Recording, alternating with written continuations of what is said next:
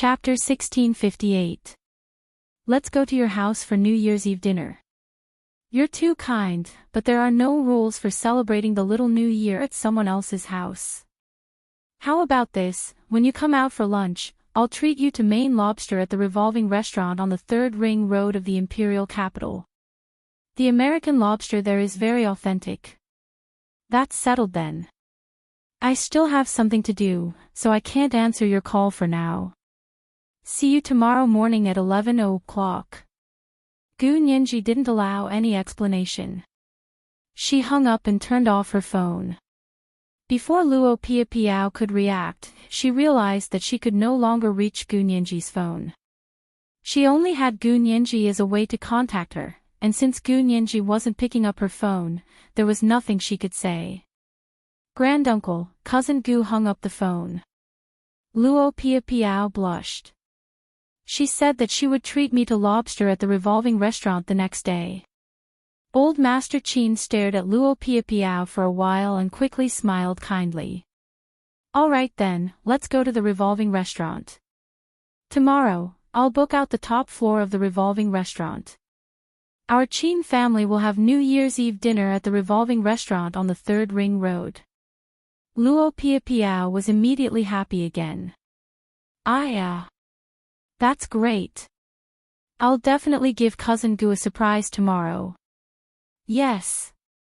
Let's give your cousin sister a surprise. Old Master Qin laughed heartily. His tall body was like a mountain, still healthy and hale. Luo Piapiao was both respectful and fearful of her uncle. She had never been close to him. This time, because of Gu Nianji, she had actually received her uncle's favor. She was very grateful to Gu Nianji and had a better impression of her. She also wanted to use Gu Nianji to get in touch with her Soviet diplomat suitor. Gu Nianji had publicly expressed that she wasn't interested in Mr. Peter, so Luo Piapiao didn't feel any pressure when she pursued Peter. She and her father sent old Master Qin off and began to prepare for tomorrow's dinner. Gu Nianji winked at Lu Jin. We'll be able to get her hair tomorrow. And what are you going to do with Wen Shi's hair? Lu Jin was also going to start the DNA sequencing. Gu Nianji snapped her fingers. That's easy. I'm still in the middle of a lawsuit with her. It won't be difficult for me to ask her out for a meeting. Lu Jin knew that Gu Nianji had a lot of ideas, and it wasn't difficult to get a strand of hair. Even if she didn't take the initiative to pull a few strands off, her hair would fall off on its own. Lu Jin said, a normal person will lose 50 to 100 strands of hair a day. Just pay attention to where she's sitting. When she's gone, use a special tool to collect her hair. All right. Gu Nianji nodded happily. I'll get their hair as soon as possible so we can do a DNA sequencing comparison. After Hu Xiaoheng cleaned up the kitchen, he went to the living room with Lu Yuan. He happened to hear Gu Nianji and Lu Jin discussing Wen Shi's hair. Hu Xiaoheng sat down across from them and asked calmly, you used Wen Shi's hair for DNA sequencing. Compared with whom? Gu Nianji almost blurted out, Luo Piapiao, but seeing that Hu Xiaoheng was pretending to be ignorant, she smiled and asked. Why should I tell you? Hu Xiaoheng, Lu Jin was delighted to hear this and winked at Lu Yuan. Look, this is a secret between me and my daughter. Lu Yuan picked up a newspaper and shook it open. He placed it in front of him and said in Lu Jin's tone as he browsed through the contents of the newspaper, who else can she compare with? Of course it's Luo Piapiao. You can imagine it even with your knees.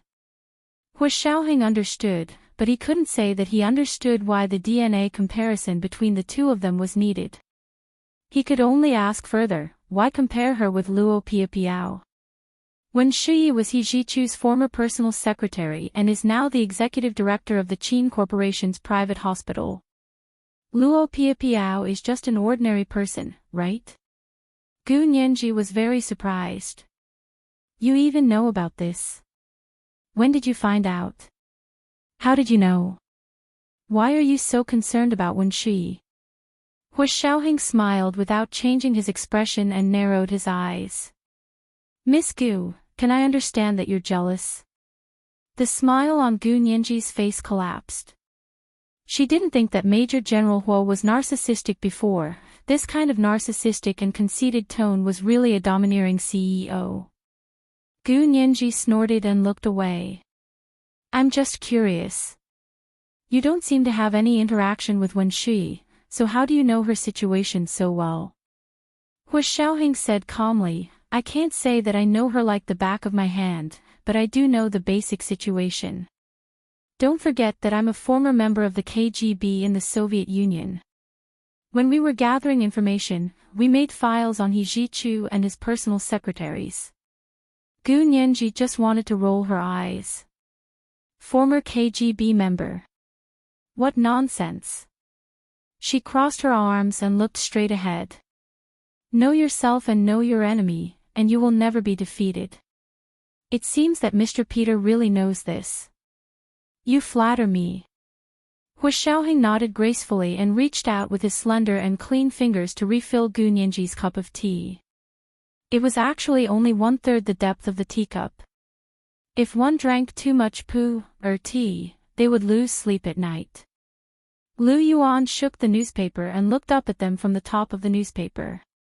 He said, why are you comparing their DNA? What are you trying to achieve? Lu Jin was about to answer when Gu Nianji stomped on his foot. Lu Jin immediately changed his words and said, I'm just testing for fun. I have nothing to do during the new year. It's raining to beat the children. I have nothing to do anyway. Lu Yuan knew that he wasn't telling the truth. From the corner of his eye, he saw Gu Nianji stop Lu Jin from speaking. He raised his eyebrows slightly and chuckled. Up to you, but Nianji shouldn't go alone. Find someone to accompany her. Hu Xiaoheng picked up his teacup and said nonchalantly, I'm free tomorrow. I can accompany Miss Gu to the revolving restaurant. Lu Jin looked Hu Xiaoheng up and down and asked suspiciously, why are you so nice to Nianji? Hu Xiaoheng smiled calmly. Because I'm courting her. Gu Nianji sighed and supported her head with one hand. She leaned against the edge of the sofa and said, Mr. Peter, you don't have to waste your time with me. My heart belongs to someone else. No matter how much you do, it's useless. I only know that there's a saying in your Huaxia Empire that sincerity can move metal and stone. Hu Xiaoheng said in a neither servile nor overbearing manner. His bearing was extraordinary. Although Lu Jin didn't like him, he had to admit that this person was indeed worthy of being Hu Xiaoheng's counterpart. Only he was barely worthy of his daughter. Thinking about what he had to do, Lu Jin lowered his head dejectedly. He couldn't always be with his daughter. He had to think of a way to send her back to the other world as soon as possible. Energy. He needed a large amount of high-energy magnetic field energy. The high-energy magnetic field energy in Huaxia Empire was no longer enough to support the activation of magnetic resonance. He had to go to other countries to find it. Lu Jin's expression changed slightly. He actually nodded and said, it's just a meal anyway. It's good to have Mr. Peter accompany you. He's a Soviet diplomat. Most people don't dare to provoke him. Luo Piapiao was related to the Qin family after all. Even if they were eating in public, Lu Jin was still a little worried. Lu Yuan's eyebrows rose even higher. Something was wrong with Lu Jin. Something was really wrong. He had known him for so many years. How could Lu Jin be so easy to talk to?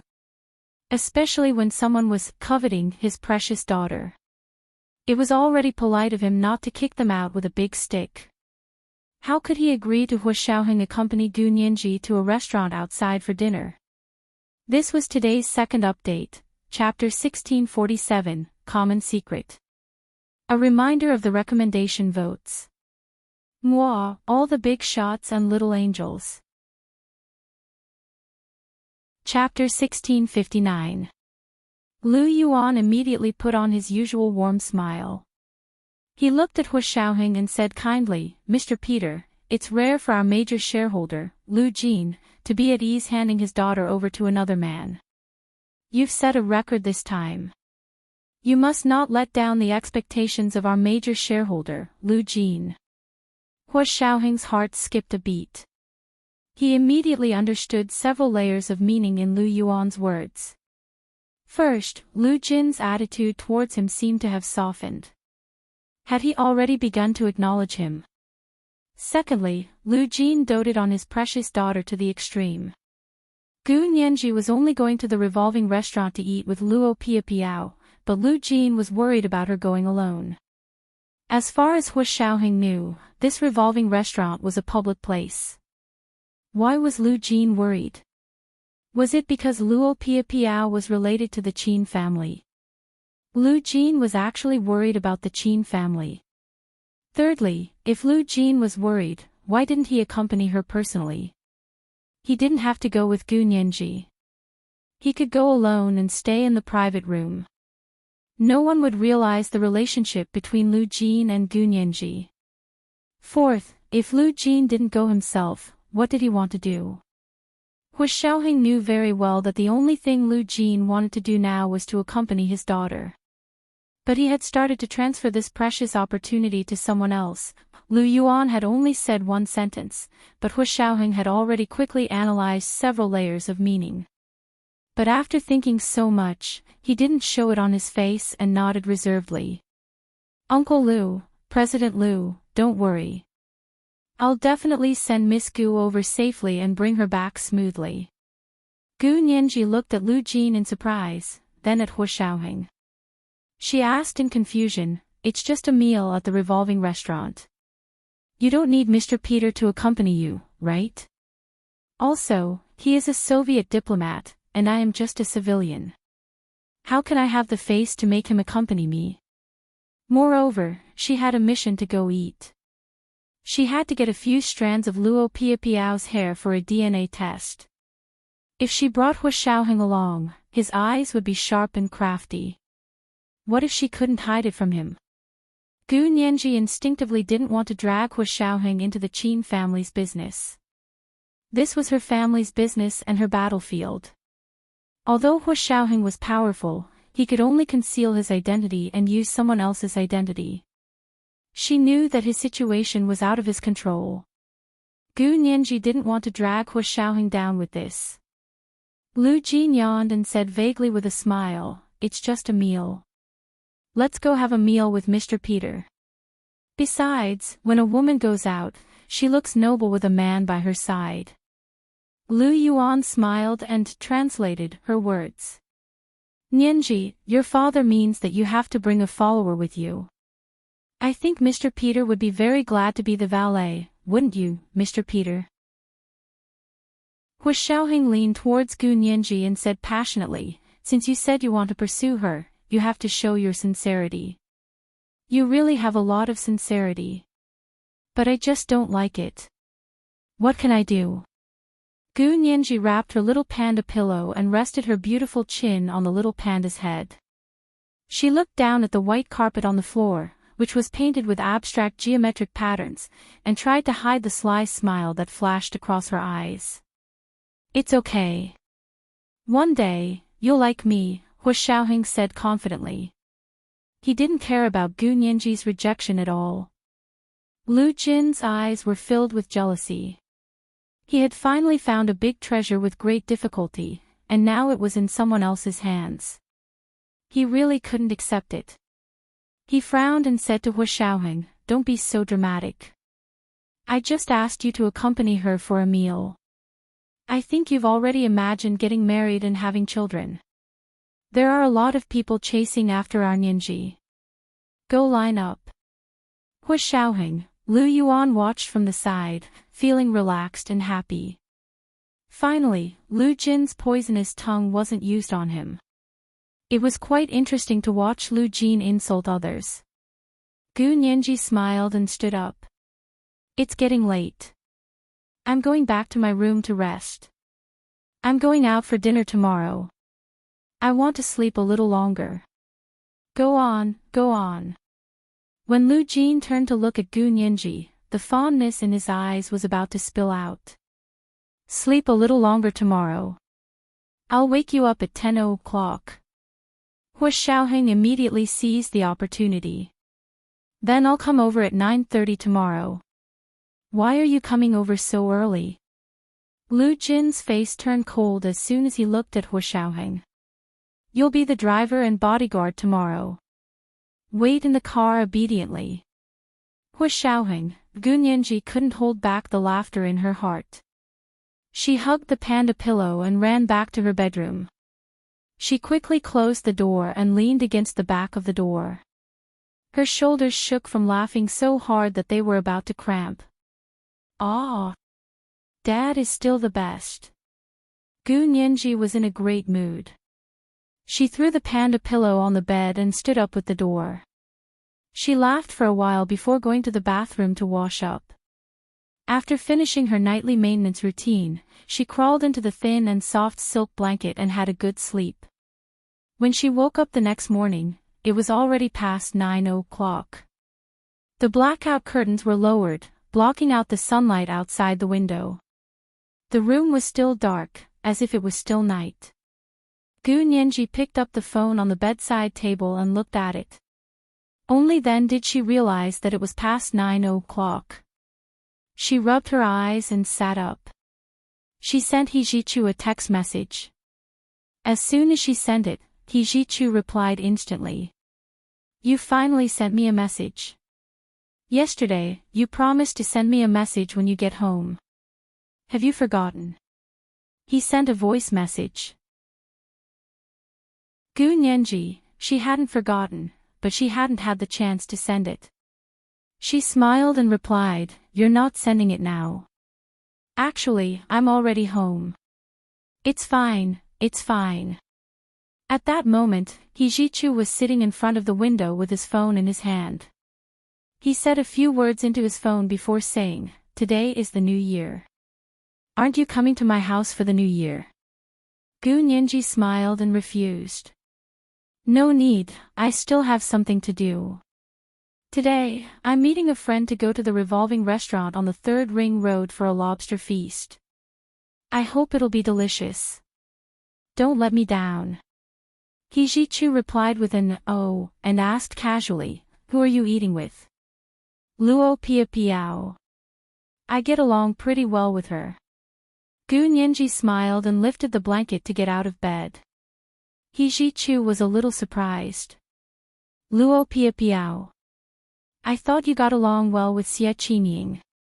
Gu Nianji laughed and didn't want to talk about Xie Qingying. She quickly said, She's not bad. She's about the same as Luo Pia Piao. It's just that cousin Xie is quite busy, unlike Luo Pia Piao who only knows how to eat, drink, and have fun. Alright, I'm not going to talk to you anymore. I'm going to be late. Goodbye, young master He. Gu Nianji hung up the phone and went to the bathroom to shower and wash her hair. He Jichu saw that she wasn't replying anymore, so he looked at his phone for a while before putting it back into his pocket. He looked at the winter scenery outside the window and stood quietly for a while. He took out his phone again and replied to Xie Qingying's invitation. Okay, what time? Xie Qingying had just returned from the gym when she heard the sound of a text message coming in. She quickly took out her phone and swiped it open to take a look. Seeing that He Jichu had agreed to her invitation, she was overjoyed and quickly called him. Young Master He, are you really free tonight? Yes, it's just the little new year anyway. There were only the two of them at home. Even if it was the little new year, it wouldn't be a big deal, much less the little new year. Xie Qingying was extremely excited. She covered her chest with one hand and felt her pounding heart. She smiled and said, That's great.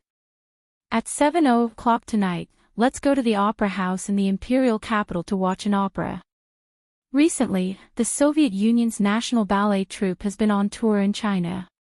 This is the last performance, and it's also the best one. Yes, what play? He Jichu asked calmly, his face expressionless. The traditional classic, Swan Lake. I heard from my friends that the 4 little swans in it dance very well. When I used to learn ballet, I liked to dance the 4 little swans with others. Xie Qingying couldn't stop talking about ballet. He Jichu suddenly thought that if Gu Nianji had grown up with him here, she would probably have also learned ballet. However, her dancing skills probably weren't that developed. When the time came, looking at the little fat swan with the same hands and feet would definitely be quite cute. A smile appeared on He Jichu's face, and his voice softened a little. Okay, I'll go, he replied gently. Xie Qingying felt her legs go weak. Oh my, this voice is really mesmerizing. She took a deep breath and didn't want to put down the phone. She racked her brains to find something to say. Young Master He, have you seen the Swan Lake before? I've heard of it, but I've never seen it. He Jichu sat on the sofa and casually picked up the iPad to read the news. He put on his Bluetooth headset and spoke to Xie Qingying. Xie Qingying also sat on the sofa in her room and said with a smile, then do you know that Swan Lake actually has 2 versions and 2 endings? Oh. I'd like to hear more. It's like this. Swan Lake is about a princess who has been bewitched by a magician. She is a swan by day and a princess by night. Only by finding a man who truly loves her can she get rid of this spell.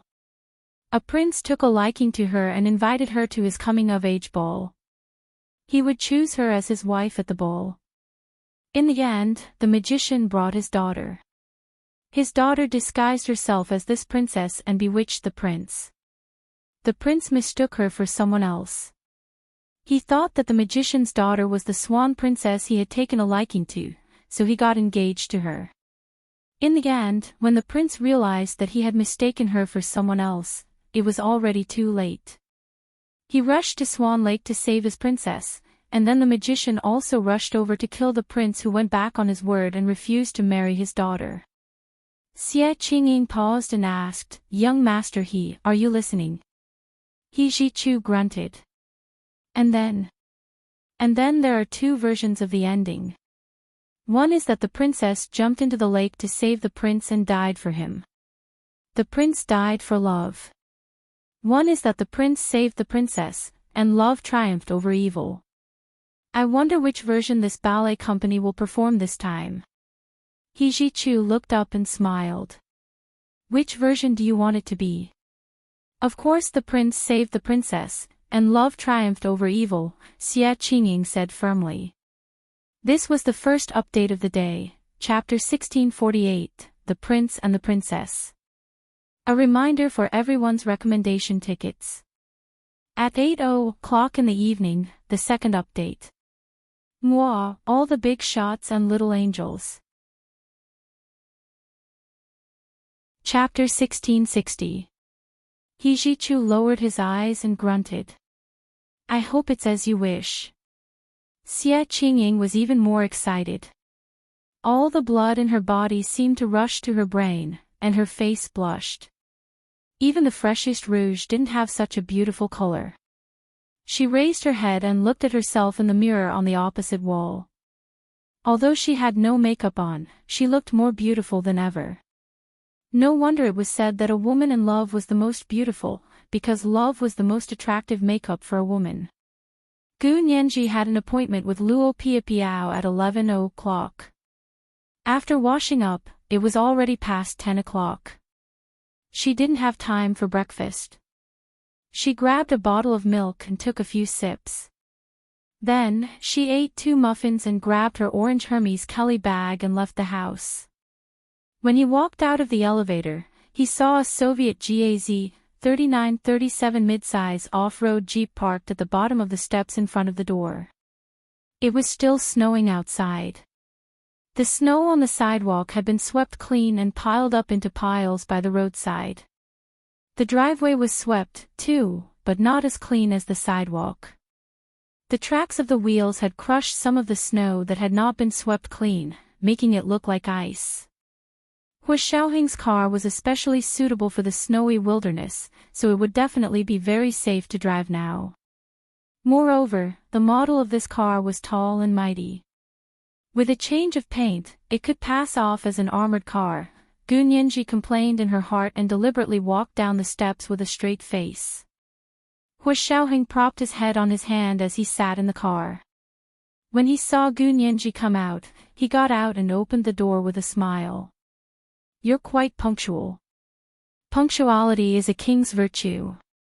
Gu Nianji stopped in her tracks. "Thank you, Mr. Peter.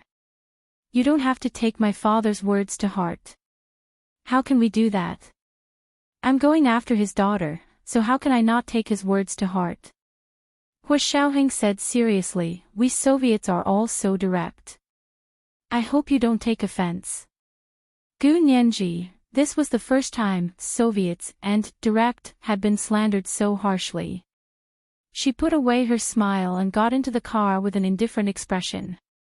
She politely said, "Then I'll have to trouble you. Let's go to the revolving restaurant on the third ring." She really treated Hu Xiaoheng like a driver. Hu Xiaoheng smiled and closed the door for her. He walked around to the driver's seat and started the car. The car drove off smoothly. Gu Nianji sat calmly in the car, but her mood was like a pot of boiling water that kept bubbling. This was the first time they were alone together, right? There were only the two of them in the car. Her hands were clenched into fists, still trembling slightly. He wanted to say something, but he was afraid that he would be exposed if he opened his mouth, so he could only keep his mouth shut. But in Hu Xiaoheng's eyes, Gu Nianji was stubborn and adorable. He glanced at her a few times and finally said, "Why did you specially invite Luo Piapiao to dinner? Are you good with her?" Gu Nianji tilted her head to look at the snowy scenery outside the car window and said in a perfunctory tone, "It's not bad. She invited me to dinner, so I can't just turn her down, can I? Speaking of which, they are all relatives. So it's a favor." Hu Xiaoheng smirked. "Actually, you don't have to force yourself to interact with people you don't like. So what if they're relatives? In the future, when you're with me, you'll have the confidence to ignore these unimportant people." Gu Nianji snorted and looked back at him. "Only when I'm with you will I have the confidence to ignore them. You're quite shameless. Even if I'm alone, I can ignore whoever I want. I've never thought of wronging myself to help those who have designs on me. I have the strength to say that." Hu Xiaoheng turned the steering wheel and quickly overtook a few cars. He smiled and said, "For example, I'm going with you now to support you. I can handle that little girl, Luo Piapiao, with one finger." Gu Nianji snorted and muttered, "I don't understand why my dad insisted that you come with me, the older, the wiser."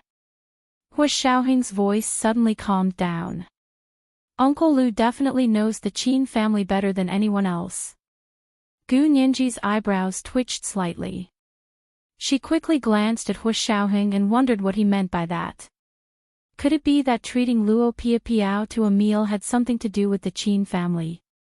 Luo Piapiao was the child of the Qin family's married daughter. The Qin family was her maternal family, so her relationship with the Qin family was actually already a layer apart. Moreover, even if they were related, Gu Nianji wasn't worried about her safety at all in public. However, her father was worried about her safety and had found her a helper. Gu Nianji felt very comfortable. This kind of feeling was completely different from her feelings for Hu Xiaoheng. Her expression gradually relaxed, and she smiled. "That's true. The Qin family is really a giant. I don't know how they became the largest private hospital group." "Yes, the Qin Corporation's private hospital group is very famous." Hu Xiaoheng suddenly said, "I've also seen some information about the Qin Corporation's private hospital in the KGB's files." "Huh? Why would the KGB pay attention to a private hospital group in the Huaxia Empire?" Gu Nianji was very surprised. "Did you also find out that there's a problem with the Qin Corporation's private hospital group?" Hua Xiaoheng thought about it and said, we didn't find any problems. The only reason we have their information is because. He hesitated for a moment but still told the truth. Because we have files and research on the main economic powers of each country. Actually, we're not the only ones doing this.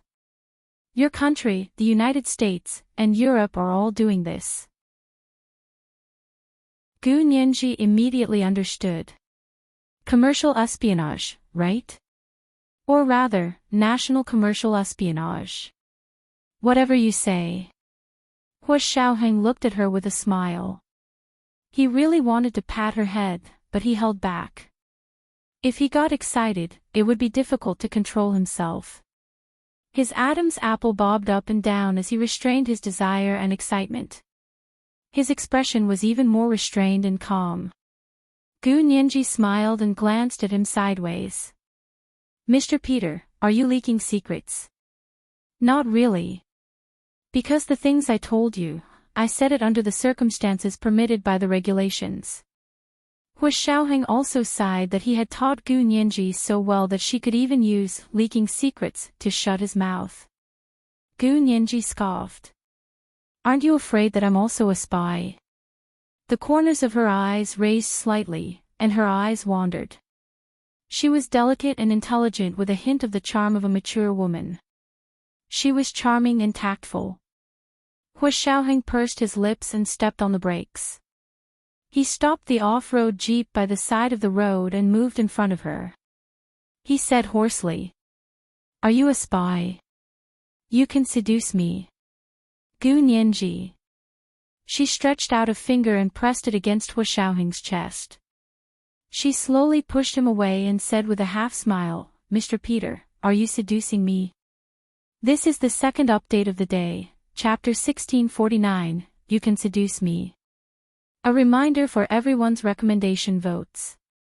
Moi, everyone, little angels. Chapter 1661. Me. Hua Xiaoheng shook his head slowly. I never seduce you. I'm wooing you. Gu Nianji's smile faded as she pushed him away forcefully. She opened the car door and jumped out. She said seriously, Mr. Peter, I can't sit in your car if you keep touching me like this. Hua Xiaoheng sat in the car and looked down at her. He loved her very much, but he still had to pretend to be hurt and disappointed. After a moment of silence, he said, You don't like me that much? You said that I look exactly like the person you like. Can't you just treat me as his substitute? Using you as his substitute is a humiliation to him, a humiliation to you, and a humiliation to myself. Gu Nianji didn't know what Hua Xiaoheng meant, but she was very angry that he said it, even if it was just an act. In his heart, was she such a shallow woman who only cared about looks? Fine, her feelings for him were indeed related to his looks, but he couldn't make her fall in love with him just because of his looks. Since he didn't understand this, she decided not to try to expose him. Unless he was willing to admit who he really was in front of her, he wouldn't be able to get her to be nice to him at all. What's so good about him? Why are you so dead set on him? Hua Xiaoheng curled his lips, his eyes smiling. Besides, he's so good, but it's useless if he's not by your side. Gu Nianji rolled her eyes and said angrily, I don't accept you not because you're not good, but because I still love him. Love can only accommodate two people. It's too crowded with one more person. Oh. Then when you don't love him anymore, will you consider me? Hua Xiaoheng leaned forward and gently sniffed her hair. This woman was so toxic, he couldn't quit. Gu Nianji's lips twitched. Then wait until I don't love him anymore. She picked up her phone and began dialing expressionlessly. What are you doing? Hua Xiaoheng sensed it and snatched the phone. You want to take a taxi? Yeah, how can I take a taxi with you like this? What if you go berserk and I can't beat you? Who am I going to cry to if I lose? Gu Nianji snatched her phone back with a straight face. Don't touch other people's phones. You're invading my privacy. An indescribable emotion flashed through Hu Xiaoheng's eyes. It wasn't because of Gu Nianji's steadfastness, but because of her clear mind and resolute determination. However, he also knew very well that Gu Nianji might really break up with him if she was touched by someone else. Because she was loyal to her own heart, her own feelings. She did not accept another man because she still loved him. When she doesn't love him, she certainly has the right to choose a new man. The sense of danger in Hu Xiaoheng's heart intensified. He stopped teasing her and reached out to open the car door. He calmly said, "All right, you win. Get in." Gu Nianji's hand rested on the armrest next to the car seat. Just as she was about to climb up, Hu Xiaoheng had already wrapped his arms around her waist and hugged her, trapping her between the car seat and his chest. He continued, "I won't take another step forward until you give up on that person.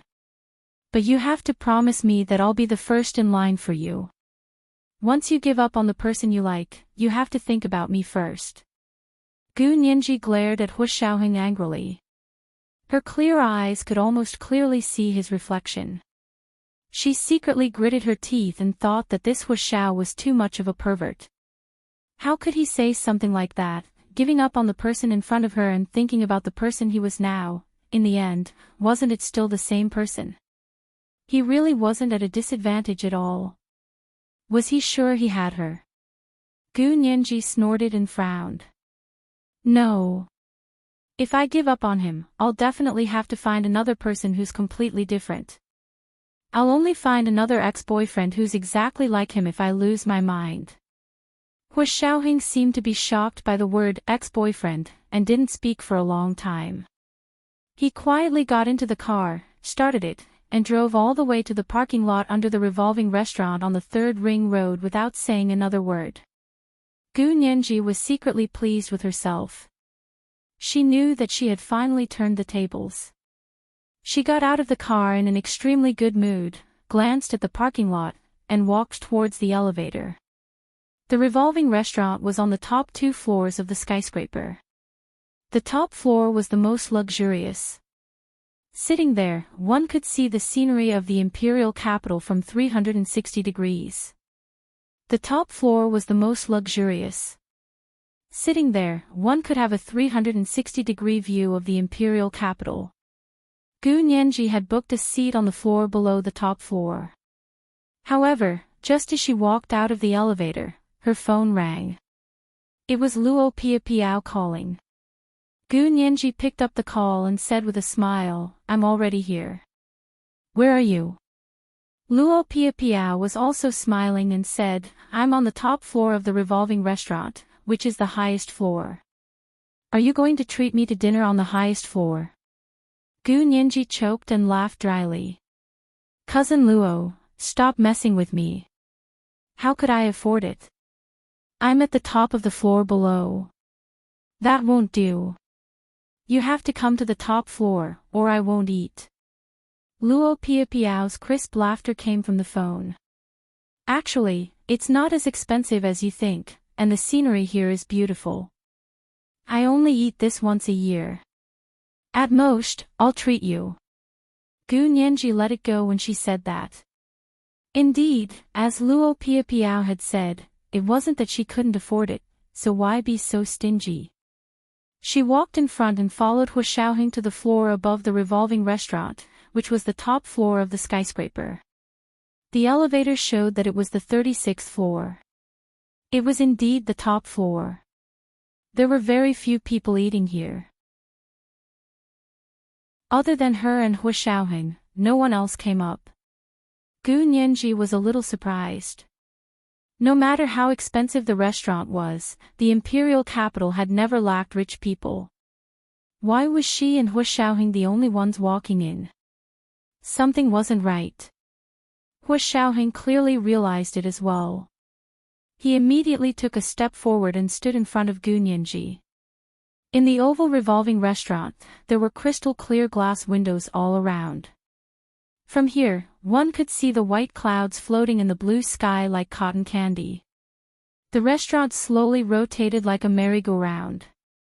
The dining table was neatly arranged with cutlery and tea.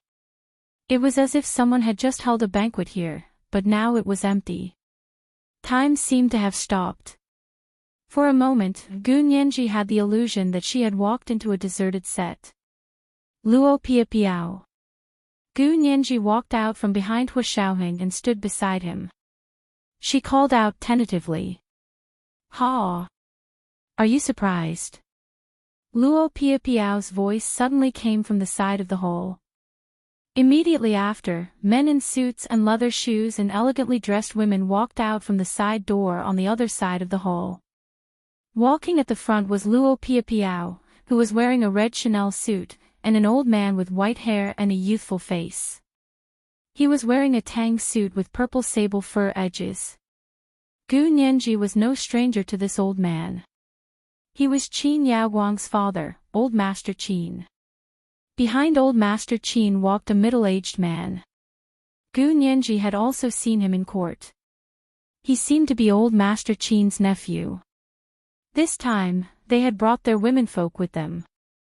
Not long after, the entire restaurant was filled with people. Luo Pia Piao held Old Master Qin's arm and walked to Gu Nianji with a smile on her face. She waved at her. I said there's a surprise, right? Uncle said that this meal will be on him. We've already booked this place for today. Cousin Gu, come and sit. You're Nianji, right? I'm your aunt. I've heard of your name before. Seeing you today, I realized that you're even prettier than in the photo. I'm your second aunt. You even ate at my house when you were young. I'm your cousin, I've always wanted to see you, but your mother always said that it wasn't the right time. I didn't expect to see you until now. The people of the Qin family almost swarmed up and surrounded Gu Nianji, introducing themselves one by one. Their smiles were extremely sincere and warm, and they looked like they knew how to behave better than Qin Yaoguang. As the saying went, one didn't hit a smiling person. Gu Nianji wouldn't treat everyone in the Qin family coldly. As she greeted these people, she took the opportunity to rub Luo Pia Piao's head. She pulled out a few strands of hair and quietly rubbed them in her hand. Cousin Luo, you're so mean. Why didn't you tell me beforehand? Luo Pia Piao smiled and said, I usually don't do such a good thing. Only you have such a big deal. Please spare me. Please don't give me such face. I can't afford it. Gu Nianji smiled and rubbed her head again, successfully ruffling her hair into a bird's nest. Luo Pia Piao accidentally saw her appearance in the mirror on the side of the hall and stomped her feet in anger. Cousin Gu. Let go. She quickly said to Old Master Qin, Granduncle, I'm going to the bathroom. She pointed at her hair, which had been messed up by Gu Nianji. Gu Nianji took the opportunity to say, I'll go too. I'll help Cousin Luo clean up. Old Master Qin laughed loudly. Go on, go on. You little girls are so naughty. Gu Nianji and Luo Pia Piao went to the bathroom. Old Master Qin narrowed his eyes and looked at Hu Xiaoheng. He nodded and said, It's Mr. Peter. We met once. It was at the He family's Christmas party. Hu Xiaoheng's face was cold as he said unhappily, It was just a dinner party between Miss Gu and Miss Luo. Why did so many people suddenly come? Are all Huaxia people so untrustworthy? Although Mr. Peter has an Asian face, he's actually a Soviet on the inside. Old Master Qin sighed. This is our family ties. We Huaxia people value family ties the most. You don't understand. However, since you're here, you're a guest. Come, sit down, and let's have a drink. Hu Xiaoheng was secretly cursing in his heart, but he still stood at the door with a cold expression. He said, I'm going to see Miss Gu. Excuse me. As he spoke, he walked towards the bathroom. Old Master Qin was stunned for a moment before he quickly said, Mr. Peter. That's the women's bathroom. Why don't you wait here? It's fine. I'll wait at the door. Hu Xiaoheng waved his hand and strode towards the bathroom. Old Master Qin's eyes flashed with disdain. He turned to his family and said, "Everyone, sit down. Let the waiters serve the dishes." They had booked the entire floor, and the dishes had been ordered a long time ago. In the ladies' bathroom, Gu Nianji was rearranging Luo Piapiao's hairstyle and took the opportunity to rub off more hair. She picked up the fallen hair one by one and put them all in her small plastic bag when Luo Piapiao wasn't paying attention. Luo Piapiao touched up her makeup in the mirror and said angrily, "Cousin Gu, I didn't expect you to be so naughty."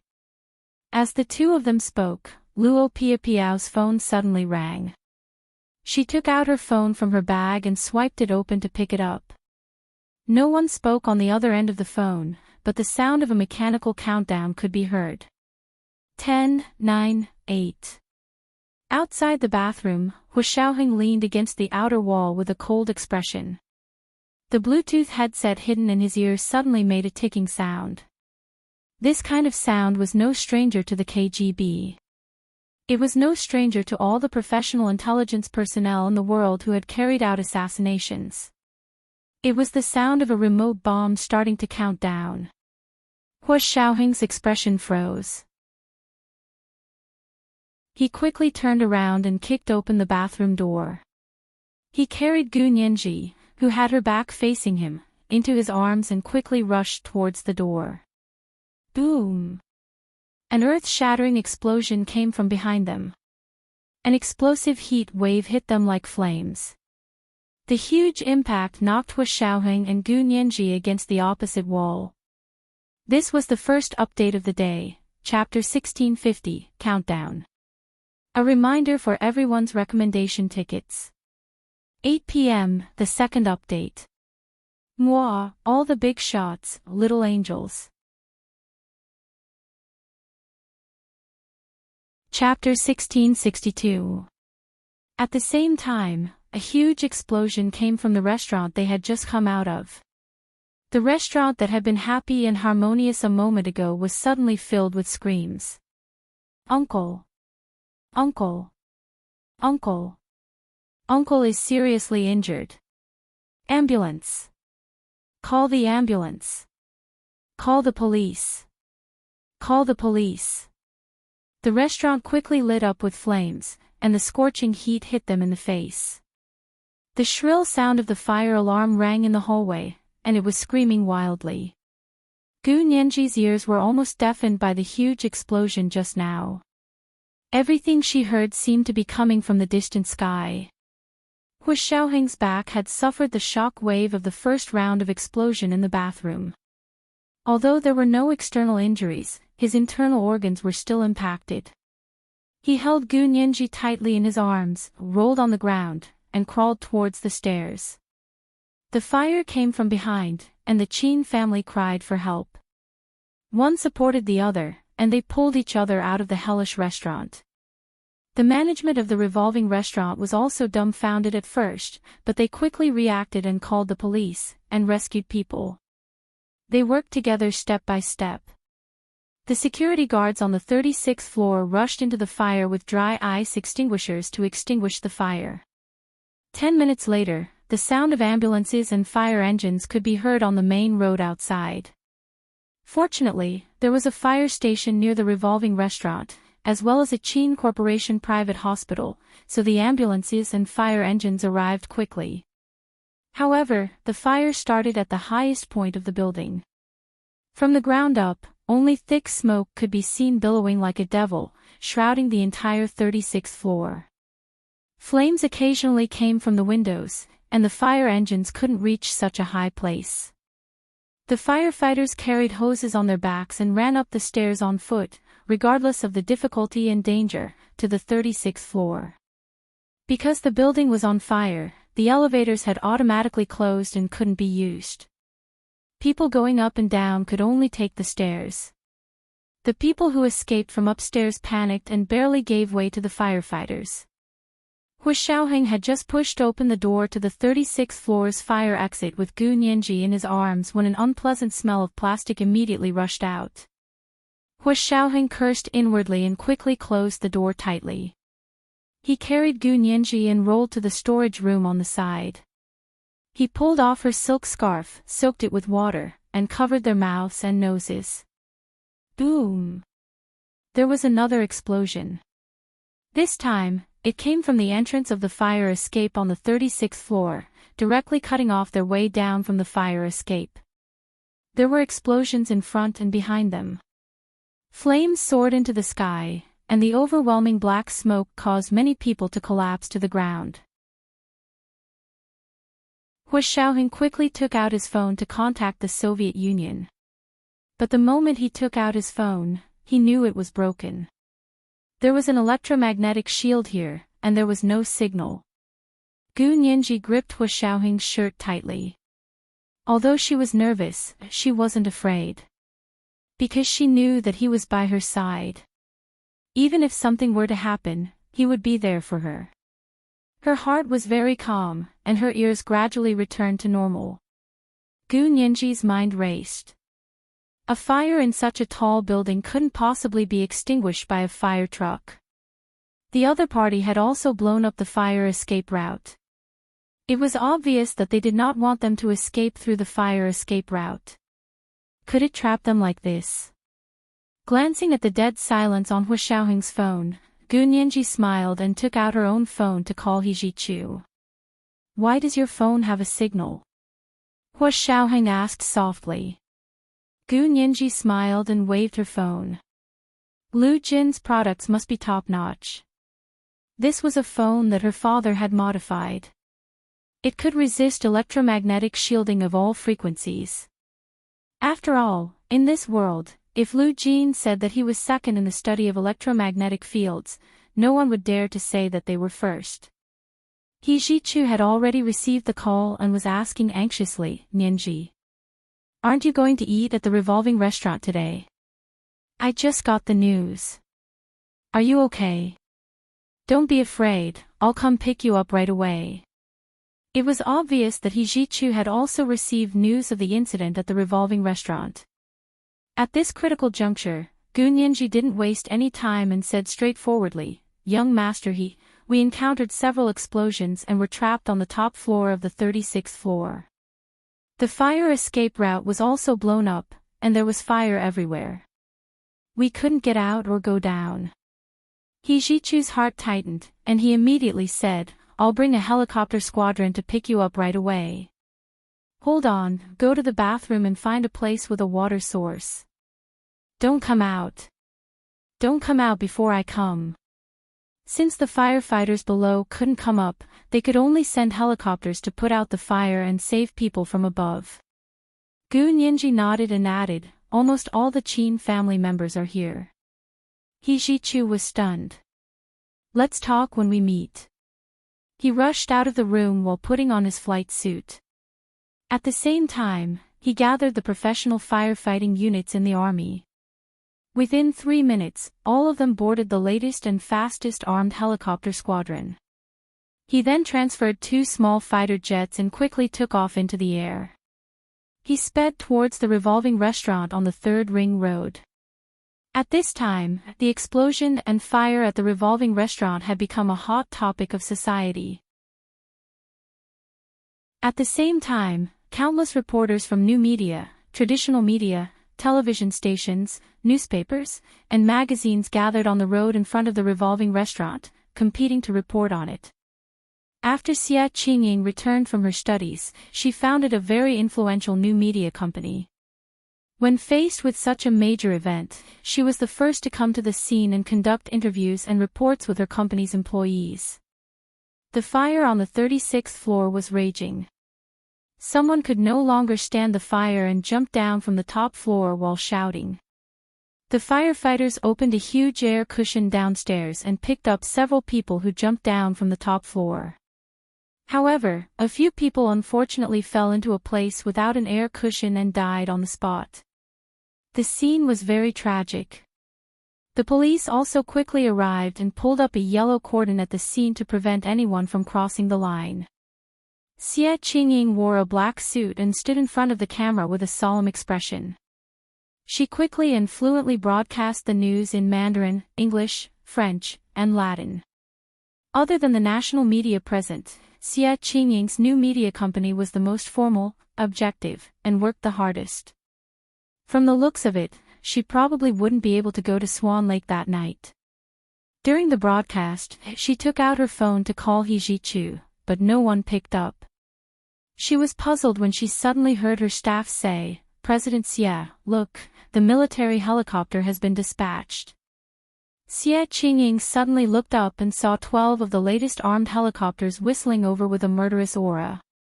"Quick! Prepare the camera." Xie Qingying quickly picked up the microphone and said to the camera, "The government's rescue is quite fast and effective."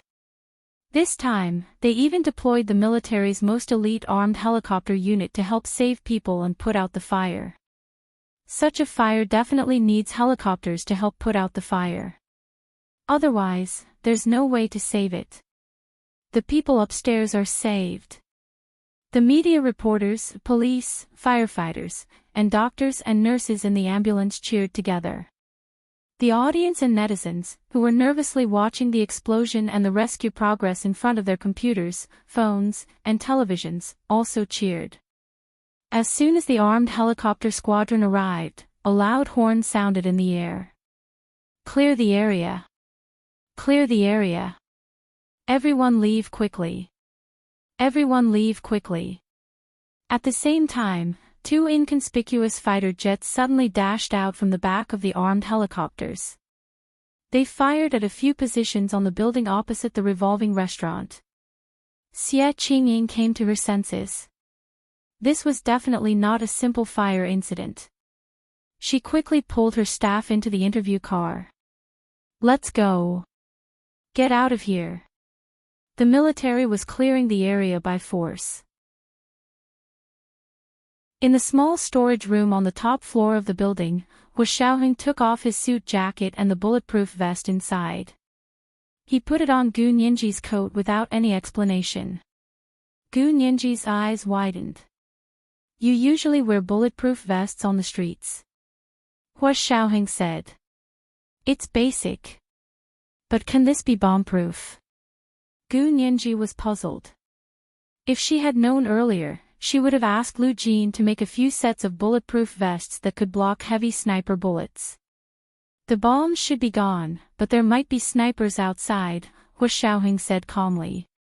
"If He Jichu has someone protecting you, he should be outside right now to clear the area by force." This was the second update of the day, Chapter 1651, Basic Operation. A reminder for everyone's recommendation votes. Moi, everyone, little angels. Chapter 1663. Using force to clear the area. There's really a sniper outside. Gu Nianji covered her mouth in shock and squeezed the words out between her fingers. Hu Xiaoheng nodded slightly and said in a low voice, "This person's technique is very professional. If it were me, I would do the same. So if He Jichu isn't doing all the work, he should know what to do." Gu Nianji muttered. "No wonder, young master, he didn't let me go out. Are you worried that there's a sniper outside? Am I their target?" Gu Nianji asked after a while. After calming down, she couldn't help but think of Luo Piapiao and felt a little uncomfortable. Moreover, there was a sense of guilt that said, "I did not kill Boren, but Boren died because of me. What do you think?" Hu Xiaoheng saw the uneasiness on her face and calmly explained it to her. "Perhaps it's because of your unusual interest in Luo Piapiao that the person behind the scenes noticed something. But it's not your fault. It's the killer's fault." Gu Nianji's mood didn't improve because of this. She took out the small transparent plastic bag containing Luo Piapiao's hair and said blankly, "Do you think Luo Piapiao has any hope of survival?" Hu Xiaoheng shook his head. "That's the strongest CX series of explosives. 1 milligram is enough to blow an elephant to smithereens. Think about Luo Piapiao's size. It's a few times the size of an elephant. Then, think about how she can explode. Almost instantly, it was torn apart and turned into ashes by the high temperature. Gu Nianji closed her eyes. The corners of her eyes were moist. The enemy is indeed very meticulous. Then I will never be able to publicly present this hair sample as evidence. Hua Xiaoheng stared at her and sighed. It was also our negligence. We thought that it was fine for you to interact with Luo Piapiao as a friend. In addition, Luo Piapiao was the one who took the initiative to approach you. I didn't expect the other party to cover up even this small loophole. After we get out, we should immediately find Luo Piapiao's dental records and her family doctor's blood samples. Gu Nianji pulled herself together and clutched the small plastic bag tightly. Her eyes were burning with anger. I can't let her die without knowing why. Hua Xiaoheng averted his gaze, his expression grim. Before long, Gu Nianji's phone rang again. She hurriedly swiped open the phone and accepted the call. Young Master He. It was He Zhichu calling. He led the Huaxia Empire's most elite military helicopter squadron and hovered above the top floor of the building. Are you alone? Stay where you are and don't move. I'll come find you. He Zhichu was about to jump off the helicopter. Gu Nianji quickly said, I'm with Mr. Peter. Where are you, young Master He? Peter. He came with you. He Zhichu felt like he understood something. So Gu Nianji had rejected his invitation to have lunch with the ace of the Far East, Peter, and Luo Piapiao. He concealed the faint displeasure at the bottom of his heart, but he was also relieved. He returned to his seat and said, Then let him protect you and come out together to the top floor. I'll wait for you up there. Gu Nianji nodded and quickly left the storeroom with Hua Xiaoheng. Outside the storeroom was the narrow corridor of the revolving restaurant. The fire was burning from both sides, but it had already slowed down a lot. Fortunately, the revolving restaurant had prepared enough fire extinguishers, so they could hold out for a while. There were also many Qin family members hiding here. Gu Nianji saw old Master Qin lying on the ground, on the verge of death. Her cheapskate uncles were kneeling beside old Master Qin, holding tissues to block the blood from his forehead. She turned around and saw someone coming out of the storeroom. Gu Nianji's aunt immediately said, It's Miss Gu and Mr. Peter. Weren't you guys in the bathroom?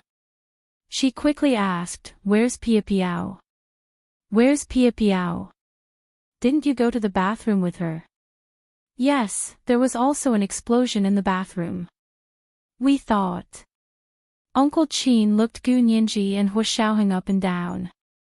Since you guys are fine, what about Piapiao? Gu Nianji's nose ached. She lowered her head silently and shook her head.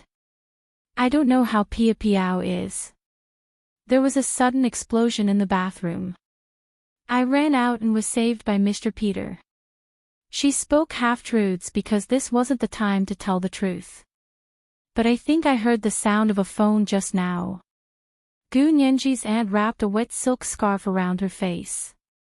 She looked at Gu Nianji and asked suspiciously, Can your phone work?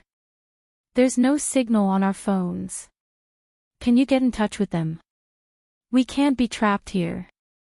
The restaurant manager used the landline to call the police just now, and now even the landline is out of order. Gu Nianji avoided answering and said vaguely, It was young Master He who came to save us. She looked at old Master Qin lying on the ground and asked hesitantly, What happened to old Master Qin? There were several bombs in the restaurant. My son, my poor child. Aunt Qin burst into heart-wrenching tears again. She looked at Gu Nianji hatefully and wanted nothing more than to pounce on her and tear her apart. She gritted her teeth and said, You're a jinx. You're a jinx. If it weren't for you, we wouldn't have encountered such a thing today. One of her sons and daughter-in-law were killed on the spot. She almost went crazy. The survivors of the Qin family quickly comforted her and held her back. Gu Nianji looked at the Qin family silently. 10 minutes ago, they were still glamorous, but now they were all in a sorry state. She knew that she was the same. Hu Xiaoheng patted her on the shoulder and directed the Qin family members. He said, "Old Master Qin looks like he's seriously injured.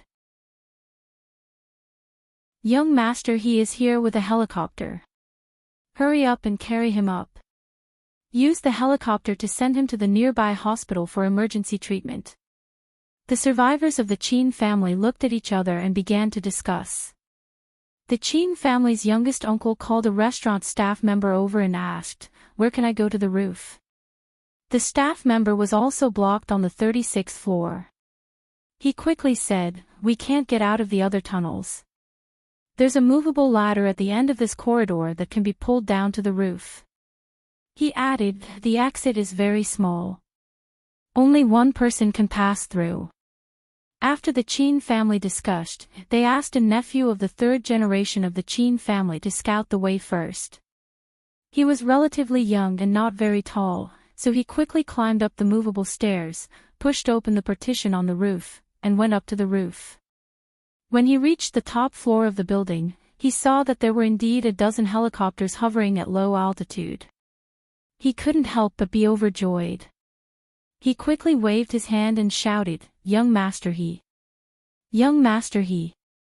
Is that Young Master He?" He Jichu looked down from the helicopter. He didn't see Gu Nianji, but he saw a young man. He didn't look familiar, but he wasn't a stranger either. He just couldn't remember who he was. It wasn't until the man announced his name that he Jichu remembered that he was from the Qin family and was a nephew of Qin Yaoguang. Why was this person coming up and not Gu Nianji? He Jichu's heart tightened. He immediately grabbed the rope ladder of the helicopter and jumped down. "What's going on? Are you alone?" He Jichu grabbed the young man's shoulder tightly when he came down. The man grimaced from He Jichu's grip and quickly said, "There are still many people down there. They asked me to come up and take a look." "Young Master He, it's really you. Where's Gu Nianji? Have you seen Nianji?" He Jichu asked without hesitation. "I saw her. She told us you were here to pick us up." The man was overjoyed. The feeling of escaping death made him think too much. He quickly said, "My grandfather is seriously injured. Can Young Master He help send my grandfather to the nearby Qin hospital?" He Jichu was slightly taken aback. "Old Master Qin. He's also injured?" "Yes. My grandfather was trying to protect my youngest brother. His back was injured by the explosion, and his head was also broken. He bled a lot." The man was about to cry as he spoke. He Jichu didn't want to listen to him anymore. He said in a deep voice, "Hurry up and ask them to bring him up. Everyone, come up. I brought enough helicopters." The man nodded. "There are more than a dozen of our family members down there. Plus Miss Gu and Mr. Peter, can we all sit down? Cut the crap. Hurry up and go down." He Jichu slapped the man and chased him down. Not long after, the Qin family members climbed out of the exit of the movable stairs one by one. The first to be pushed out was, of course, Old Master Qin, who was already unconscious. He Jichu stood at the exit and helped them pull Old Master Qin out. He then helped them send Old Master Qin onto the helicopter and quickly flew to the nearby hospital. By the time Gu Nianji and Hu Xiaoheng came up, the fire below was almost at the exit. The staff of the revolving restaurant were the last to come out. There were 7 or 8 of them, and they stood on the roof at a loss. Their faces were full of shock, as if they couldn't believe that they had been saved. He Jichu was wearing flight sunglasses and carrying a makeshift parachute bag. He glanced at them and waved his hand. "You guys get on the helicopter at the back." He turned to look at Gu Nianji and Hu Xiaoheng. "Nianji, Mr. Peter, come with me. As He Jichu spoke, he threw 2 bulletproof vests over. Put them on. Gu Nianji wanted to say that she had them, but Hu Xiaoheng pulled her hand. She immediately changed her mind and said, "Thank you, young master He. You're so thoughtful." He Jichu's lips twitched. He pretended not to see the small gesture between Gu Nianji and the ace of the Far East. He said calmly, "Hurry up. There's a helicopter from the fire brigade coming to put out the fire." The fire started from the top floor, and there was an explosion. If it wasn't put out in time, it was very likely that the entire building would collapse. The famous 911 Twin Towers had collapsed in front of the world just like that. Gu Nianji quickly asked, "Have the people on the other floors been evacuated?" "They've all been evacuated. You guys are the last ones." He Jichu didn't say anything else. He picked up Gu Nianji's waist and tied the ring around her waist. He watched as she was pulled into the helicopter. Then, he and Hu Xiaoheng pulled the rope ladder that was thrown down from the helicopter with their backs to each other and quickly climbed into the helicopter.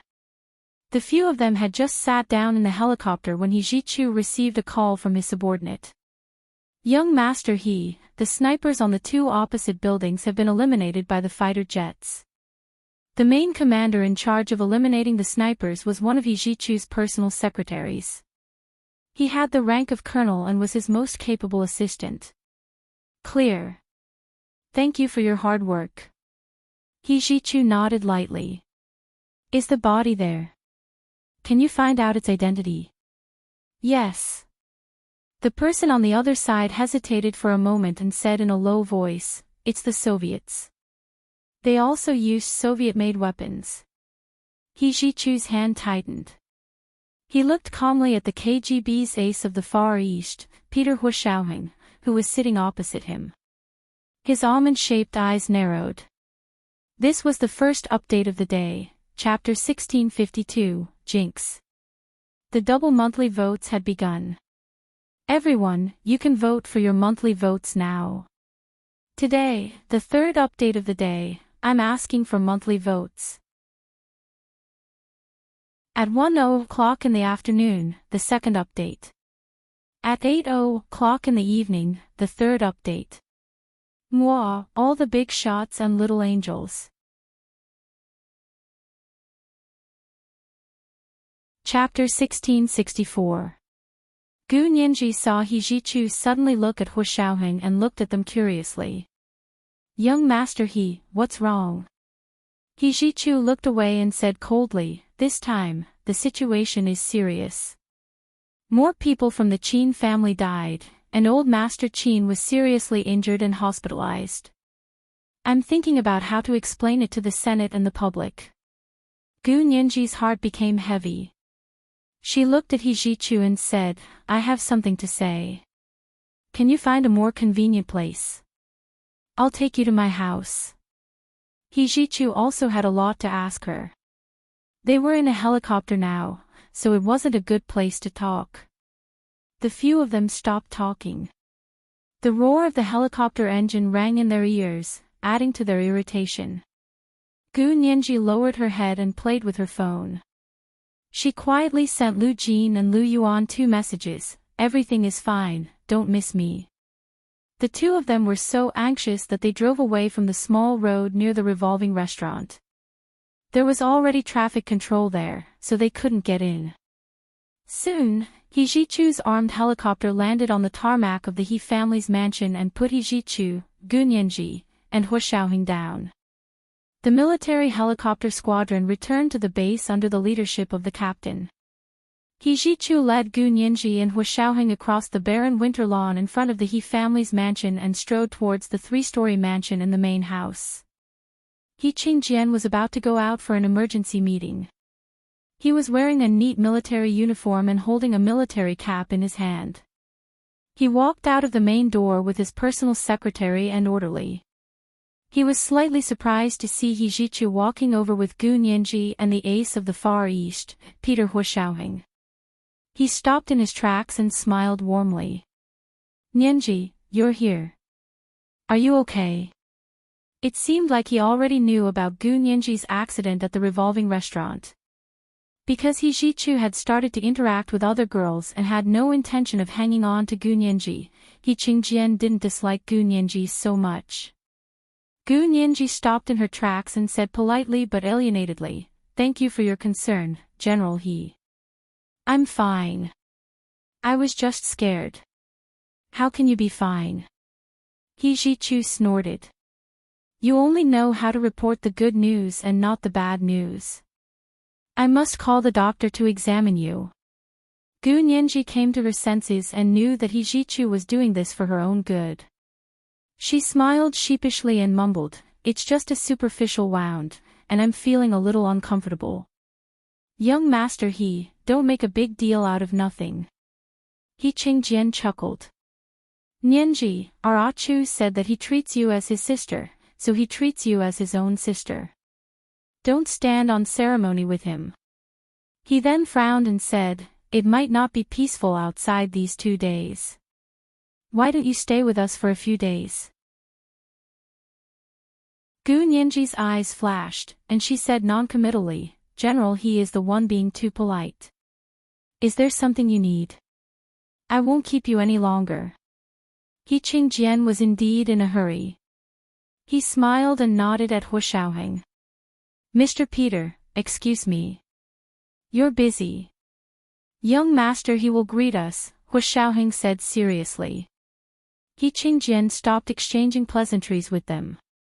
He got into his private car and rushed to the military headquarters, parliament, and cabinet to hold an emergency meeting. The main topic was to discuss the vicious case of the Third Ring revolving restaurant in the imperial capital. This case had a huge impact on society. Almost at the same time, it was spread all over the country, and the impact was extremely bad. In the He family's mansion, He Jichu brought Gu Nianji and Hu Xiaoheng to the bedroom that Gu Nianji used to live in. Everything inside was still the same as when Gu Nianji had lived there. Gu Nianji was a little embarrassed, but He Jichu waved for them to sit down in a very natural manner. He said, "What would you like to drink? Let's drink and talk." Gu Nianji instinctively said, "I want a glass of warm milk." Warm milk had an excellent calming effect. When she had insomnia at night, a glass of warm milk and a few biscuits would make her fall asleep quickly. At this time, Gu Nianji needed warm milk to calm herself down. He Jichu saw that she was a little nervous and asked suspiciously, "Is he really injured? I have to see a doctor."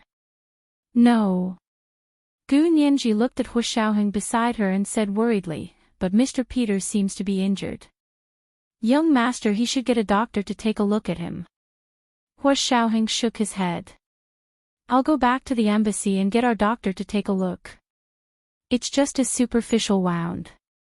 He Jichu saw that Hu Xiaoheng's face was rosy and natural. He didn't look weak or pale at all, so he believed him. Gu Nianji tried her best to control herself from paying too much attention to Hu Xiaoheng. She emphasized the important thing 3 times, "He was Peter, he was Peter, he was Peter." Gu Nianji kept mentally preparing herself. He Jichu quickly made a drink and brought it over. Gu Nianji had a glass of warm milk and 2 blueberry muffins. Hu Xiaoheng had a cup of Colombian black coffee, while He Jichu was used to drinking red wine. To him, the best sedative was red wine. The few of them lowered their heads and drank at the same time. After Gu Nianji drank half a glass of warm milk, she thought she had calmed down, but when she talked about Luo Piapiao's situation, her voice still trembled. "I didn't know what was going on at the time. I was in the bathroom fixing her hair when a call suddenly came in." She held her phone and played it very loudly, as if it was on speakerphone. "I heard the countdown from the phone with my own ears." "Countdown?" "Yes, 10, 9, 8, 7, something like that."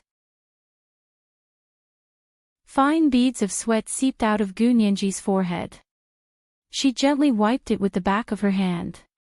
He Jichu saw this and handed over the tissue box on the coffee table. Gu Nianji took out a tissue, and pressed it on her forehead again. She continued, "Then I felt something was wrong, so I immediately turned around and ran. Mr. Peter happened to be outside the door, and he helped me block it. There was already an explosion inside, and I didn't even know what Luo Pia Piao looked like." By the time she said the last sentence, Gu Nianji was on the verge of tears. She choked and took out another tissue to wipe her tears. He Jichu was extremely shocked. They actually used a cell phone to remotely control the bomb. Hua Xiaoheng nodded calmly. The explosives they used were the most powerful CX series explosives. 1 milligram was enough to blow an elephant into smithereens. So Luo Pia Piao must have been reduced to ashes in an instant. He Jichu's shimmering almond-shaped eyes flashed again. CX series explosives. If I remember correctly, this is what the KGB of the Soviet Union is good at. Yes, otherwise I wouldn't have immediately sensed that something was wrong and pulled Miss Gu far away to hide. Hua Xiaoheng shrugged. They even put explosives in the fire escape, but the explosives in the fire escape are only ordinary TNT. They're not as powerful as the CX series. Their purpose should only be to cause a fire and block the fire escape. He Jichu took a sip of red wine thoughtfully. He stood up and walked to the window. He said coldly, "If the other party had also used CX series explosives in the fire escape, none of you would have survived. The CX series explosives are expensive and expensive. There's always a saying that an inch of CX is an inch of gold. Moreover, it's very complicated to make. The technical and environmental requirements for the laboratory and workshop are top-notch." Hua Xiaoheng stretched his long legs and rubbed his knees. He said casually, "It's not something that ordinary people can get their hands on." He Jichu was silent for a long time. He turned to look at Hua Xiaoheng and said aloofly, "But for the KGB, it's just a routine operation." Gu Nianji suddenly had an ominous feeling. "Young Master He, what do you mean?" This was today's second update. Chapter 1653, Routine Operation. The double monthly votes had begun. Dear friends, you can vote for your monthly votes now. At 8:00 in the evening, the third update. Moi, all the big shots and little angels.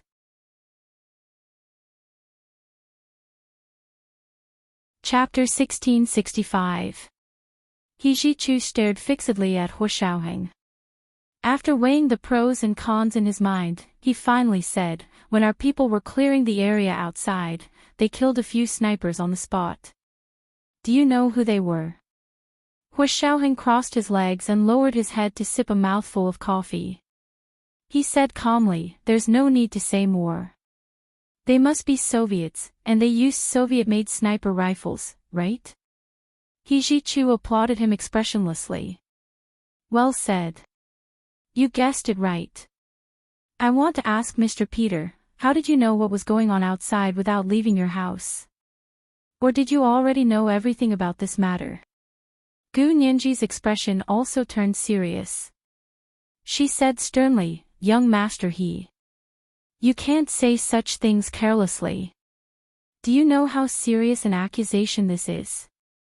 But then again, if she hadn't recognized the ace of the Far East, Peter, as Hua Xiaoheng, she would have suspected that this had something to do with him. However, when she thought about how he had risked his life to save her when her phone signal had been blocked in the revolving restaurant and she couldn't make a call at all, Gu Nianji felt that even if she had recognized the wrong person and he was actually the real ace of the Far East, Peter, he wouldn't have done such a thing. It wasn't that Gu Nianji was so narcissistic that she thought this man wouldn't hurt her, but that he had no reason to do so.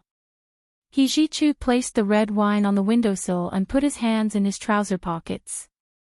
He leaned against the wall by the window and sneered. So many people died, so much property damage, and such a bad social impact. You're telling me I don't know how serious an accusation this is? Nianji, could it be that after not seeing him for a while, your heart is already biased towards him? I'm not.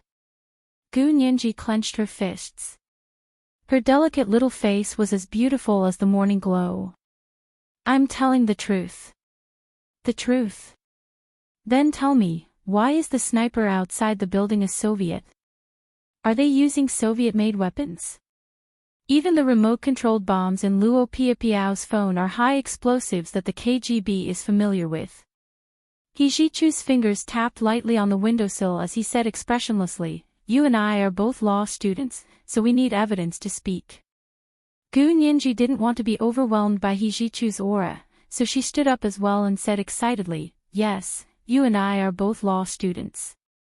We need evidence to speak, but not only do we need evidence, but we also need logic. We need sufficient logic to support the evidence, otherwise the evidence won't hold up." Are you saying that my words are illogical? He Jichu asked coolly as he picked up the glass of red wine on the windowsill and took another sip. It's not illogical. It's just that there's no logical evidence to support what you said.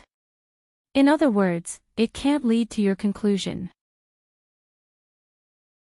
Gu Nianji took a step forward and walked around the coffee table in front of her to stand 2 steps away from He Jichu. First of all, you said that the sniper was a Soviet. Fine, even if they are real Soviets, does this prove that these snipers are related to Mr. Peter? If this can become a chain of evidence, then can every Huaxia who commits a crime overseas be blamed on the Huaxia Empire's diplomats abroad? He Jichu curled his lips. Okay, we still have doubts about whether the sniper has anything to do with Mr. Peter for the time being. We'll analyze it when we have the details. Gu Nianji continued, and those Soviet-made weapons need to be analyzed in detail. Are they guns that the KGB members were in private, or were they bought on the black market? Using a country's weapons to commit a crime is the country's fault. This kind of simple and crude reasoning is only used when framing other countries. In fact, it had already become a consensus that spies didn't use their own country's unique weapons when operating abroad. He Jichu had also thought of this possibility, so he told the ace of the Far East about the situation. Otherwise, he could have hidden it from him first and then set up a trap to take him down. What about the CX series of high explosives? Was someone trying to frame him? That's a lot of money. He Jichu said slowly and looked at Hu Xiaoheng. Mr. Peter, do you have any ideas? Hu Xiaoheng glanced at Gu Nianji with a smile and said, the formula for the CX series of high explosives isn't a secret. The difficulty lies in actually making it. We can start with this. He Jichu frowned. You want to find out where it was made? Hu Xiaoheng nodded. I'll send a message back and ask the KGB in our country to check if the CX series of explosives in our country has been lost. Then, we can use the method of elimination. In this world, which country has the technical conditions to produce this kind of high explosive? Gu Nianji thought about it and added, since Luo Piapiao's explosion didn't cause too much damage, I don't think the laboratory was very big. Because if it was a national act, Luo Piapiao wouldn't be the only one who died. The other party probably wanted her dead as well, but they didn't expect Hu Xiaoheng to not only follow her, but also react so quickly and save her. In addition, judging from the snipers who were killed and the Soviet-made weapons that were seized, the other party had decided to frame the Soviet Union a long time ago. However, Mr. Peter happened to be with me at the time, so the situation became even more complicated. This is a case of man proposes but God disposes. He Jichu wasn't so easily convinced. He sneered, it's not impossible to frame himself. As for him being with you at the time, it can also be said that he deliberately eliminated his own suspicion, just like a suspect deliberately creating an alibi. The difference was that Hu Xiaoheng's situation could be considered alibi, or it could also be said to be a ruse. Gu Nianji saw that He Jichu was trying to put the blame on Hu Xiaoheng, so she said angrily, you also need a motive to frame yourself. May I ask what motive Mr. Peter has for framing himself? You can only ask Mr. Peter, right? He Jichu's probing gaze swept across Hu Xiaoheng's face. Hu Xiaoheng, however, remained as unmoved as a mountain. He said slowly, "Do you think that if I were to make a move, would I need to make such a big fuss? Whoever I want to die can be solved with a bullet. Why would I need a phone to remotely control a bomb?" Gu Nianji suddenly came to a realization and quickly said, "That's right. The person who could install a remote control bomb in Luo Piapiao's phone is very likely an acquaintance of hers." Of course, if Luo Piapiao wasn't a very cautious person, it was also possible for strangers to get hold of her phone and tamper with it, but the possibility of that was very small. Modern people's phones were like their second identities. It was very difficult for strangers to get their hands on them. The point is, the other party installed such a powerful explosive in Luo Piapiao's phone. Even if the dosage is very small, they're still trying to kill two birds with one stone. Hu Xiaoheng looked away from Gu Nianji. The perfect outcome of their design should be for Miss Gu and Luo Piapiao to perish together. Or rather, to perish together in ashes, ashes of ashes. Gu Nianji's legs instantly went weak, and she almost couldn't stand steadily. This time, she felt the fear of being chased like a shadow in Germany in the other world again. At that moment, her heart skipped a beat. She suddenly looked up and said, "I have a feeling that this person, or this group of people, is an old acquaintance of mine." It should be this group of people who had chased after her in the other world. She tried her best to resist the urge to look at Hu Xiaoheng and stared at He Jichu. "Young Master He, can I talk to you in private?" He Jichu was a little surprised, but he still nodded. "Okay, come with me." He led Gu Nianji to his bedroom next door. Hu Xiaoheng, closing the door, He Jichu leaned his back against the door and said calmly, "What is it?" "Mr. Peter was there just now, so I couldn't say." Gu Nianji paused and her voice became even softer. "Young Master He, do you still remember how I was chased in the German Alps in the other world? Reinitz once said that they never wanted to kill me. They only wanted me as a sample for their genetic experiments. But you know, that time, there was another force that really wanted me dead. For example, Luo Zhelan provided the money, and Yamaguchi Aiko provided the manpower. Whose idea was it? Maybe it has something to do with this world." The more Gu Nianji thought about it, the more excited she became. The person who really wanted me dead should be in this world. Because of that case, Yamaguchi Aiko had been tracked down to a dead end. This person had created the scene of death many times in an attempt to make others believe that she was dead. The first time, she had used Yamaguchi Yuko's name to create a car accident in Japan, and the name Yamaguchi Yuko had died.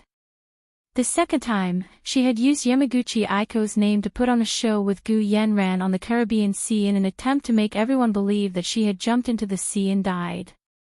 The third time was in Shimizu Temple in Kyoto, Japan. When Hu Xiaoheng and Yin Shixiang wanted to arrest someone, this woman named Yamaguchi Aiko was sniped and killed from behind. Now that she thought about it, was the Yamaguchi Aiko, who had died in front of Hu Xiaoheng and the others for the third time, the real Yamaguchi Aiko? He Jichu's brows gradually furrowed. "Then what evidence do you have to prove your hypothesis?" Gu Nianji spread her hands. "That's the problem. It's only my intuition at the moment. I don't have any objective evidence. I only have an analysis of their methods and familiarity with them." But a faint smile appeared in Gu Nianji's eyes. "The fact that the other party used this method to get rid of Luo Piapiao gives me a new idea." She took out the small transparent plastic bag containing Luo Piapiao's hair and said calmly, "Young Master He, the main reason why I went to have dinner with Luo Piapiao today was because of this." This was the third watch of the day, chapter 1654, giving the game away. The double monthly votes had begun. Dear ones, you can vote for your monthly votes now. P.S. Dear ones, your combat power is too strong. We'll continue with the third watch tomorrow. Mwah, all big shots, little angels.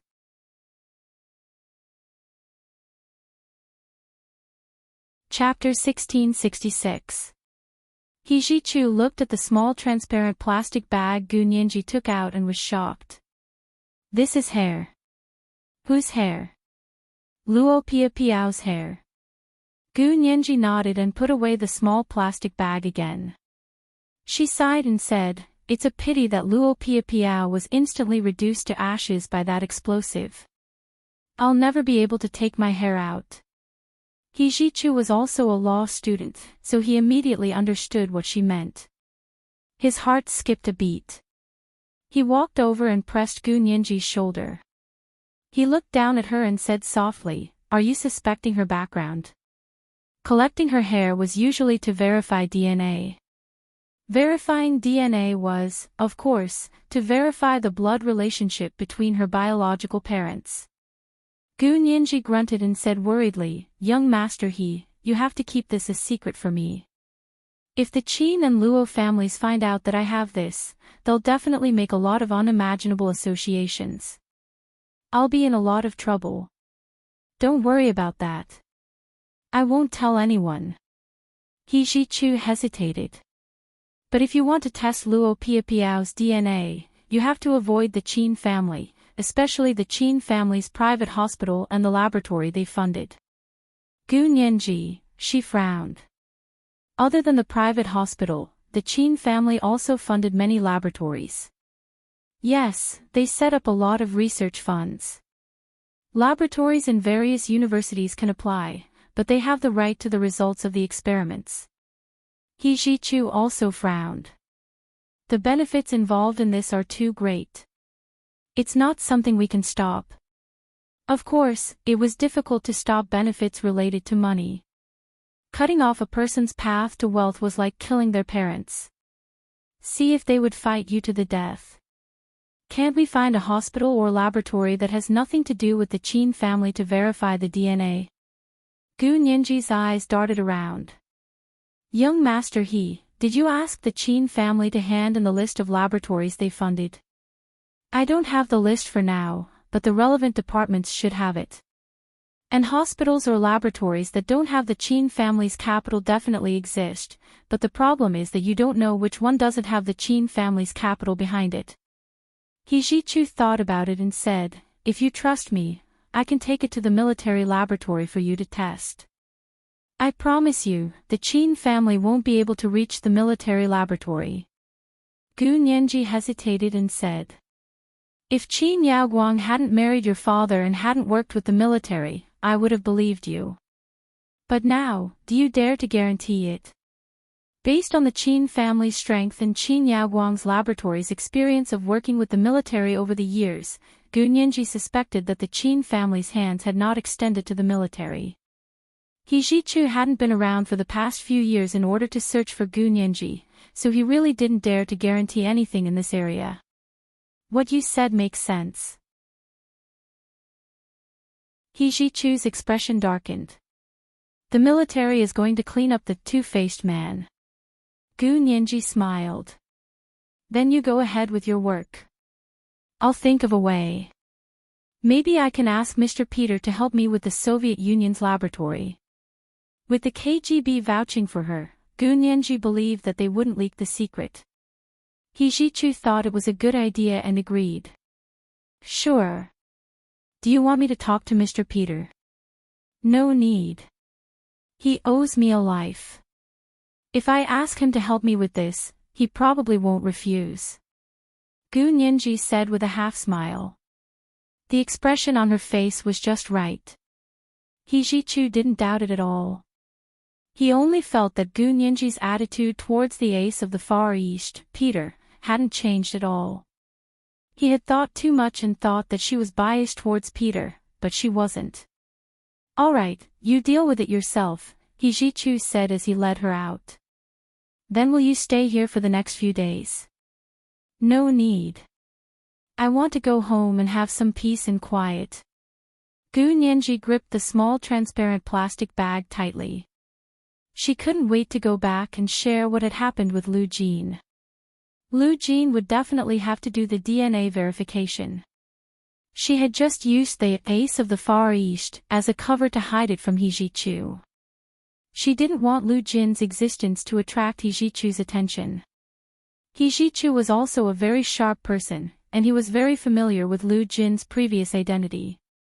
If he noticed Lu Jin, Gu Nianji didn't dare to imagine what would happen next. When she came out of He Jichu's suite, Hu Xiaoheng was already waiting at the door. He leaned against the wall opposite the bedroom, his hands in his trouser pockets, and leisurely stretched out his long legs. His gaze was deep and firm as he stared in the direction they had come out from. Gu Nianji only felt that his gaze was hot and passionate. It was like an airtight net that wrapped around her in the center of it. He Jichu said lightly, "Why isn't Mr. Peter sitting in Nianji's living room and waiting?"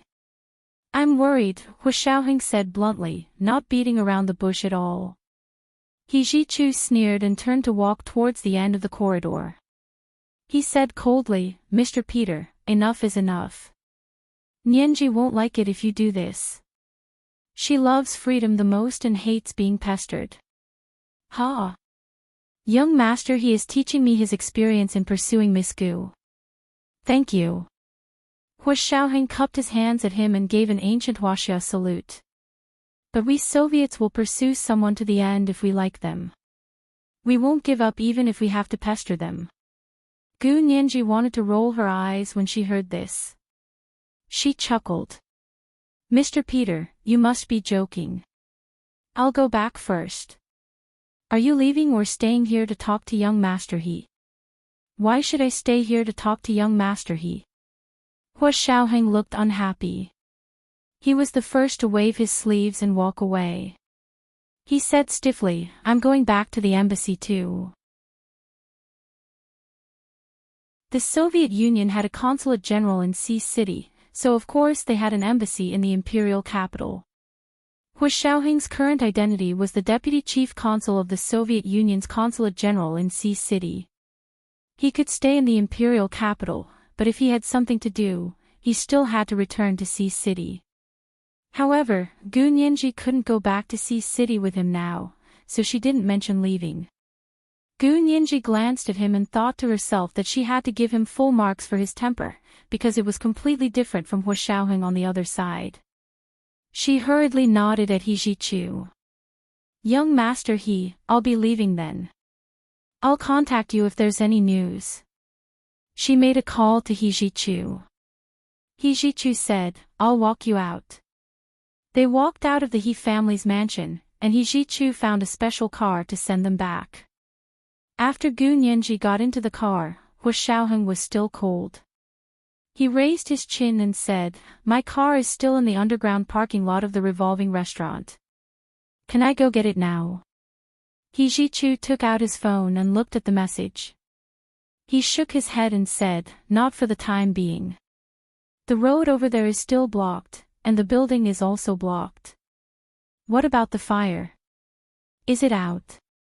Gu Nianji poked her head out of the car and asked worriedly. She hoped that the building could still be saved. He Jichu said, "It's out, but the structure of the building still needs to be checked by experts before people can enter. The repairs on the top floor also need some time to prepare." Gu Nianji was relieved. It's good that there were no more casualties. This time, 5 people from the Qin family died and 4 were injured. Old Master Qin is still unconscious in the hospital. He Jichu told Gu Nianji the news he had just received. "I have to go to the hospital." Gu Nianji was surprised.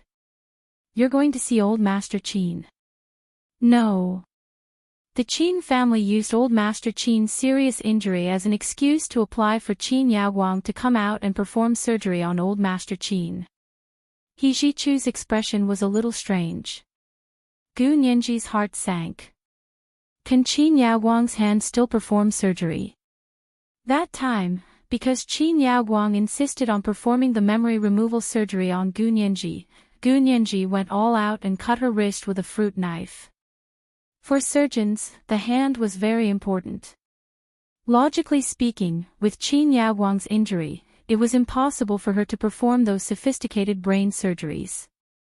He Jichu frowned and said, the Qin family strongly requested that Qin Yaoguang be Old Master Qin's only daughter and a world-famous brain surgeon. Even if she didn't personally perform the surgery, they would only be at ease with her watching from the side. Gu Nianji, but Qin Yaoguang is a prisoner. Gu Nianji was indignant, but she didn't object fiercely. After all, a human life was at stake, and it wasn't like this had never happened before. Even if it was a death row prisoner, he would be given a chance in such a situation. Old Master Qin's identity is different. He Jichu sighed. He's a very famous entrepreneur and philanthropist. Right now, Weibo is already trending #GetWellSoon for him. In just a short while, the number of comments and likes is already approaching 1 million. This figure could shake off the traffic of the top internet celebrities. This was the so-called voice of the people, and the government couldn't ignore it. Moreover, Qin Yaoguang was also a little famous. She had been a doctor for so many years and had treated many patients. In addition, her case hadn't been concluded yet, which meant that she hadn't been officially convicted. At most, she was still a suspect.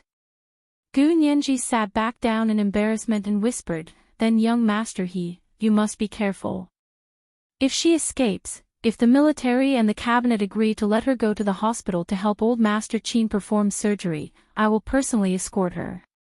This was the first update of the day, chapter 1655, pestering her enemies and not giving up. It was the second day of the double monthly votes. Dear friends, hurry up and vote. Today was the third update of the day, asking for monthly votes. At 1:00 in the afternoon, the second update. At 8:00 in the evening, the third update. P.S. Thank you to I Am Master Rashi for the 100,000 Chidian coins yesterday. Thank you to Tsuziwai for the 50,000 Chidian coins yesterday. Thank you to McMug Loves Blue and ZTM0106 for the 10,000 Chidian coins each yesterday. Kiss me, little angels.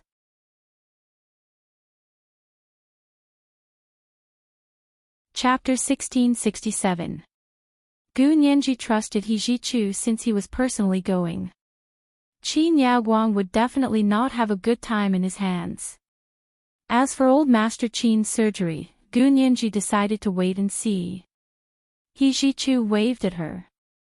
Go. Don't worry, I'm here for everything. Gu Nianji also poked her head out of the car and waved goodbye to him. Hua Xiaoheng sat on the other side of the back seat. His expression was grim. Gu Nianji thought he was still pretending and didn't pay much attention to it. Because He Jichu's driver was in the car, Gu Nianji didn't speak to Hua Xiaoheng.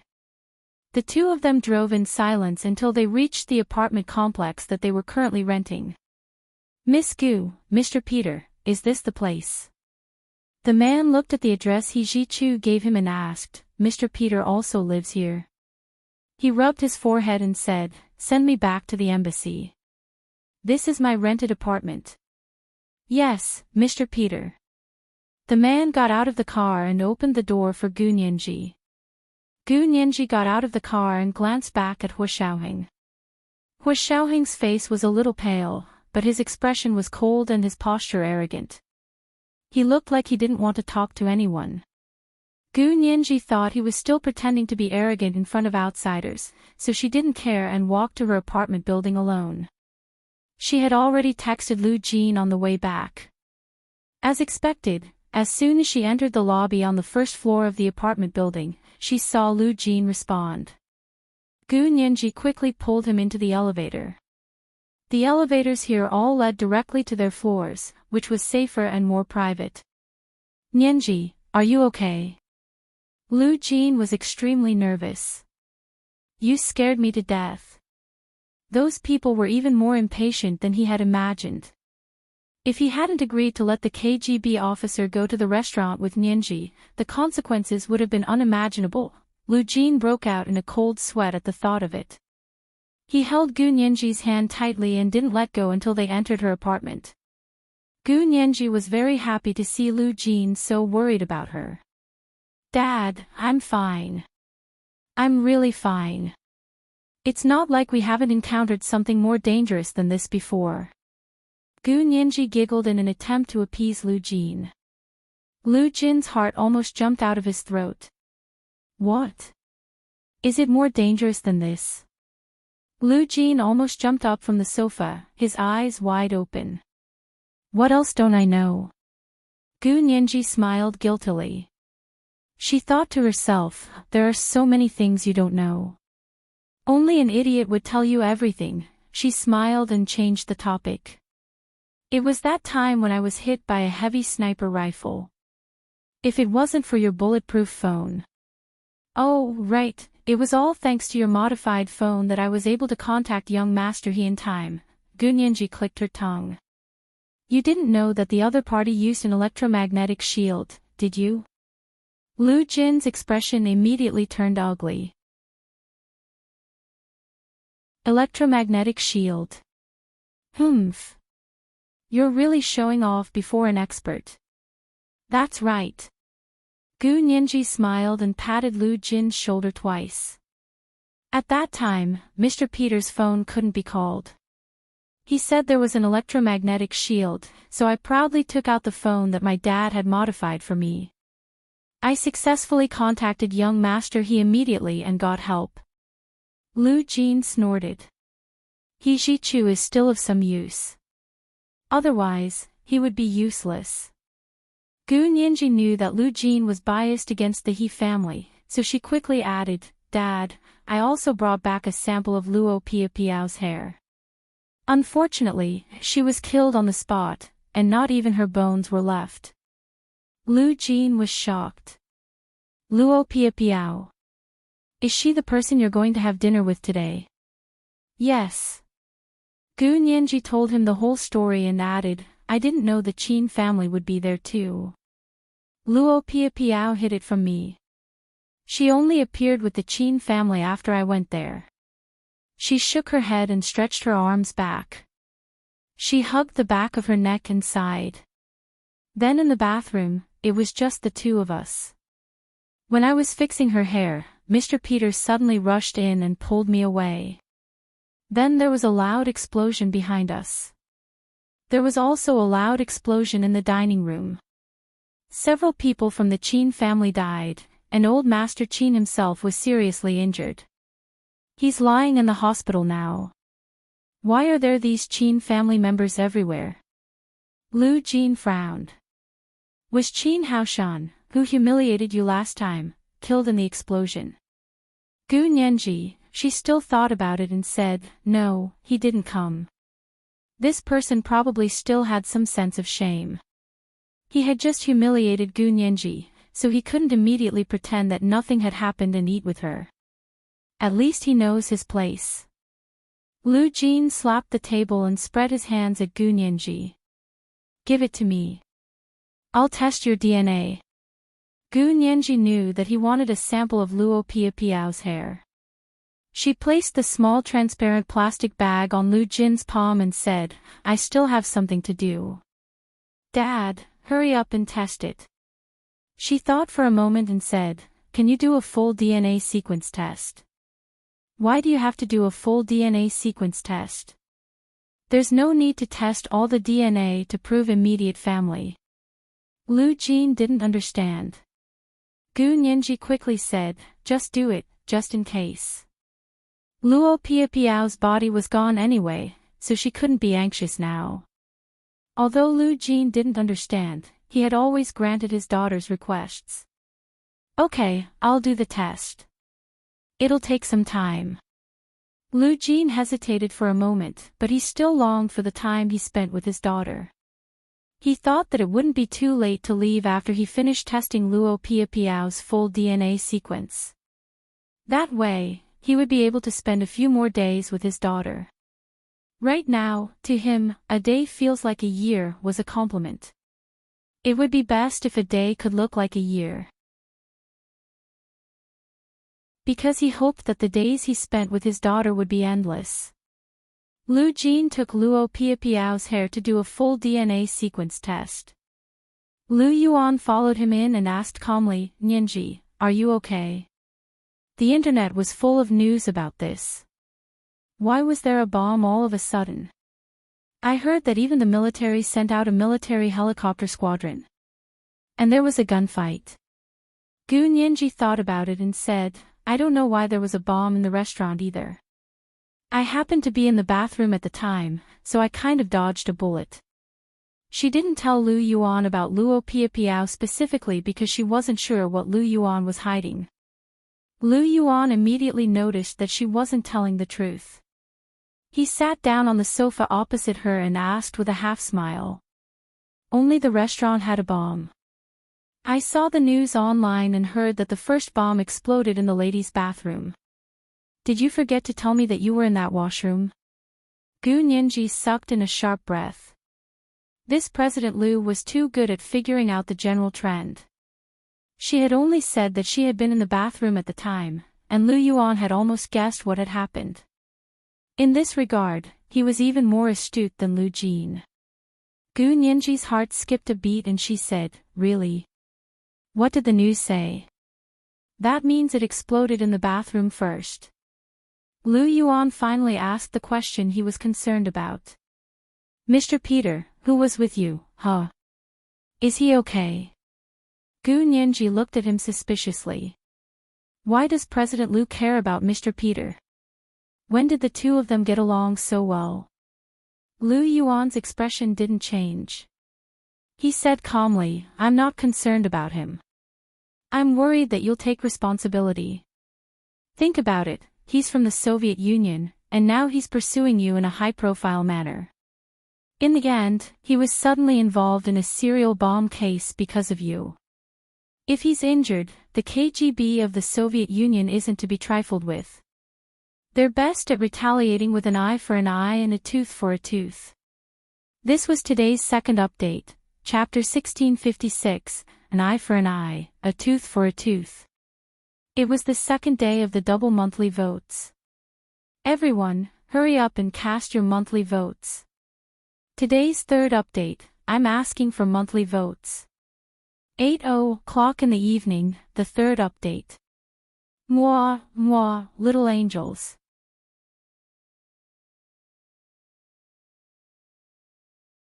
Chapter 1668.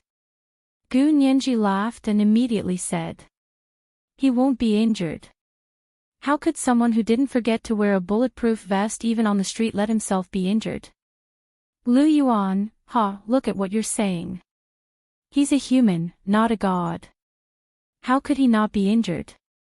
Lu Yuan said sarcastically. Besides, bombs don't have eyes.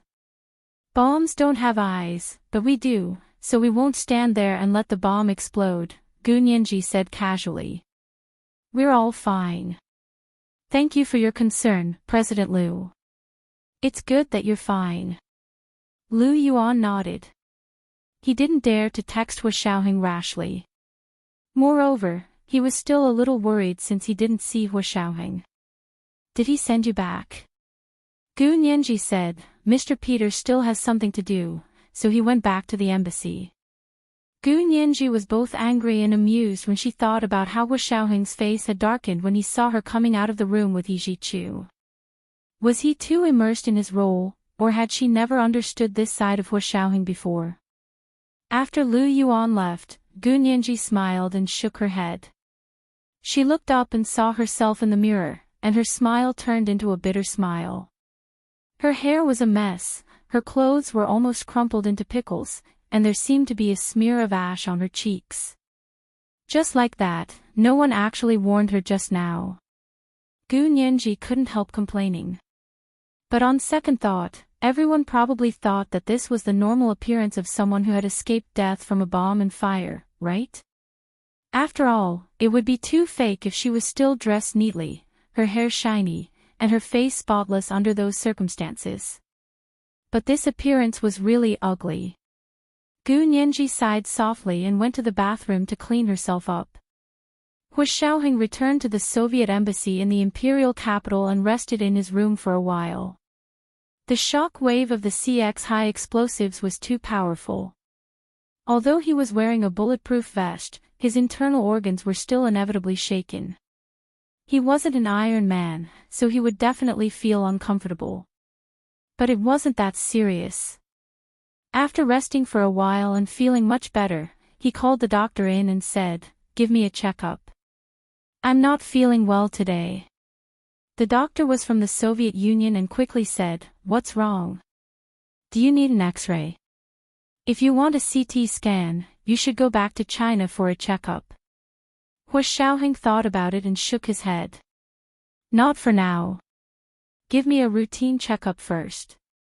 "All right, Deputy Chief Consul Peter. Please follow me to the infirmary." Very quickly, the routine examination was completed. The doctor looked at the data and said, "Your heartbeat is a little fast, and your blood pressure is also high. Did you just finish a marathon and become the champion?" "I'm fine. Something came up just now," Hua Xiaoheng said vaguely. "Is my body okay?" "Don't worry, this is nothing to you. But you have to rest for the time being. Don't run marathons anymore." The doctor joked with a smile. Young people have a good physique. The corners of Hua Xiaoheng's lips curled up. He took the medication the doctor had prescribed to help him sleep and went back to sleep. The human body restores itself most quickly during sleep. After sending Gu Nianji and the ace of the Far East away, He Zhichu also left the He family and went to the military base to deal with this incident. "Young Master He, all the major media outlets are about to explode with calls. How are you going to announce the progress of the case this time?" The staff of the military legal department and the publicity department called He Zhichu and asked him for instructions on how to deal with it. He Zhichu said disapprovingly, "They have to ask about everything. It's time for the media to learn about confidentiality rules. I'll be right there." It was really impossible to guard against media leaks. When he arrived at the base office, He Zhichu called in the personnel involved one by one and listened to their reports. The first person to come in was a bomb survey expert. "Reporting to Chief, the scene has been cleared. According to estimates, there are 0.01 milligrams of CX high explosives remaining at the scene in the ladies' bathroom. The fire escape was filled with ordinary TNT explosives, and the dosage was not large. The explosives in the restaurant are the same type as the explosives in the fire escape, but the dosage is much larger, enough to kill many people." End of report. "Have you cleaned up the remnants of the explosives at the scene?" He Zhichu asked with a frown. "They've all been cleaned up. Even if there are any remnants, they will automatically degrade after being sealed for 10 days. He Zhichu nodded calmly. "Write a report and hand it in. The confidentiality level is A, that was second only to the highest level of confidentiality." This was a net he had set up to deal with the two-faced people, inside and the outside masterminds behind the scenes. The bomb survey expert quickly stood at attention and saluted. "Yes, Chief. The report has been written. I'll mark the confidentiality level and send it up immediately." After he went out, one of He Zhichu's personal secretaries in charge of clearing the scene came in. He Zhichu's expression was normal as he nodded at him. "Tell me about it." The personal secretary was also a colonel. He stood straight in front of He Zhichu. "Reporting to Chief, there were snipers lying in ambush on 3 buildings near the burning building. There were a total of 5, and all of them were killed by our fighter jets on the spot. After investigation, the 5 snipers were all Soviets. They entered the country as tourists 3 days ago. Their sniper rifles came from the north. They were probably smuggled parts and then assembled." End of report. He Zhichu was silent for a moment before saying, "This information is temporarily confidential. The confidentiality level is C." The personal secretary immediately stood at attention and saluted. "Yes, Chief. Then came the lieutenant colonel in charge of putting out the fire. After He Ji-chu patiently listened to all the reports from the people in charge, he took the data report from the bomb expert and went to look at the bodies of the 5 snipers. Test the DNA, find out their identities, and seal the news. He Ji-chu narrowed his eyes. He wanted to see how many two-faced people there were in the military this time. He Ji-chu was done with his work, but He Qingjian was still in a meeting. Because the military was involved in this case, He Ji-chu was called to the military headquarters compound in the end to report to the military bigwigs and the cabinet prime minister who had come for a meeting. Major General He, may I ask why the military is involved in this case this time? Could it be that this case is not an ordinary criminal case? The cabinet prime minister, Xia Beichin, sat in the small conference room in the military headquarters compound with his secretary and staff. His expression was not very good. Prime Minister Xia, the methods and power of this case are not ordinary criminal cases, He Ji-chu said calmly. He Ji-chu said calmly, our bomb expert wrote a report after the on-site investigation, but this report is classified as A-level. It was the same confidentiality level as He Qingjian, Xia Beichin, Speaker Long, He Ji-chu, and the others. Xia Beichin was very surprised. You mean these bombs aren't ordinary bombs? He Ji-chu said vaguely, I have a data analysis here. Because of the importance of this matter, please forgive me for not being able to comment right now. But I heard that you even sent out a fighter jet to clear the scene by force, just to save your ex-fiancé. A military lieutenant general sitting opposite He Qingjian suddenly questioned He Ji-chu. Now Major General He refuses to release the data analysis at the scene. Isn't this deliberately exaggerating in order to use his power for personal gain? This was the third watch of the day, chapter 1657, exaggerating. It was the second day of the double monthly votes. Everyone, hurry up and vote. Today, the third watch of the day is asking for monthly votes. Moi, all the big shots and little angels.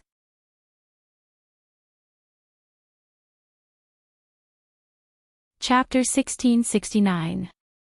This person's voice was rough and had a very contagious feeling. He Ji-chu looked over intently.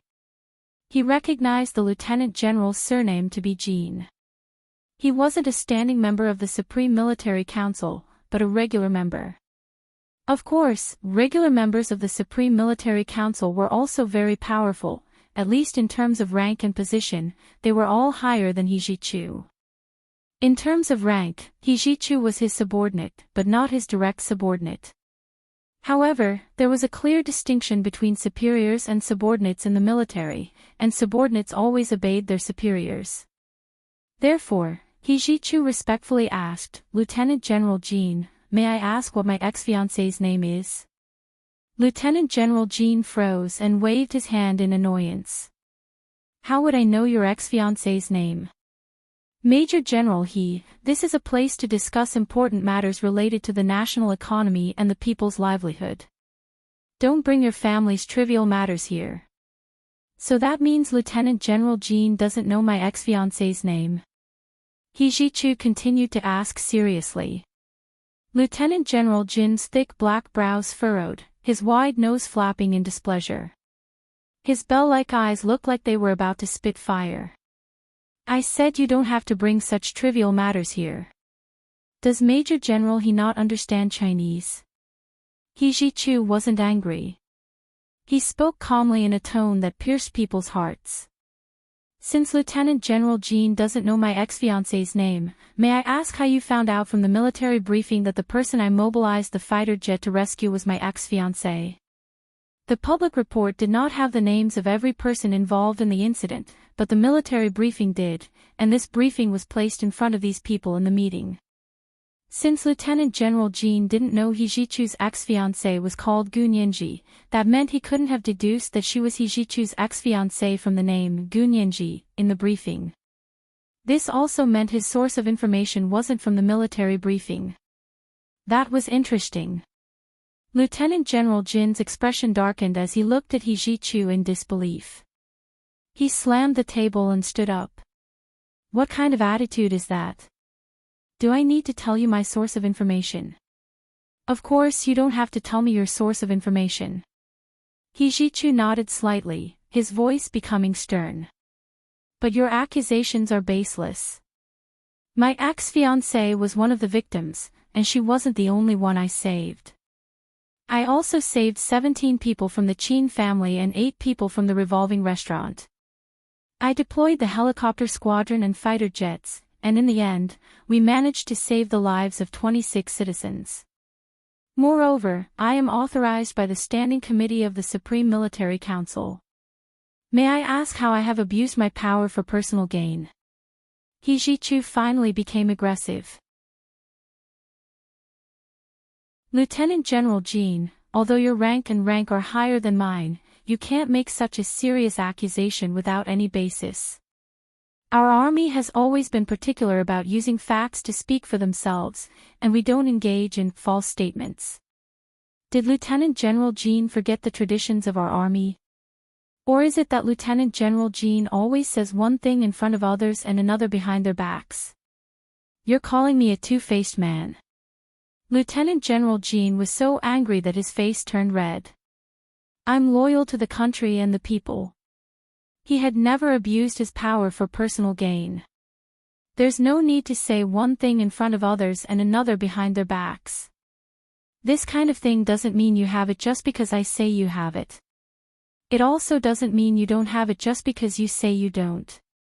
Hijichu took a step back and said sternly to the silent General Ning, General Ning, you are the highest-ranking general in charge of military discipline. I request that you conduct a thorough investigation on me and Lieutenant General Jean, and prove our innocence. Investigate what? General Ning asked indifferently. Investigate if you have abused your power for personal gain. Investigate if Lieutenant General Jean is a two-faced man. Yes, sir. Hijichu replied loudly. I object. Lieutenant General Jean was furious. Today's meeting is to discuss Major General He's problem. What does it have to do with me? Of course, it was impossible to investigate Lieutenant General Jean just because of this matter. General Ning glanced at him and turned to Hijichu. Major General He, it looks like you and Lieutenant General Jean have some misunderstandings. It's fine to clarify things in front of so many people today. Okay. Hijichu readily accepted and immediately looked at Lieutenant General Jean. I'll say it again. Lieutenant General Jean doesn't even know my ex-fiancé's name, yet he's accusing me of abusing my power for personal gain. I can't help but suspect that someone is falsely accusing me, and that Lieutenant General Jean is being used as a tool. Lieutenant General Jean had just sighed in relief when Hijichu's next words nearly made him vomit blood. I, Jean Xingao, am being used as a tool. You're underestimating me too much. Lieutenant General Jean couldn't possibly admit this in front of so many people. He said with a fierce expression, don't try to change the subject. Just tell me why you're not willing to disclose the on-site data analysis. Could it be that there's something shameful? Hijichu was silent for a while before saying, Lieutenant General Jean, do you still remember what the military confidentiality regulations are? Lieutenant General Jean was speechless. He frowned. What do you mean? What I mean is that what you said just now is like a reporter trying to impress the public. Everything has to be shown to you. If you don't see it, it means that there's something shameful. You don't care about any related laws, discipline, and confidentiality regulations at all. Hijichu spoke elegantly and confidently.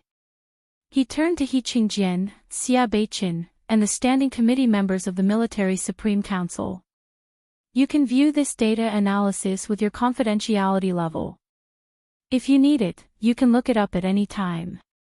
What he meant was that Lieutenant General Jin's confidentiality level wasn't high enough, so he couldn't see this data analysis at all. It was just the confidentiality level. Although Lieutenant General Jin's military rank and position were higher than He Jichu's, their scope of work was different, so the confidentiality level was also different. The atmosphere in the small meeting room clearly relaxed. Xia Beichen was the prime minister, so it wasn't convenient for him to question the big shots of the military. But He Qingjian was different. He was the #1 member of the Standing Committee of the Military Supreme Council, and he was also the person with the highest military position. He Jichu was his son, and he hadn't done anything wrong. However, not only had he been humiliated by Lieutenant General Jin in front of so many people, but he had also tried to frame him. If he didn't speak, then he wouldn't be He Qingjian. He Qingjian coughed and said, "Lieutenant General Jin, I also want to know. Who told you that Major General He used his power for personal gain to mobilize the fighter jet to save his ex-fiancée?" Lieutenant General Jin had just said that He Jichu didn't have the rank or qualifications to ask him this question, but He Qingjian was different. He crushed Jin Xingao in both military rank and position. Lieutenant General Jin could choose not to answer He Jichu's question, but he had to answer He Qingjian's question. His expression changed abruptly, and he said in a low voice, "General He, are you here to fight for your son?" He had thought that He Qingjian would avoid suspicion and not let people think that he was protecting his own son. "Lieutenant General Mo, please don't distort the topic," He Jichu said lightly from the side. He Jichu said dryly, "I also have a military position. Although General He is my father, he is only my superior here, and also your superior. You're not answering your superior's question. It seems that your source of information is indeed extraordinary." He Qingjian raised his head and said unhappily, "What the military values the most is that everyone is united. Lieutenant General Jin, you're not willing to tell me your source of information. Are you going to set up your own mountain and form a small circle?" Cold sweat dripped down Jin Xingao's forehead. In a moment of desperation, he remembered what that person had said and suddenly had an idea. He said, "The person who told me this news is a news reporter. I have the right to protect my source of information." He Jichu scoffed and shook his head. "Lieutenant General Jin, I'm afraid you're mistaken. A reporter has the right to protect his source of information, but you're not a reporter. You have no right to hide your source of information, not to mention that this information is personally related to me. In the officialdom, no one could ignore being accused of using their power for personal gain." He Qingjian's fingers tapped lightly on the conference table. His expression was stern as he said indifferently, "Lieutenant General Jin, either tell me the source of the information or accept the investigation." At this moment, Lieutenant General Jin was cursing the person who had sent him the information, but at this point, he had no choice but to say it. Looking up at Prime Minister Xia Beichen, Lieutenant General Jin said reluctantly, "It's a reporter from Miss Xia's new media company. She said that everyone in their company knows about this. She also said that in order to save his ex-fiancée, Major General He even rejected Miss Xia's invitation to watch the ballet tonight." Xia Beichen looked at him in shock. "Miss Xia? Which Miss Xia? There are so many people with the surname Xia. If you don't tell us clearly, how will we know who you're talking about?" "It's Miss Xia Qingying." Lieutenant General Jin's eyes flashed twice, and a trace of pride flashed in his eyes. He Jichu didn't let him lead him by the nose, nor did he care about his deliberate attempt to sow discord. He continued to ask, "Then may I ask why the reporter from Miss Xia's company wants to expose you? You're neither in charge of military discipline, nor are you my immediate superior, nor are you the main person in charge of this operation. May I ask what's the relationship between the two of you that she has to expose you?" This was the first update of the day, Chapter 1658, Source of Information. It was the last day of the double monthly votes in April. Everyone, hurry up and cast your monthly votes. Today, we're still asking for monthly votes. At 1:00 in the afternoon, the second update. At 8:00 in the evening, the third update. P.S. Tomorrow is May The double monthly votes for May are on the 7th day of the first month. Don't keep your monthly votes until the end of the month. Cast them at the beginning of the month. Moi, all the big shots and little angels.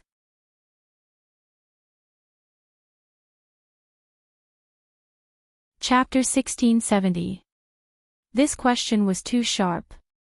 Lieutenant General Jean was caught off guard, and his face turned as black as the bottom of a pot.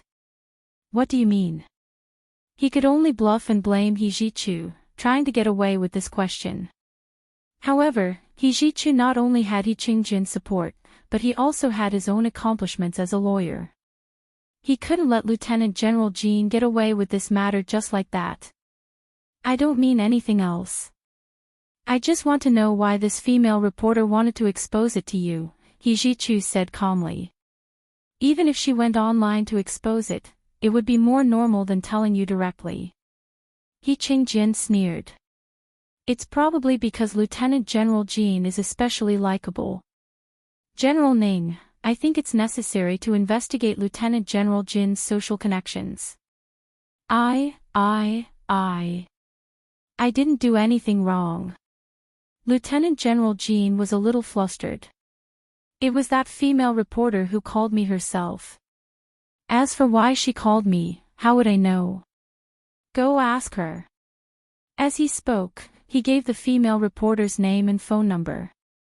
He Ji-chu had thought that Lieutenant General Jean was inextricably linked to this matter, but when he saw that he immediately gave the female reporter's phone number and name, he was a little confused. It really seemed like it was a coincidence. Lieutenant General Jean didn't like him, or did he actually dislike the He family and deliberately made things difficult for them? He Ji-chu couldn't come to any conclusion at this time. He wrote down the female reporter's name and phone number that Lieutenant General Jean had mentioned and said, if the military subpoenas this female reporter, I hope Lieutenant General Jean will testify in court. Of course. Lieutenant General Jean wiped the sweat off his forehead and lowered his eyes to hide the hint of joy in them. Prime Minister Xia Beichen was very stunned. He hadn't expected this matter to have something to do with Xia Qingying. Moreover, he knew that Xia Qingying clearly had a good impression of He Ji-chu. Why would she do such a thing? However, now that Lieutenant General Jean had vowed that this matter had something to do with Xia Qingying's employees, Xia Beichen couldn't immediately refute him. He only wanted to wait until the meeting was over to personally ask Xia Qingying what was going on. After the interrogation of He Ji-chu, General Ning and He Qingjin discussed it for a while and said, the military has already agreed to the request of the Qin family to let Qin Yaoguang go to the hospital to perform surgery on old Mr. Qin. He Ji-chu immediately said, I want to personally escort Qin Yaoguang to the hospital. Also, I request that the hospital where old Mr. Qin is undergoing surgery be transferred to the military hospital. General Ning shook his head with some difficulty and said, we've already promised the Qin family to let Qin Yaoguang go to the Qin family's own hospital for surgery. He Qingjin also said amiably, Major General He, given old Mr. Qin's serious injuries, it's better for him to have the surgery in their own hospital. If he were to be transferred to a military hospital and something went wrong, some things would be hard to explain, and public opinion would be bad. He Ji-chu knew their concerns, but he didn't care. However, he could not go against his superior's decision. Even his father supported this decision, so he had nothing to say. Then I'll be in charge of escorting Qin Yaoguang. He Ji-chu made his last insistence. All right, I agree. General Ning nodded. Go to the detention center and escort Qin Yaoguang to the headquarters of the Qin Corporation's private hospital immediately. Remember to bring her back unharmed. Yes, Chief. He Ji-chu saluted, accepted his mission, and left. Prime Minister Xia Beichen did not have the time to look at the data analysis of the bomb scene. He left in a hurry after the meeting. The first thing he did when he returned to the Prime Minister's residence was to call Xia Qingying. Xia Qingying's father, Xia Dezhao, was only a branch of the Xia family. However, when Xia Qingying returned from studying mass media abroad, she took the initiative to help Xia Beichen campaign and became a great contributor to his campaign team. Therefore, the two families were very close. He knew that Xia Qingying was a very clear-headed person, so he did not understand why she would do this. At that moment, Xia Qingying was editing the news footage that she had filmed today in her company, especially the footage of the building on fire. She found many angles to show the situation in all aspects. Xia Qingying was very surprised to receive Xia Beichen's call. "Uncle, what can I do for you?" After Xia Beichen became Prime Minister, Xia Qingying retired. She did not serve in the cabinet but founded a new media company. The business was booming. Of course, with Xia Beichen as her backer, her business path was smoother than others. Xia Beichen frowned and said, "Come to the Prime Minister's residence. I have something to ask you." Xia Qingying was stunned and understood that something must have happened. She immediately packed her things and left in a hurry with her LV briefcase. When she arrived at Xia Beichen's residence, Xia Qingying was immediately led to Xia Beichen's study. "Uncle, what happened?" Xia Qingying sat down in front of Xia Beichen. Xia Beichen said seriously, "I went to the military for a meeting today and heard from someone that a female reporter in your company complained about He Zhichu to the military." "What?" Xia Qingying stood up in surprise. "Did you hear wrong? Why would a female reporter in my company complain about young Master He? Who is she?" Seeing that Xia Qingying was completely unaware, Xia Beichen breathed a sigh of relief. He waved his hand and smiled. Don't worry. Sit down and talk." "How can I not worry?" Xia Qingying placed her hands on the table and leaned forward. She said anxiously, "Does young Master He know? What would he think? But I really didn't know about this." "Believe me." "Of course I believe you." Xia Beichen patted the back of her hand. "Sit down. It's not a big deal. It's fine as long as you didn't do it. Go back and ask this female reporter what's going on. The military will summon her."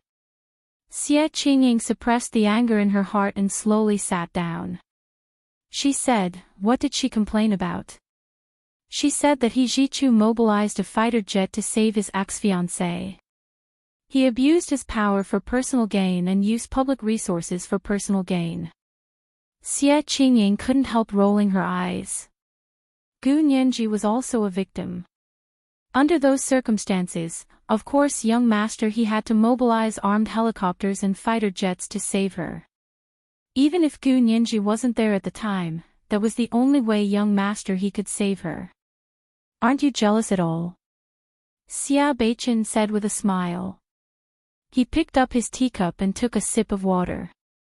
He did go to save her, a human life is at stake. He went to save someone, and Gu Nianji just happened to be one of the people he saved. Xia Qingying shrugged. And even if he went to save Gu Nianji because she was in danger, it means that he's a loyal person. He didn't separate public and private matters just because someone rejected him. Ha, I finally understand what it means to be in the eye of the beholder. So in your eyes, there's nothing wrong with He Zhichu. Xia Beichen laughed so hard that his shoulders twitched. Xia Qingying's face turned red from his laughter. "Uncle. How can you laugh at people like that? I'm telling the truth." I know. Xia Beichen knocked on the table and stopped smiling. He pointed at her and said, "From now on, you can't act alone. Even if you want to see that female employee of yours, you have to be accompanied by at least 2 people. Do you understand?" "Huh? Why?" Xia Qingying asked in confusion. "I still want to talk to her alone. If that person isn't lying, then this female employee of yours is clearly framing you. I'm worried that if you interact with her alone, she'll cause trouble and frame you." Xia Beichen explained very cautiously. Xie Qingying finally understood, and her face turned livid. I'll hold a meeting in the company and directly question her at the meeting. Okay. Xia Beichen gave her a thumbs up. This method is better than mine. As long as Xie Qingying had a clear conscience, Xia Beichen hoped that as many people as possible would know about this. Xie Qingying left the Prime Minister's residence and quietly returned to the company. She looked at the employees who had come to work today and found that the female reporter happened to be in the company today. She immediately called everyone to the conference room for a meeting and said that she had something important to announce. When everyone heard this, they enthusiastically ran to the conference room and waited. Because it was a new media company, most of the employees were young people. Xie Qingying walked in and saw the female reporter talking smugly to someone. She was laughing so hard that she couldn't help feeling sick. She walked to the stage and directly called out the female reporter's name. She asked calmly, I heard that you told someone in the military that young master he used his power for personal gain and used a fighter jet to save his ex-fiancée. You also said that young master he rejected the agreement to go to the ballet with me. Why don't I remember telling you that I'm going to the ballet with young master he? The female reporter almost fainted. She never expected that Lieutenant General Jean from the military would be so unreliable that he would actually sell her out. This was the second update for today, Chapter 1659, Nothing Bad. It was the last day of the double monthly votes in April. Everyone, hurry up and cast your monthly votes. And recommendation votes. Today, it was still the third update for monthly votes. At 8:00 in the evening, the third update. P.S. Tomorrow is May. The double monthly votes for May are on the 7th day of the first month. Don't keep your monthly votes until the end of the month. Cast them at the beginning of the month. Mwah, all the big shots and little angels.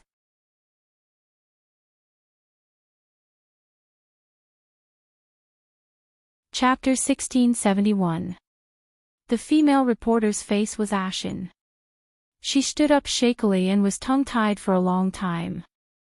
She gritted her teeth and retorted, President Xie, I don't know where you heard the news, but it's not true. I didn't. You didn't. Xie Qingying's voice turned cold. Then the Lieutenant General of the military is framing you. Anyway, why did you say that and who you told it to? Actually, it has nothing to do with me, but you shouldn't have involved me and let others think that I asked you to snitch on me. How is this snitching? This is clearly the truth. When the female reporter saw that Xie Qingying even knew that the other party was a lieutenant general, she knew that she couldn't deny it. Since that was the case, she had no choice but to break the jar. Young master he used his position as a major general to mobilize the military's resources at will. He obviously still has feelings for his ex-fiancée. I'm fighting for you, President Xie, but I didn't expect you to not only not appreciate it, but also cause trouble for me. Alright, I don't want to do this job anymore. I quit. The female reporter had planned to leave a long time ago, but she didn't expect to resign under such circumstances. The connections she had accumulated in this company were almost destroyed by Xie Qingying in an instant. Her colleagues and friends knew that she had snitched, so how could they still treat her the same as before? You want to resign and leave? You're dreaming. I'm officially informing you that you're fired. Not only do you have to compensate the company for its losses. Xie Qingying did not hesitate to take out the labor contract she had signed with the female reporter back then. Moreover, your actions are slander. Wait for my lawyer's letter. I'll sue you. The female reporter's face was already pale. She opened her mouth a few times, wanting to plead with Xie Qingying, but she had just said some harsh words, and now she had to swallow them in front of the entire company. It was really a loss of face. Therefore, she didn't say a word and walked to the door of the conference room. She wanted to go to her office to pack her things. Xie Qingying immediately called the security guard over and said, "Please ask this lady to leave my company immediately. She's been fired." At this time, she wouldn't give her any chance to access the company's computer and internal system. Xie Qingying took out her phone and logged into the company's intranet. She quickly deleted the female reporter's account and changed her work email password. The female reporter turned around and glared at Xie Qingying. "My personal belongings are still in my cubicle. The security guard will pack up all your things, but you can't enter the company again." Xie Qingying was very tough and didn't give her any chance. This woman had damaged her relationship with He Zhichu too much, and Xie Qingying didn't want to let her off. After firing the female reporter, Xie Qingying returned to her office and pulled up the surveillance footage of the meeting room. She didn't edit it at all and sent it directly to He Zhichu's email. After that, she called He Zhichu. But at this time, He Zhichu was escorting Qin Yaoguang to the headquarters of the Qin Corporation's private hospital and watching her perform surgery on Old Master Qin. Of course, Qin Yaoguang did not do it herself. Instead, she stood in the operating theater and instructed the other doctors. Qing, Shi, Qin, Qin, He, Qin, Ti, Qin. Ever since Qin Yaoguang found out that Old Master Qin was injured, her tears had not stopped. Now, her eyes were red and swollen, but she was still calm. When she directed the surgery, she was orderly and did not panic at all. The chief surgeon was a neurosurgeon second only to Qin Yaoguang in the Qin family's private hospital system. He was probably the best neurosurgeon now. The person reported Old Master Qin's injury to Qin Yaoguang and discussed the surgery plan. Old Master Qin has had a CT scan. There's a blood clot in his brain. This is the main reason. He needs to open his brain to remove the blood clot. Qin Yaoguang looked at the CT scan and discussed it with everyone. Finally, she decided, then we'll open his brain. However, my father is old. The wound shouldn't be too big. We just need to make a small opening here and use a gamma knife to perform the surgery. Qin Yaoguang circled the scope of the craniotomy and explained the things that needed to be paid attention to during the surgery. After all, she had been a brain surgeon for so many years. She was very knowledgeable when she talked about craniotomy and gamma knife. The doctors present listened very carefully and were very impressed by her. He Zhichu didn't understand these professional terms, and he wasn't interested. He just stared at Old Master Qin on the hospital bed. Sometimes, he would look at the surveillance equipment in the ward and pay attention to the progress of the surgery. Old Master Qin's brain surgery went on for several hours. By the time the surgery was over, the lights outside were already on and night had fallen. "Young Master He, my father's injuries are serious. Although he has undergone surgery, he still needs to be observed for a period of time. Can I stay here until my father is out of danger?" Qin Yaoguang pleaded pitifully with He Zhichu. He Zhichu said lightly, "I can't make the decision. I have to ask my superiors." As he spoke, he took out his phone to make a call. As soon as he took out his phone, he saw several missed calls from Xie Qingying. He didn't call back immediately. Instead, he called the leader of the military first. Qin Yaoguang requests to wait until Old Master Qin is out of danger before leaving. Please give your instructions. The leader of the military pondered for a moment and said, "How long will it take to get out of danger?" He Zhichu didn't know. He looked up at Qin Yaoguang. "How long will it take to get out of danger?" "At least 12 hours. Usually 24 hours, Qin Yaoguang said without hesitation. Her expression didn't change. After He Zhichu relayed the message, the leader on the other end of the phone said, "Then 12 hours. You must escort him back in 12 hours. "Yes, Chief." He Zhichu accepted the order and turned to Qin Yaoguang. "I'll give you 12 hours. After 12 hours, regardless of whether Old Master Qin is out of danger or not, you have to leave this place and return to the detention center. Qin Yaguang's eyes darkened, but she still nodded. Okay, then 12 hours. Old Master Qin was quickly transferred to the intensive care unit. His body and head were connected to heavy equipment. The equipment wires were intertwined and complicated. He looked like a big spider coiled in the middle of a web.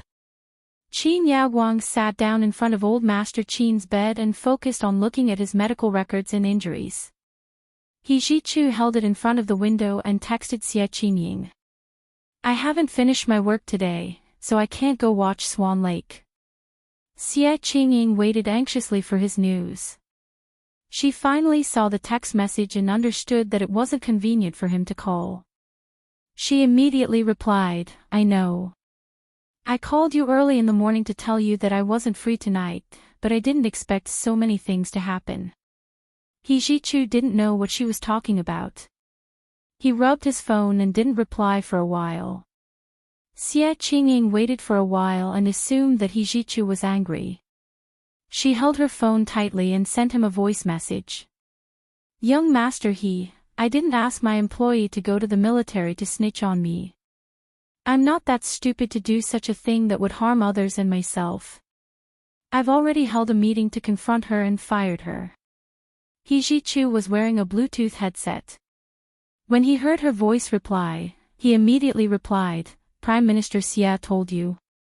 Thinking that the military still wanted to summon this female reporter, He Zhichu immediately passed the news to the relevant departments of the military and arranged for people to half control and half protect this female reporter. Yes, Uncle is very concerned about me. He doesn't want this to happen. I don't know why she did this. Xie Qingying was about to cry. Young Master He, believe me. When her voice was choked up, it was somewhat similar to Gu Nianji's.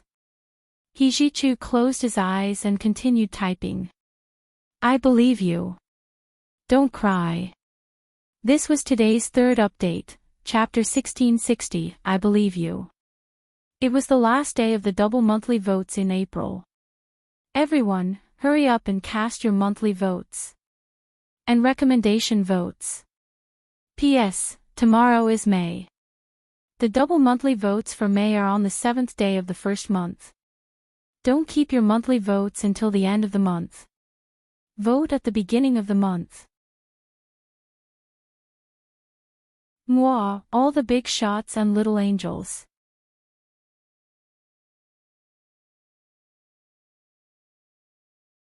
Chapter 1672. Xie Qingying looked at the simple words on her phone, I believe you. Don't cry. Her heart stopped beating for a moment. Had she really moved He Zhichu?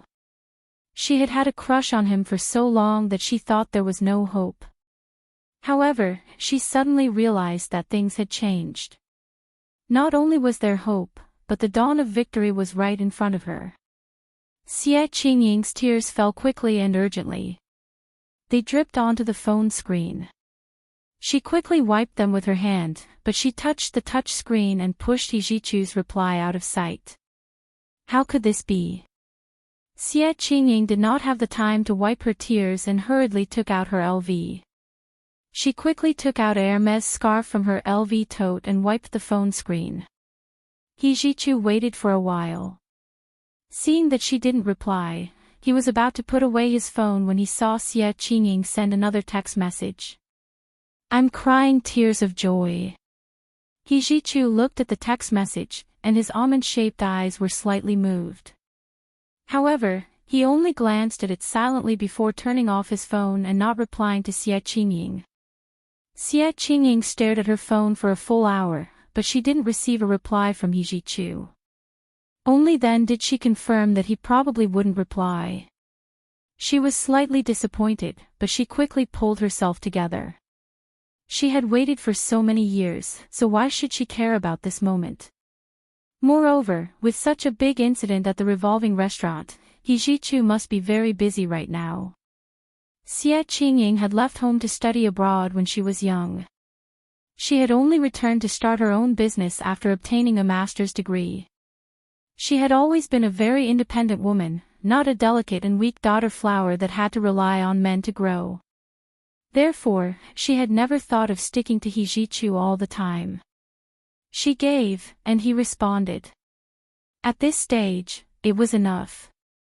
Xie Qingying was in a good mood and threw herself back into work.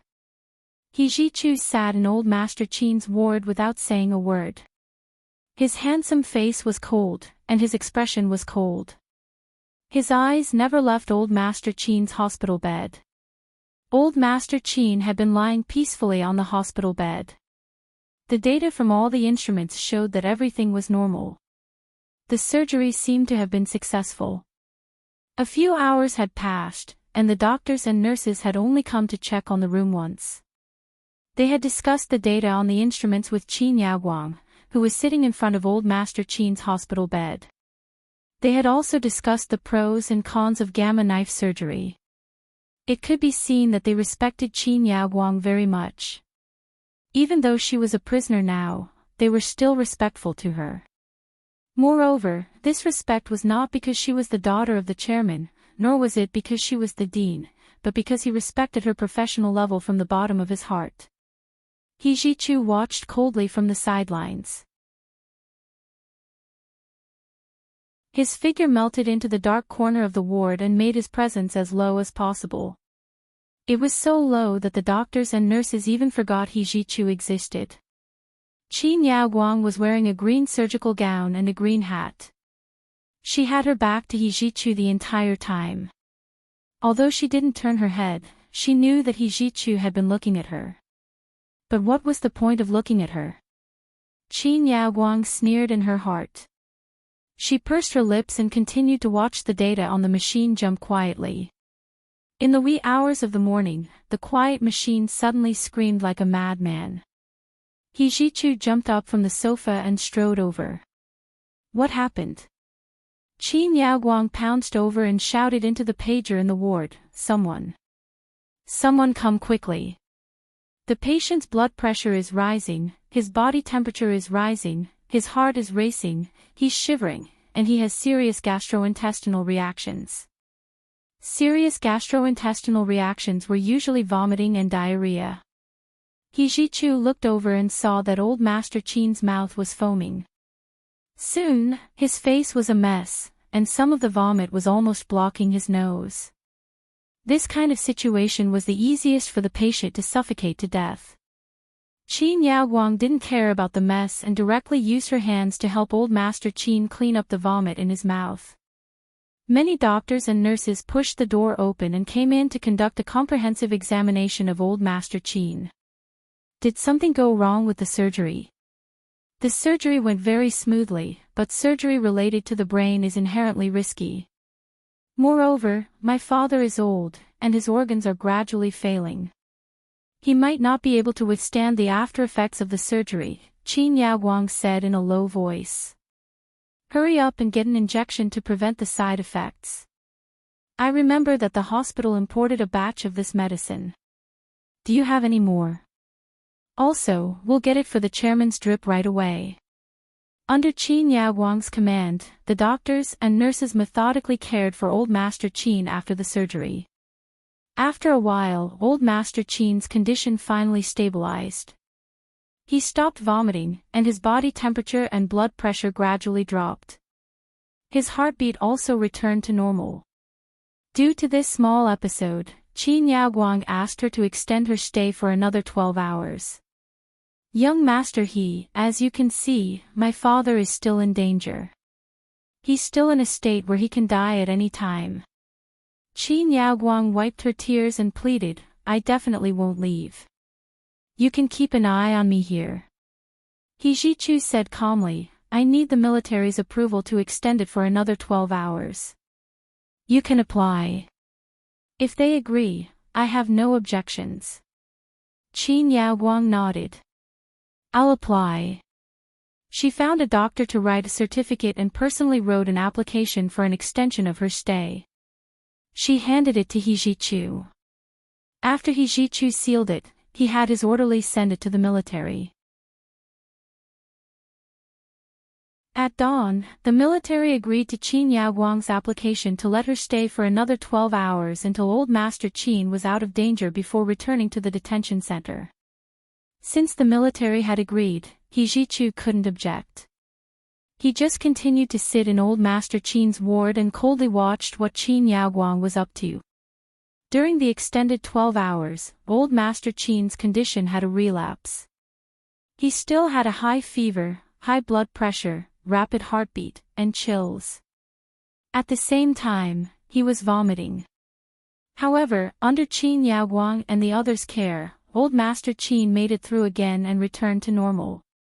The sun rose and set, and the rays of light outside the ward gradually returned to silence. The sky turned dark again. He Zhichu looked at his watch. Soon, it would be another 12 hours. He had really spent these 12 hours with Qin Yaoguang. Even when he went to the bathroom, he had a row of soldiers guard the door of the ward. Qin Yaoguang couldn't escape even if she had wings. He stood up and walked around the ward casually, looking around at the equipment in the ward. When he walked past a ventilator beside the bed, he suddenly felt dizzy. Everything in the ward was bumping up and down in front of his eyes. It was as if he was standing on a turbulent sea. The soles of his feet were so weak that he couldn't step on the ground, and he almost lost his balance. He Zhichu quickly held onto the ventilator and took a deep breath. He closed his eyes and pinched his palm hard. The intense pain woke him up. He opened his eyes, and the dizziness he had felt just now disappeared. His feet were back on solid ground. The swaying just now seemed to be an illusion. He Zhichu knew that something was wrong.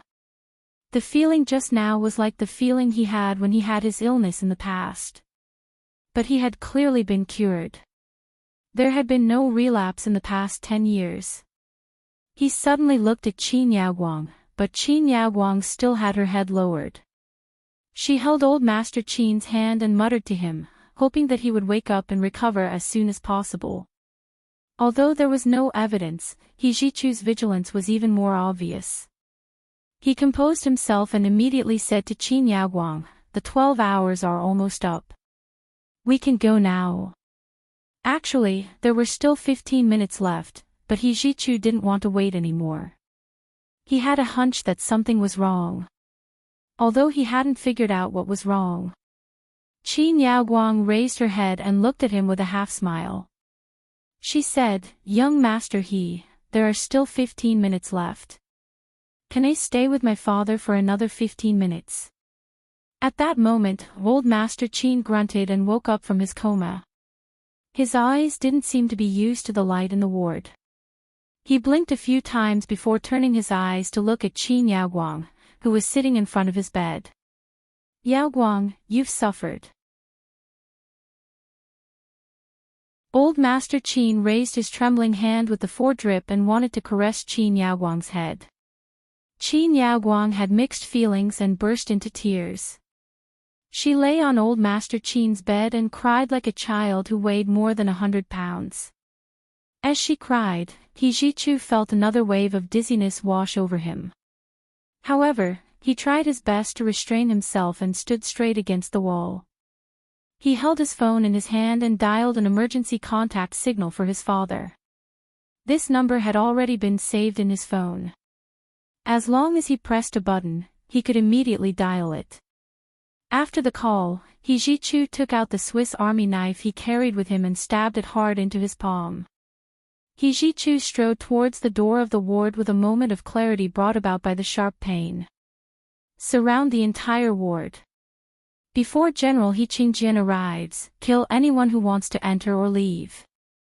He Zhichu used his last shred of clarity to rush out of the ward and collapse in front of his soldiers. His personal secretary and orderlies quickly stepped forward to cover him. At the same time, all the soldiers loaded their rifles and guarded the entire ward tightly, not allowing anyone to enter or leave. This was the first update of the day, Chapter 1661, Tears of Joy. It was the first day of the double monthly votes in May. Everyone, hurry up and cast your monthly votes. The double in May was at the beginning of the month. Don't keep your monthly votes until the end of the month at 8:00 in the evening, the second update. P.S. Thank you, Momo Moshi, for your 50,000 Chidian coins yesterday. Thank you, Heaven's Candy, for your 10,000 Chidian coins yesterday. Kiss me, little angels.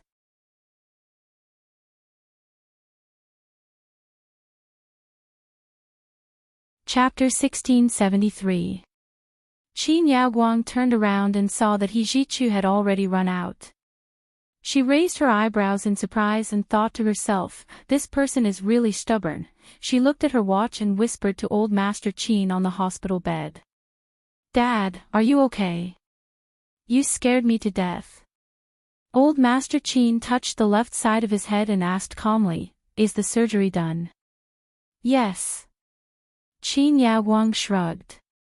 She no longer looked as worried as before and said nonchalantly, although my hand is injured, my head is not.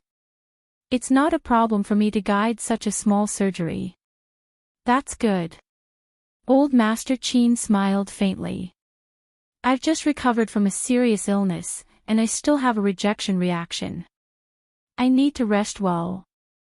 If anything happens later, you and Shuyi can deal with it together. I won't care. As he spoke, old Master Qin lay down again and asked Qin Yaoguang to put an oxygen mask on him. He quickly fell asleep. Qin Yaoguang carefully tucked old Master Qin in, then got up and walked to the door. Stop! The soldiers standing guard at the door immediately pointed their guns at her. Qin Yaoguang smiled and ran her hand through her messy long hair. She looked at He Zhichu, who was unconscious in the middle of the soldiers, and said, Your Major General, he seems to be sick. Are you sure you don't want me to take a look? No need. He Zhichu's personal secretary raised the gun and pressed it against Qin Yaoguang's forehead. Go in. Don't make me say it a second time. The cold barrel of the gun was pressed against her smooth skin, and Qin Yaoguang's body trembled. However, she didn't back down. She raised her chin slightly and said, When your general he comes later, he'll beg me. Don't be so shameless. He Zhichu's personal secretary was also furious. They had already sent the news to the military, and the important people from the military should be on their way. At this moment, they were blocking the door, and all the passageways downstairs were heavily guarded. Even if Qin Yaoguang turned into a groundhog and burrowed into the ground, they could dig her out with their hands. But looking at Qin Yaoguang's posture, it didn't seem like she had any intention of escaping. He Zhichu's personal secretary was burning with anxiety. He only prayed that the military would come faster. He was worried about He Zhichu's condition and didn't know what was going on. Just as he and Qin Yaoguang were confronting each other, the sound of high heels came from the corridor. They looked in the direction of the voice and saw an elegant woman wearing a camel LV cashmere coat with a Hermes Van Gogh sunflower scarf tied around her collar walking over quickly. Her long black hair was soft and smooth, draped behind her head. She was not tall, but the heels she wore were at least 10 centimeters high, which made her look tall and slender. Seeing the man pointing a gun at Qin Yaoguang's forehead, she said in surprise, Lieutenant Colonel Chu, what are you doing? He Zhichu's voice. He Zhichu's, to Chu, he, Chu. He. Chu. I just came from the Chu. Zhou, to Chu. I just came. When I. To 1. 1. 2. Qin at. Qin myself. Qin 1 I 1 S 1 1. 1. Qin Yaoguang heaved a sigh of relief and said, Shuyi, you're finally back. This family is in chaos now. I don't have freedom, so I can't care about so many things. Now, you have to help the Qin family. When Shuyi quickly said, no problem. I rushed back to see if I can help. She continued, as soon as I got off the plane, I contacted Uncle Chin. How is old Mr. Chin? It seemed that she had heard from the Chin family that old Master Chin was having surgery here, and even Chin Yaoguang had been brought out. He Jichu's personal secretary slowly retracted her gun and put it back into the holster. When Shi finally saw He Jichu lying on the bench on the side of the corridor. How sleepy is young Master He? He actually fell asleep here. When Shi covered her sleeves and smiled. Young Master He didn't fall asleep. He's sick. He suddenly fainted. Qin Yaoguang pouted in He Jichu's direction. I said I wanted to help him take a look, but they wouldn't let me. When Shi's expression suddenly changed. Ha! Sick. Young Master He has always been in good health. He rarely even catches a cold. Why did he suddenly faint? Could it be a relapse? But didn't young Master He recover from his illness? She quickly walked over to He Jichu's side. He Jichu's personal secretary, Lieutenant Colonel Chu, stopped her and said, Miss Wen, the military will be here soon. Don't come over. I just want to see how young Master He is doing, Wen Shui said sullenly. Wen Shui said sullenly, Lieutenant Colonel Chu, we've worked together for so many years. Are you not going to give me any face? You've already retired from the army, Lieutenant Colonel Chu said with a cold expression. You're working for the Qin family. It's not suitable for you to come into contact with our young Master He. You're really protective of your master. Qin Yaoguang sneered and rubbed her forehead. Shi, come over here. If he doesn't want you to look, don't go over. Let me take a look. Long time no see. I see you've lost a lot of weight.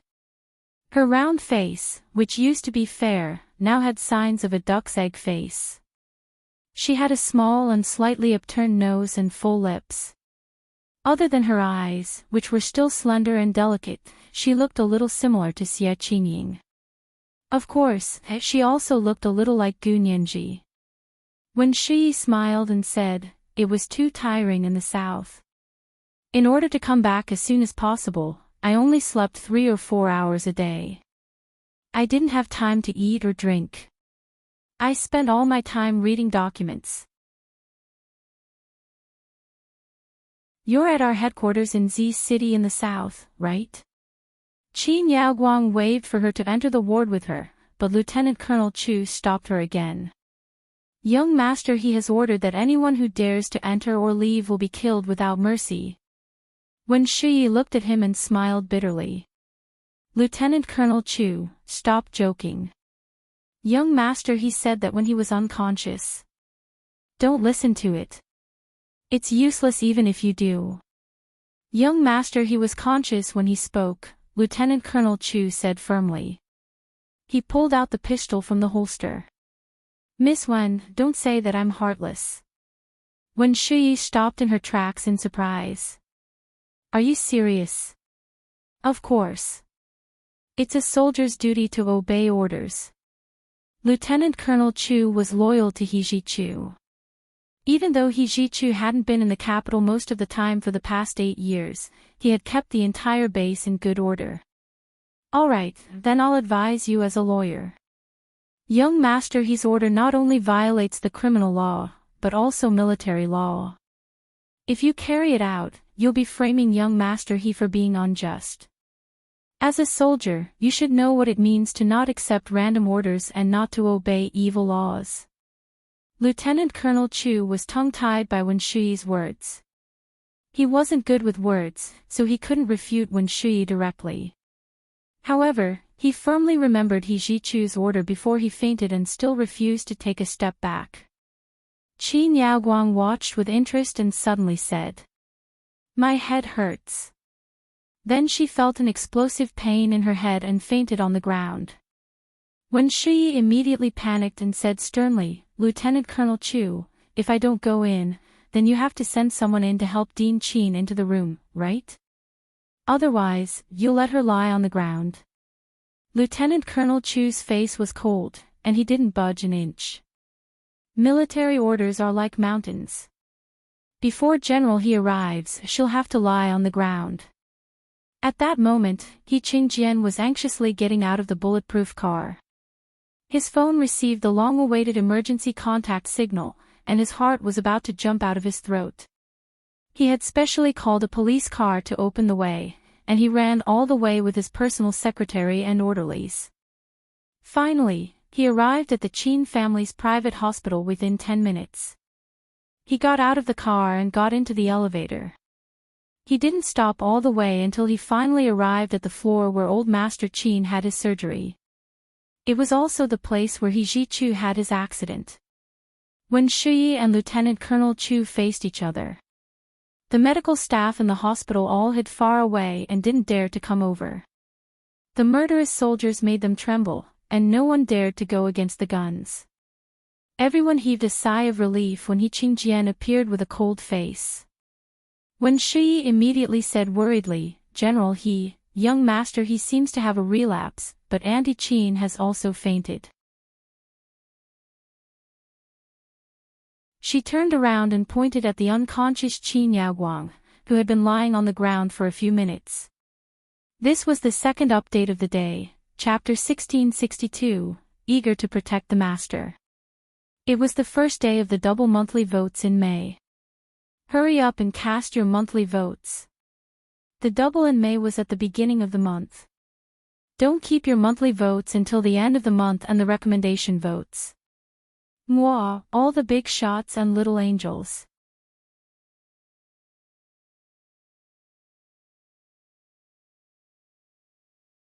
Chapter 1674. He Qingjian didn't even look at Qin Yaoguang, who was lying unconscious on the ground. He walked past Wen Shuyi and strode to the bench on the side of the corridor. With a dark face, he bent down and carefully picked up the pale and unconscious He Zhichu from the bench. "Stretcher."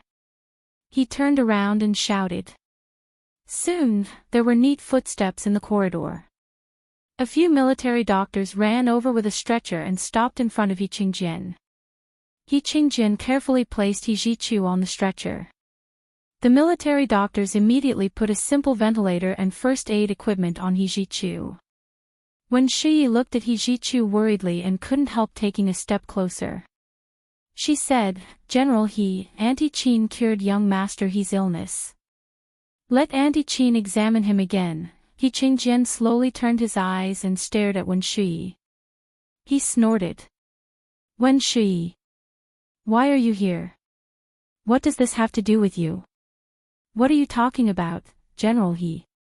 I'm now the executive director of the Qin Corporation's private hospital. Our chairman is seriously injured, and the director is in prison. As the executive director, can I stay out of it?" Wen Shuyi smiled gently and pointed at He Zhichu.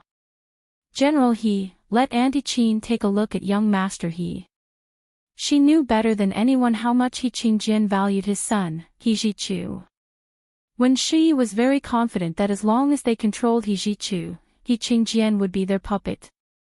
As long as they controlled He Zhichu, Gunyanji would be a bird in their cage.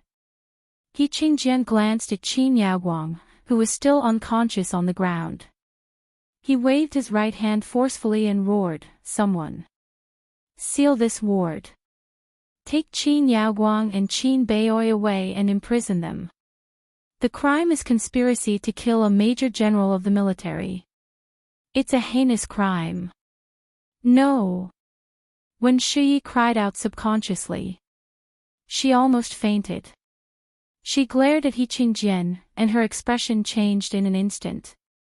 Her lips trembled violently, and her fingers gripped the strap of her Hermes platinum bag tightly. The veins on the back of her hand were popping out. She had never expected that He Qingjian would not come to beg them, but instead want to capture old Master Qin and Qin Yaoguang together. "General He. You can't do this. You're breaking the law." Wen Shuyi blurted out without hesitation. "Scram! If you have the guts, send me a lawyer's letter." He Qingjian revealed his unreasonable side. He Zichu and Qin Suan were both his sore spots. If these two people were hurt, he would never reason with them. He would rather make the first move and bear the legal consequences later. Moreover, He Zichu had gotten into trouble in the Qin Corporation's private hospital's ward. As soon as he received He Zichu's emergency signal, he knew that his son had been set up. Since they dared to scheme against him and his son, they would have to suffer his wrath. Taking 10,000 steps back, if He Zichu's condition was really serious enough to require Qin Yaoguang's treatment, He Qingjian wouldn't hesitate to use the entire Qin family as a hostage and make Qin Yaoguang treat He Zichu. To him, it was only him who threatened others. There was no reason for others to threaten him. He Qingjian kicked Wen Shui away and left in a hurry with He Zichu's stretcher and the military doctors. He Qingjian and He Zichu's personal secretary led a group of soldiers to tie the unconscious Qin Yaoguang and the unconscious old master Qin Bei, to a stretcher that had been found at the last minute and take them away. At the same time, they left a group of soldiers to seal up the ward and prevent anyone from approaching. Wen Shui was extremely anxious. "You can't do this. It's illegal for you to do this. This is the first crime scene. We've already called the police." He Qingjian's personal secretary's face was cold. "The police will be here soon. Miss Wen, please talk to the police and the lawyer about the law." A trace of panic flashed through Wen Shui's eyes, but she quickly calmed down and said in a low voice, "All right then, let's talk about the law. Although General He is in a high position and powerful, our Qin Corporation's private group is not a pushover." He Qingjian's personal secretary left without looking back. He caught up with He Qingjian in the car in front of him and said in a low voice, "General He, that ward has been sealed up. Qin Yaoguang and Qin Bei have been taken away, but Wen Shui said that she wants to talk about the law. It looks like she wants to sue us." "Sue us? Humph, then let's go to court. Who have I, He Qingjian, been afraid of?" He Qingjian's face was livid. He didn't take Wen Shui seriously at all. However, He Qingjian's personal secretary knew Wen Shui's standards very well. The key was that Wen Shui had been in the army and had served in the military's legal department. She knew all the lawyers in the military, and her standards were even higher than these people. If he relied on the lawyers in the military's legal department to fight against Wen Shui, He Qingjian's personal secretary was worried that he would fail. He definitely couldn't let the chief lose a lawsuit. In a moment of desperation, he looked at He Zichu, who was unconscious in the ambulance. His eyes suddenly flashed, and he said, "General He, why don't we ask Gu Nianji's lawyer for help?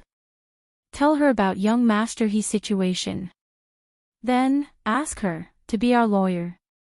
He Qingjian narrowed his eyes. His face was expressionless, and it was impossible to tell what he was thinking. However, He Qingjian knew Gu Nianji's standards very well. Although he had only seen her fight one lawsuit, Wen Shui was no match for her at all. Moreover, He Qingjian was also aware of his personal secretary's concerns. He didn't care about himself, but he couldn't ignore the people around him. They were on the same boat. Since they strongly recommended Gu Nianji, He Qingjian nodded slightly. "That's not bad. Then find Wen Shui an expert who is qualified to talk to her about the law." He Qingjian's personal secretary heaved a sigh of relief and quickly nodded in approval as he dialed Gu Nianji's number. Gu Nianji had just taken a shower and was lying on the sofa in the living room, enjoying a warm family time with Lu Yuan and Lu Jin. She rested her head on the panda pillow and casually scrolled through the news on her iPad. In her heart, she was wondering why Hua Xiaoheng hadn't been seen for the past few days. Didn't he say he was going to pursue her? He had only been pursuing her for a few days, and he had already given up. Or was this person's temper acting up again? Gu Nianji thought absent-mindedly, her eyes occasionally glancing at the phone lying quietly beside her. Therefore, when the phone rang, Gu Nianji didn't even look at it. She immediately picked it up and said cheerfully in Russian, "Hello." He Qingjin's personal secretary was stunned for a moment, then looked at the number she had dialed. She hadn't dialed the wrong number. Is this Gu Nianji's lawyer?" He Qingjin's personal secretary asked carefully. Gu Nianji came back to her senses and realized that she had actually greeted him in Russian. Her face instantly turned as red as the clouds. Lu Yuan, who was sitting diagonally across from her and reading the documents, heard this. The corners of his lips curled up slightly, but he quickly calmed down and frowned. Then he thought about how Hu Xiaoheng hadn't contacted them for a few days. That wasn't right. This wasn't right. Lu Yuan thought about it for a moment, then quietly took out his phone and sent Hu Xiaoheng a text message. There was no content, just a question mark. Lu Jin sat cross-legged on the sofa beside Gu Nianji and was programming on his tablet. When he heard Gu Nianji greet him in Russian, his ears pricked up. He wanted to hear what Gu Nianji had to say. At that moment, Gu Nianji said in Mandarin, "Yes, I'm Gu Nianji. May I ask who you are?" "Hello, Lawyer Gu. I'm General He Qingjin's personal secretary. It's like this. Something just happened today. Is it convenient for you to talk?" He Qingjin's personal secretary whispered in the car. When Gu Nianji heard that it had something to do with He Qingjin, she didn't want to continue. She said lazily, "We're just commoners. We have nothing to do with General He. You've got the wrong person, haven't you?" Why did He Qingjin want to talk to her about what happened? Gu Nianji expressed her refusal. He Qingjin's personal secretary broke out in a cold sweat. He quietly raised his head and saw He Qingjin glaring at him. He quickly lowered his head and whispered, "It's like this. Something happened to young Master He at the Qin private hospital when he was on a mission today. He's unconscious now. I heard it's a relapse. Our general He will arrest both Qin Yaoguang and old Mr. Qin. As for Miss Wen Shui, she said that she wanted to sue our general He. As subordinates, we don't know the law and can't intervene. We remembered that Lawyer Gu is very talented, so we wanted to ask you to be our general He's lawyer." Gu Nianji, she looked at her phone in surprise and even patted it with her hand. She wondered if she was hearing things or if she was dreaming. Gu Nianji put the phone to her ear and asked with a frown. "Are you really General He Qingjin's personal secretary? You're not playing with me, are you?" He Qingjin didn't like her to the point that he wanted to kill her. How could he let her be his lawyer? He Qingjin's personal secretary smiled bitterly and shook his head. "Lawyer Gu, we can video call. General He is also in the car." As she spoke, she opened the video invitation. Gu Nianji quickly took her phone and walked to her bedroom. She closed the door and accepted the video invitation. On the phone screen, she saw that the man was indeed He Qingjin's personal secretary. She often saw him at the He residence. Diagonally behind him was He Qingjin, who didn't like to smile. Although he was old, she could still see the handsome outline of his youth. No wonder Qin Yaoguang couldn't forget him for decades. Gu Nianji complained in her heart as she quickly said, "General He really arrested Qin Yaoguang and old Master Qin." Not to mention anything else, this was definitely the best news they had heard in the past few days. They had to give General He a thumbs up for his prompt decision. This is the first chapter of the day, chapter 1663, making a prompt decision. The double monthly vote for the month of May will be held on the 7th day of the month. Dear friends, hurry up and cast your monthly votes. And recommendation votes. Don't keep the monthly tickets till the end of the month 8:00 in the evening. P.S. Thank you to the Alliance Master, Momo Moshi, for tipping me 10,000 starter coins yesterday. P.S. I'll also add updates to the monthly votes and tips from my relatives last month, but I'm a bit busy right now, so I'll owe them for now. Moi, everyone, little angels.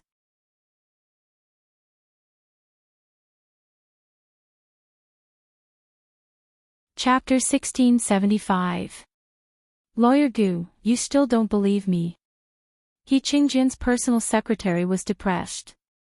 Although he couldn't be a man of his word, no one had ever doubted him when he spoke face to face. Only Gu Nianji. Ever since Gu Nianji had been in danger because of Luo Pia Piao in the revolving restaurant, her vigilance had increased by a few levels. She was even a little paranoid. Other than Hu Xiaoheng, Lu Jin, and He Zhichu, who she trusted the most, she would think about other people's words a few times in her heart. She would carefully think about whether the cause and effect were logical before she chose to believe them or not. She had no choice. She had never been deceived by a stranger before. The people who had successfully deceived her were all acquaintances. Gu Nianji smiled. It's not that I don't believe you, it just sounds weird. For example, Gu Nianji didn't believe the personal secretary when he said that He Zhichu had relapsed. What was He Zhichu's old illness? Lu Jin had explained to her that it was a congenital genetic defect. There were only two outcomes for this kind of illness. One was a complete cure, and the other was death. There was no third option. A relapse? No way. Diseases at the genetic level could be treated with gene therapy, which was a true recovery. It was not like a viral flu, which would come once every time the weather changed, and it would get better with time. He Qingjin's personal secretary was also a smart person. Hearing Gu Nianji's words, he was still skeptical of her. He didn't know what to do. He couldn't help scratching his head with one hand, almost making the few remaining strands of hair on his head bald. He Qingjian, who was sitting diagonally across from him, said in a low voice, Nianji, what he said is true. Gu Nianji's heart skipped a beat. Young master, he really had a relapse. General He, I thought you wouldn't joke about your son's health. No matter what He Qingjian's attitude towards her was, there was no doubt that he loved his son. Gu Nianji herself had a father who doted on his daughter. Now, she could understand He Qingjian's actions, although she still couldn't accept it. After all, He Qingjian was targeting her. She wasn't the Virgin Mary. If someone slapped her left cheek, she would have to put her right cheek up, that's what Wen Shi said, but I don't believe it. I don't think he has a relapse. He Qingjian's face was a little unnatural. He remembered the words of the lunatic. He had told him in Qin Suan that He Zhichu's illness had indeed recovered, and it was a recovery at the genetic level. There would definitely be no relapse. Over the past decade or so, the words of that madman had been proven right. Therefore, when He Zhichu suddenly fainted today, He Qingjian's first reaction was that he had been plotted against by someone. He didn't think that it was a relapse at all. It wasn't until when Shuyi said that he became vigilant. The person who really treated He Zhichu back then wasn't Qin Yaoguang, but that lunatic, Gu Xiangwen. Qin Yaoguang was the first person to propose the treatment concept, but the person who really figured out the treatment method was Gu Xiangwen. In this matter, Qin Yaoguang was only Gu Xiangwen's assistant. However, Qin Yaoguang also took the initiative to give birth to a child and used her child to treat He Zhichu's illness. Therefore, for a long time, He Qingjian also regarded Qin Yaoguang as one of He Zhichu's saviors. In theory, she was indeed He Zhichu's savior. She and Gu Xiangwen were He Zhichu's two saviors, and neither of them could be missing. However, of these two people, Gu Xiangwen had something to do with his wife's death. He had been fleeing for his life and disappeared without a trace. In the end, he died in the fire. Qin Yaoguang had always been by his side. She had even married his son, He Zhichu, when he left him and went to the other world. However, after He Zhichu returned, he had a complete falling out with him, and the two of them had divorced. Therefore, He Zhichu had suddenly fainted after staying with Qin Yaoguang and Qin Bei for 24 hours today. He Qingjian didn't believe that it had nothing to do with Qin Yaoguang. Her medical skills were superb, and the ward was the Qin family's territory. It would be too easy for her to do anything, so Qingjian immediately ordered the ward to be sealed. Now that he saw Gu Nianji's reluctant look, Qingjian felt a headache coming on. But he really was unconscious. After staying in the same ward with Qin Yaoguang and her father for 24 hours, he fainted, Qingjian said in a low voice. Gu Nianji narrowed her eyes when she heard Wen Shuyi. Wen Shuyi was there too. I heard she just came back from the south, Qingjian's personal secretary interrupted. Qingjian's personal secretary interrupted. He had communicated with He Jichu's personal secretary before, so he knew more information. She kept saying that young Master He's old illness would relapse, and she even said that Qin Yaoguang would treat young Master He. Our chief invited Qin Yaoguang and old Master Qin back to assist in the treatment.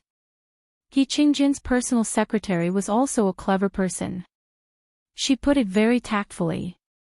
Gu Nianji paused. Then how is young Master He? Is it serious? Is he the only one who fainted? What about Qin Yaoguang and old Master Qin? Qin Yaoguang also fainted later. That old bastard, Qin Bei, is sleeping in the oxygen mask. Qingjian's voice finally carried a hint of resentment and anger. Gu Nianji was surprised. Qin Bei. Old Master Qin's name is Qin Bei. This name, TSK. Could it be that young Master He's illness is real? Who has the time to lie to you? Qingjian roared. Just tell me if you want to be my lawyer. Yes. I'll do it. Gu Nianji was shocked and subconsciously shrank her neck. She was terrified. Don't worry, I'll come see young Master He right away.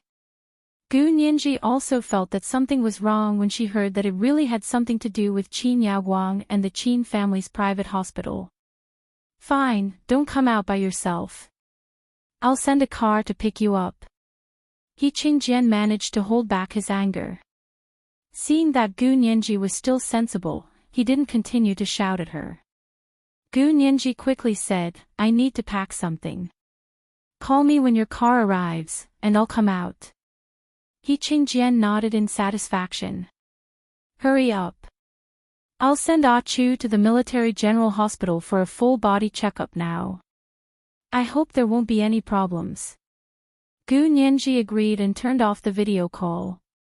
She pondered for a while, then opened the bedroom door and went to the living room. Lu Yuan and Lu Jin put down what they were doing and looked up at her. What's wrong? Lu Jin asked first. Qingjian called you. What happened? Gu Nianji smiled bitterly. Young Master He supervised Qin Yaoguang's surgery on old Master Qin. In the end, during the 24-hour observation period after the surgery, old Master Qin was fine, but young Master He fainted. They also said that he had a relapse. That's impossible. Lu Jin rejected it immediately. He Jichu's illness has already recovered, so it's impossible for him to have a relapse. If he fainted, it's most likely something else. Gu Nianji nodded as well. She walked over and sat beside Lu Jin. She looked up at him and said, Dad, do you also think it's impossible for him to have a relapse? In terms of gene therapy, it's absolutely impossible for him to have a relapse. Lu Jin said firmly and angrily, besides, there are too many ways to make a person unconscious. Who would be shameless enough to say that young Master He had a relapse? Get him out here. Let's fight one-on-one. Lu Jin was obviously upset. Because saying that He Jichu's old illness had relapsed was clearly a slap in the face, saying that he hadn't treated He Jichu to recover. Was that possible? It had to be impossible. Gu Nianji quickly comforted Lu Jin. Dad, we don't believe it. Even General He doesn't believe it. But young Master He is indeed unconscious. Wen Shi also said that young Master He has a relapse and intends to let Qin Yaoguang treat He Jichu. Lu Jin chuckled. Let her treat him. If He Jichu falls into her hands, he'll never be able to recover in this lifetime. Gu Nianji instantly understood. She frowned and said, could this be the Qin family's idea? They're holding the crown prince hostage to order the emperor. How dare they set up such a trap against young Master He? It's unbelievable. It's obvious that they want to control He Qingjian through He Jichu, Lu Yuan interrupted. That was really hilarious. Gu Nianji sighed and casually tossed the little panda pillow on the sofa into the air. She caught it, then tossed it again. She muttered, are they too arrogant, or do they think General He is too old to carry a knife? This is a man who can send special forces to the other world to carry a knife and a gun for his son's lifelong happiness. He is also a ruthless man who dared to kill the KGB of the Soviet Union because he would rather kill the wrong person than let the wrong person go. Gu Nianji thought of the shot in her back. The pain that went straight into her bones and almost tore her heart into pieces made her take a detour around He Qingjian. She would hide from him if she could. How could such a person be schemed against and manipulated by others? Could such a person be controlled by threats? Gu Nianji wanted to light a candle for the person who set up the trap. Lu Yuan looked at her without batting an eyelid and brought the topic back to the topic. Then why did they call you? Gu Nianji stood up and said worriedly, I want to go see young Master He. General He said that when Shuyi wants to sue him, so he asked me to be his lawyer. You want to go see young Master He? Lu Yuan couldn't help but say deliberately, you're going alone. Why don't Mr. Peter accompany you? By the way, why hasn't Mr. Peter come these few days? Has he called you, Nianji? This was today's second update, Chapter 1664, Brooding. May's double monthly votes were on the 7th day of the month. Dear friends, hurry up and vote. Don't keep the monthly votes until the end of the month. Moi, all the big shots and little angels.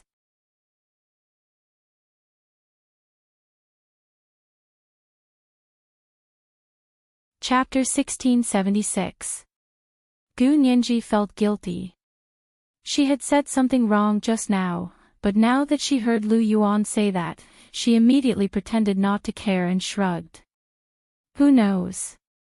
He's probably disheartened by my rejection. At that moment, her phone rang. It was He Qingjian calling again. He said that the person who picked her up was already waiting for her at the entrance of the neighborhood. Gu Nianji quickly said, I'll be right out. She turned around and waved at Lu Jin and Lu Yuan. Dad, President Lu, wait for my call. I'll call you when I get to young Master He's place. Lu Yuan stood up and frowned. Nianji, I'll go with you. Lu Jin had wanted to say the same thing, but when Lu Yuan said it, Lu Jin felt that it was better than him going. Not only did Lu Yuan not have any identity problems, but he was also very skilled. He was no less skilled than the KGB. Lu Jin felt that although he was smarter than Lu Yuan, he was no match for him in a fight. Therefore, he quickly nodded and said, Nianji, let Boss Lu go with you. You're going to the He family, and it's because of He Jichu's illness. I'm a little worried. He winked at Gu Nianji and said, Nianji, President Lu is very skilled. He's not inferior to that Peter. Gu Nianji, on the other hand, had reservations about Lu Yuan. Moreover, she was quite afraid of Lu Yuan's penetrating gaze, as if all her thoughts were exposed in front of him. However, since Lu Jin had said so, Gu Nianji couldn't refute him directly. She rolled her eyes and said, That's not good, is it? If General He finds out that I live close to President Lu, your identity will be discovered by General He sooner or later. It's better not to take the risk. She waved her hands repeatedly. President Lu, I know you're worried about me, but now that Qin Yaoguang and Old Master Qin have been arrested by General He, the Qin family is already without a leader. They can't afford to go against me for the time being. I can go alone.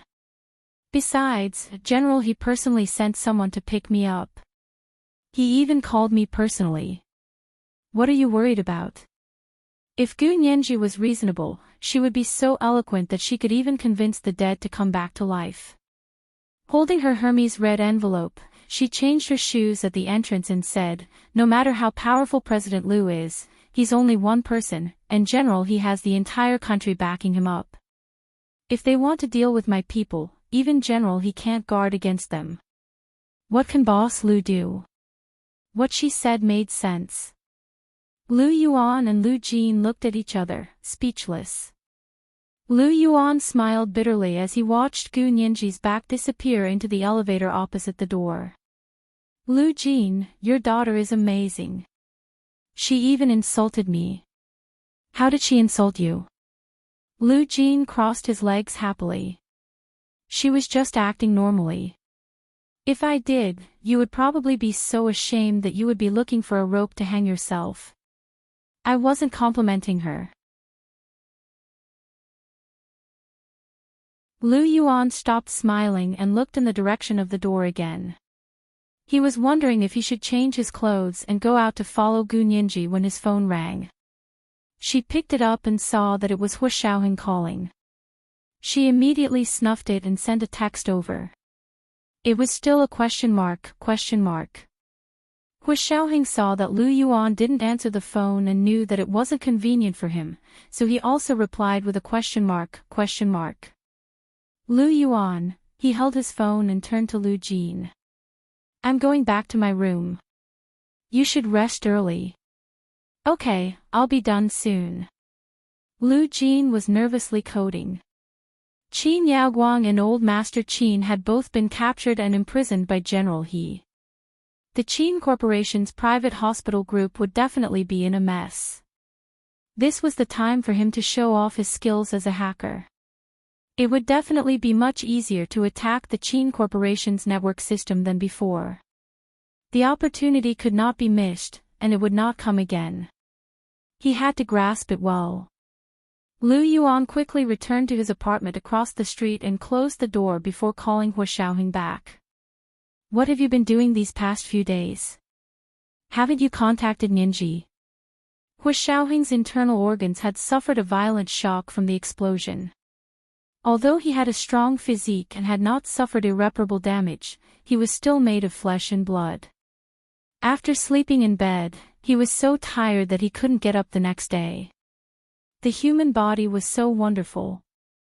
When you were nervous, your body could withstand any amount of pressure. But once you rested, it was like a spring that had been stretched to its limit. It suddenly loosened, and the rebound was especially serious. Hu Xiaoheng had basically been asleep for the past 2 days. Because he had slept too soundly in the middle, his colleague had called a doctor. After confirming that he was fine, he had been given a glucose drip to prevent him from dehydrating in his sleep. This time, he had slept for almost 2 days and 1 night and had just woken up. He sat on the bed alone, looking at the 4 drip on his arm in amusement. He picked up the phone under the pillow and looked at it. He found that only Lu Yuan had sent him a text message. There was no content, only a question mark, and it had just been sent not long ago. As for Gu Nianji, she hadn't even sent a text message in the past 2 days, let alone a phone call. This little heartless person. Hu Xiaoheng's lips curled up slightly. He picked up his phone and called Lu Yuan. He wanted to ask how Gu Nianji was doing. At that moment, Lu Yuan hung up the phone and sent another question mark. Only then did Hu Xiaoheng feel that something had happened. He pulled out the 4 drip, got out of bed, and walked to the bathroom while answering Lu Yuan's call. He said, "I've been resting for the past 2 days. I was so tired that I was almost completely sleeping. I didn't go anywhere, and I didn't do anything." Lu Yuan breathed a sigh of relief, but immediately asked, "Are you really not injured?"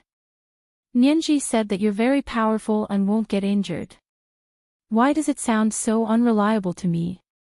Hu Xiaoheng smiled, but quickly frowned again. "She said that. Was that the reason why she didn't call him? This girl was really ambitious. Once she determined that he wasn't the person in her heart, she immediately kept a distance. There was no chance at all. Hu Xiaoheng asked himself if he wasn't the Hu Xiaoheng on the other side, but the counterpart on this side. With Gu Nianji's attitude towards him, he definitely wouldn't be as persistent as he was now. But because of this, Hu Xiaoheng felt a subtle sense of joy. However, this feeling flashed through his heart and didn't stay. He had already gone to the bathroom and turned on the shower, intending to take a shower. Lu Yuan heard the sound of the shower and said, "You want to take a shower? Did you just wake up?" Hu Xiaoheng grunted. "What do you want to say? Tell me first." Lu Yuan quickly told him what had happened to He Zhichu today, then said, "Nianji has already gone out.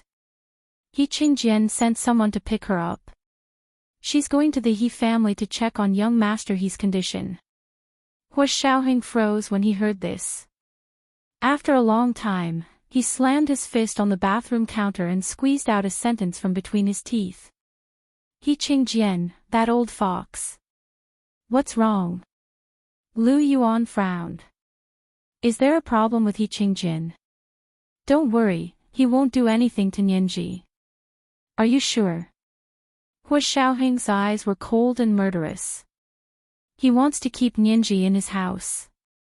If He Zhichu needs Nianji, whether it's a relapse of his old illness or a new illness, Nianji will be his ready-made medicine." Lu Yuan was shocked. "Are you saying that He Qingjian actually has this idea? Could it be that he has other ideas?" Hu Xiaoheng asked decisively and threw the towel in his hand to the ground. He asked Nianji to be his lawyer. It's a stalling tactic that he can attack and defend himself at any time. Do you really think that with He Qingjian's status, he still needs to fight a face-to-face lawsuit with the Qin family? It would be fine if the Qin family didn't provoke him, but now that they have provoked him, he can destroy the Qin family at any moment if he wants to. He can crush Wen Shui as easily as crushing an ant. Lu Yuan was silent for a long time. He asked in confusion, "Why are you so sure? I've been here for more than 10 years. Why don't I think?" "President Lu, you actually don't know much about He Qingjian over the years because your circles don't intersect much. But I'm different. I've already fought with him when I was over there," Hu Xiaoheng said bluntly. Hu Xiaoheng said bluntly. He remembered He Qingjian's arrogant actions. He was able to create a weather weapon like a hurricane across the world's barrier. He had remotely controlled the surface-to-air missiles in Rice City to aim at the podium. He had sent special forces to kidnap Gu Nianji and shot Xiaoyi 10 times in a row, completely ruining her military career. When he came over, Xiaoyi was still recuperating in the hospital.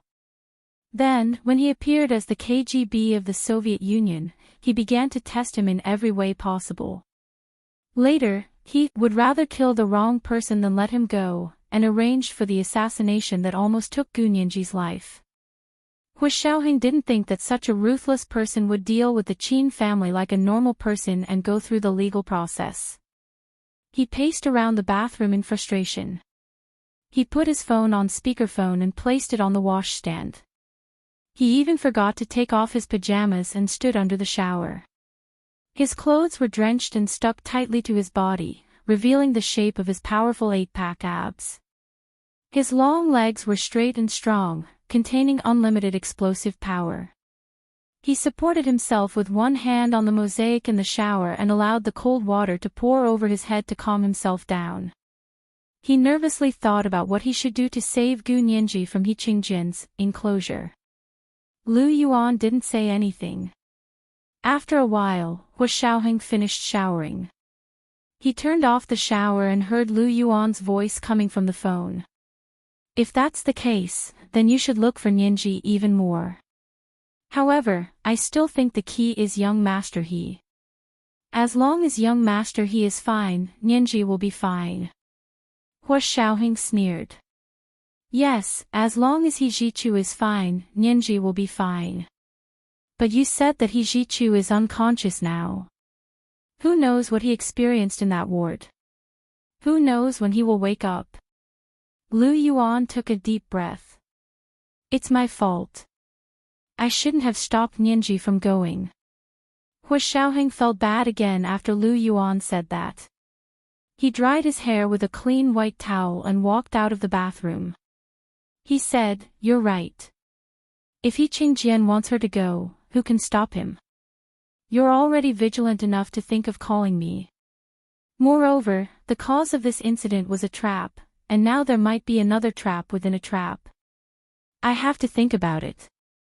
By the way, where's Uncle Lu? Does he know that Nianji is in a bad situation?" He doesn't know. Lu Yuan continued to smile bitterly.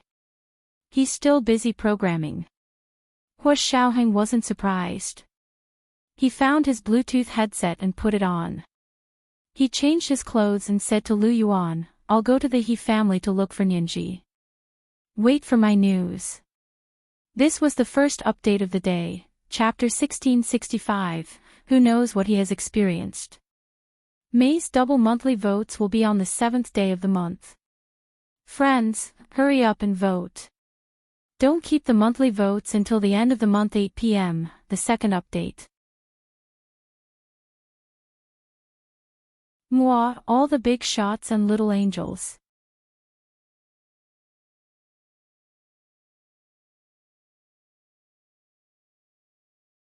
Chapter 1677. Lu Yuan was silent for a moment before he said, "Okay, go ahead. You must be careful."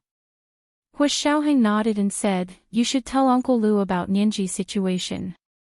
Although he might not have thought of this, he will know what to do as long as you remind him." Lu Yuan understood what Hu Xiaoheng meant, but his considerations were different. It's useless to tell Lu Jin. He'll worry for nothing. Also, he can be very impulsive sometimes, especially when it comes to his beloved daughter. I'm afraid he won't think the same as you. Hu Xiaoheng thought about it seriously and felt that what Lu Yuan said made sense. Just like how Lu Yuan's understanding of He Qingjian was not as deep as Hu Xiaoheng's understanding of Lu Jin was not as thorough as Lu Yuan's. All right then. Do as you see fit. I'll go to the He residence first. Hu Xiaoheng had already thought of an excuse. He changed into a Soviet-made military coat and still wore the Soviet-made military cap with sable inside and outside. He dressed up nobly and had a cold expression. He specially asked the embassy's driver to drive him as the deputy chief consul of the Soviet Union in Huaxia Empire. He officially visited the He residence. This time, he went to the He family's house under the guise of talking about the big explosion in the revolving restaurant 2 days ago. Because he was one of the people present and had a special identity, He Qingjian would not see him. Gu Nianji sat in the bulletproof car sent by He Qingjian and headed to the He family's mansion. She was a little uneasy about He Ji-chu's condition and didn't know if she had made the right decision. If He Ji-chu was really unconscious, He Qingjian would have sent him to the hospital instead of rushing to take him there. However, if He Ji-chu hadn't been unconscious, He Ji-chu would have opposed whatever He Qingjian did to her to the end. Therefore, Gu Nianji was still feeling uneasy when she arrived at the living room of the He family's mansion. She didn't know what He Qingjian was up to. He Qingjian walked down the stairs in a smoky gray cashmere cardigan. His custom-made trousers of the same color were neatly ironed. If it weren't for the slight gray at his temples, he wouldn't have looked old. He always had a slight smile on his face, and he looked more amiable than the aloof He Ji-chu. However, Gu Nianji knew that this person was truly warm on the outside but cold on the inside. Other than the military, he only had eyes for his wife and son. This time, Gu Nianji was really flattered that He Qingjian had offered to let her be his lawyer. General He. Gu Nianji nodded at him politely. May I ask where young master He is? I want to see him. He Qingjian stopped and said calmly, he just came back from a full-body checkup at the military general hospital. Do you want to go up and see him? Did a full body checkup? Did you find out what the problem was? Is young master he awake? Gu Nianji followed He Qingjian to the curved stairs. I didn't find any problems. He Qingjian frowned slightly. But he just won't wake up. I'm very worried. That's good. Gu Nianji walked up the curved staircase. Does he have a doctor to look after him? There are doctors who check up on him every day. His orderlies usually take care of him. As they spoke, the two of them arrived in front of He Jichu's bedroom. He Qingjian pushed open the door to He Jichu's bedroom. Go in and see him. I don't know what happened, but he suddenly fainted. Gu Nianji walked into He Jichu's bedroom. This was a place she was familiar with. She quickly arrived in front of He Jichu's bed and saw that it had been modified into a multi-purpose bed. He Jichu's face was covered with an oxygen mask from the ventilator. He lay on the bed with his eyes closed. His skin was already white, but now it was as white as snow.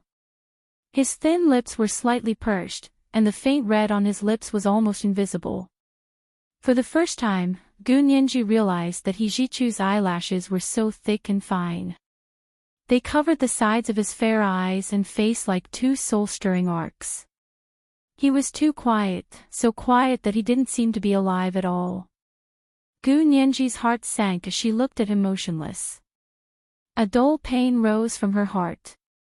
She felt her nose sting and her eyes moisten. She couldn't help walking over and calling out softly, "Young Master He. Young Master He. Can you hear me?" He Jichu didn't move. The shallow breathing and the oxygen mask didn't even change. How could this be? Before she saw He Jichu, Gu Nianji hadn't been very worried. She had even thought that it was because He Jichu had been guarding the operating theater for a day and a night that he had fainted from exhaustion. But now that she saw him like this, she realized that she had been too optimistic. He's been like this since I went to the Qin Corporation's private hospital to pick him up. He Qingjian walked over and bent down to tuck He Jichu in. It really looks like how he used to look when he had his illness. When He Jichu had his illness more than a decade ago, Gu Nianji was still young, so she hadn't actually seen it with her own eyes. Of course, even if she had seen it with her own eyes, she had forgotten it all now that she had lost her memories at the age of 12. But young master, he told me that he had recovered, Gu Nianji said subconsciously. She combed her drooping hair with her hand. I've checked the information. Diseases that are cured at the genetic level won't relapse. If there's a relapse, then either he hasn't been cured at all, or he has another disease. He Qingjian nodded. That's what the doctor said too. He also said that if his vital signs are normal, don't worry about it for the time being. If he wants to sleep, let him sleep. Gu Nianji breathed a sigh of relief. I also hope that he's just asleep.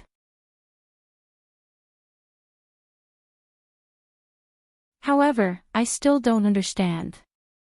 Young master, he stayed in that ward for a day and a night, right? How did he end up like this? It didn't seem like he was overworked. What exactly did he do in there?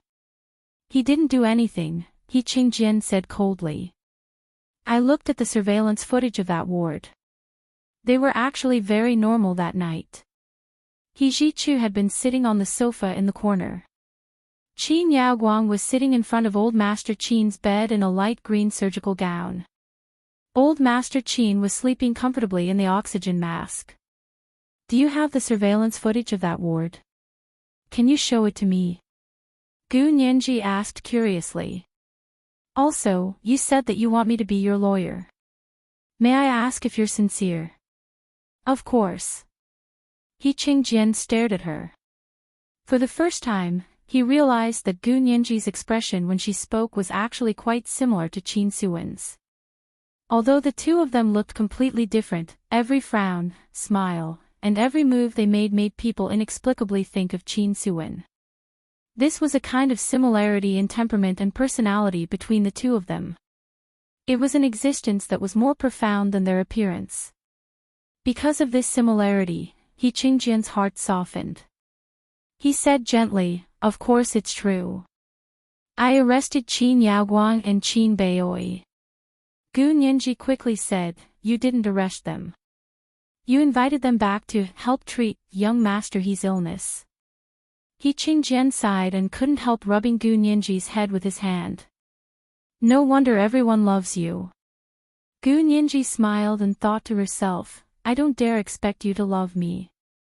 As long as you don't point your sniper rifle at me, I'll be thankful." She deliberately avoided the topic and said, "Because of Qin Yaoguang and old Master Qin, when Shi said she was going to send you a lawyer's letter, right?" "She didn't say she was going to send me a lawyer's letter." He Qingjian shook his head. "But she said she was going to sue us." Sending a lawyer's letter and a lawsuit were two different things. From sending a lawyer's letter to going to court, there were still many steps to go through. "Okay, then let's fight." Gu Nianji didn't think much of it. She looked at He Qingjian inquiringly. "General He, can you show me the surveillance footage of that ward?" He Qingjian nodded. "Sure, it's in my study." Gu Nianji knew that He Qingjian's study had always been off limits to outsiders. She used to have the right to enter, but now, she no longer had the right. However, He Qingjian didn't seem to care. He stood up and said, "Follow me." Gu Nianji's eyes flashed, but she didn't follow him. Instead, she said, "Why don't you take it to this room and I'll watch it on my laptop? I want to stay here with young Master He for a while." "That works too." He Qingjian saw that Gu Nianji had taken the initiative to take care of He Zhichu, so his impression of her improved a little. His voice became even gentler. "Then I'll go get the surveillance footage. I'll send it to you in the flash drive." As soon as he walked out of He Zhichu's bedroom, he saw his orderly jogging over and saying, "Chief, Mr. Peter, the Deputy Chief Consul of the Soviet Union in Huaxia Empire, requests an audience. He said he has something important to discuss with General He." This was today's second update, Chapter 1666, No Wonder Everyone Loves You. May's double monthly votes were on the 7th day of the month. Hurry up and cast your monthly votes. Don't keep your monthly votes until the end of the month. Moi, all the big shots and little angels.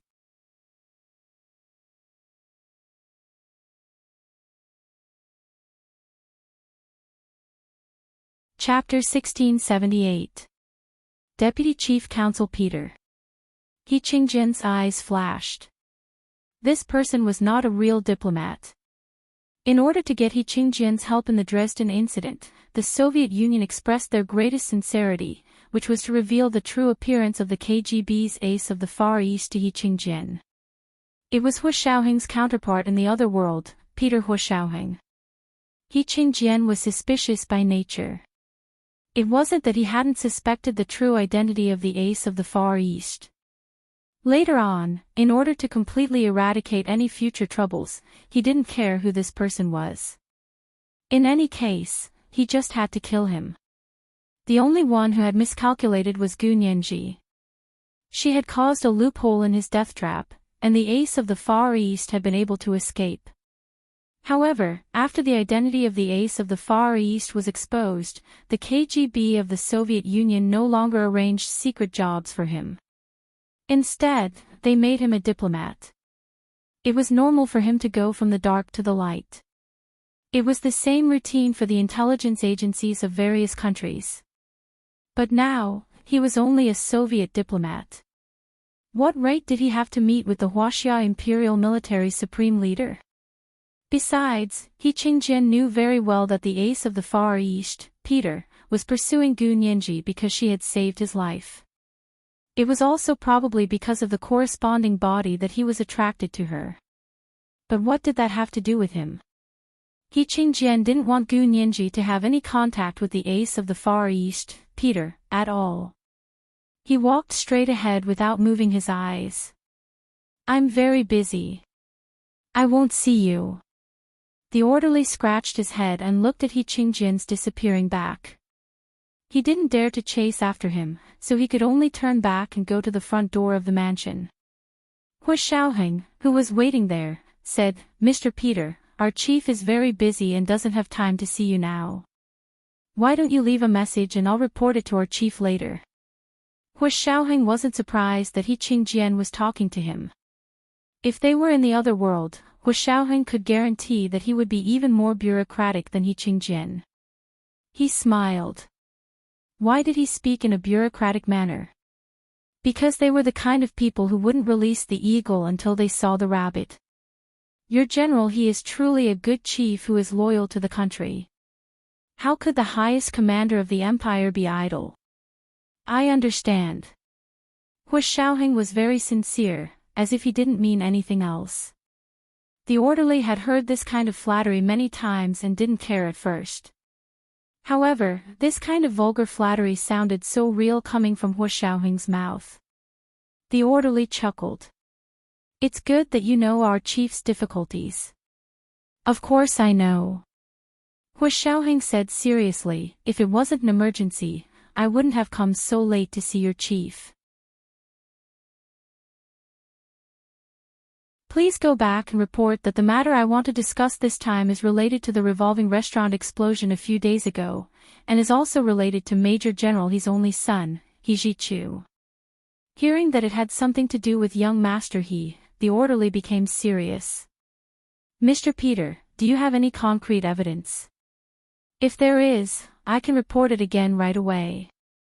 Of course I do, but I will only take it out when I see your chief. Hu Xiaoheng was very serious, and there was a hint of eagerness on his face. He did indeed look like he had obtained important insider information. When the orderly remembered that he was a Soviet diplomat and how powerful the Soviet Union was, he became more cautious. Please wait a moment, I'll go again. The orderly wasn't qualified to make an internal call to He Qingjian, so he could only run to the mansion again and again. Reporting to Chief. The Deputy Chief Consul of the Soviet Union, Peter, said that he has something important to discuss with you. It's about the explosion of the revolving restaurant a few days ago, and it said that it has something to do with young Master He. He Qingjian was looking at the documents in the study. When he heard this, he took off his reading glasses and pressed the intercom in the study.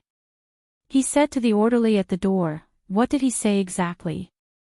The orderly repeated Hu Xiaoheng's exact words without missing a single word. He Qingjian heard that there was a hidden meaning in the Ace of the Far East's words, and he seemed to have accurate inside information. However, the Ace of the Far East wouldn't take it out unless he saw him in person. He Qingjian pondered for a moment.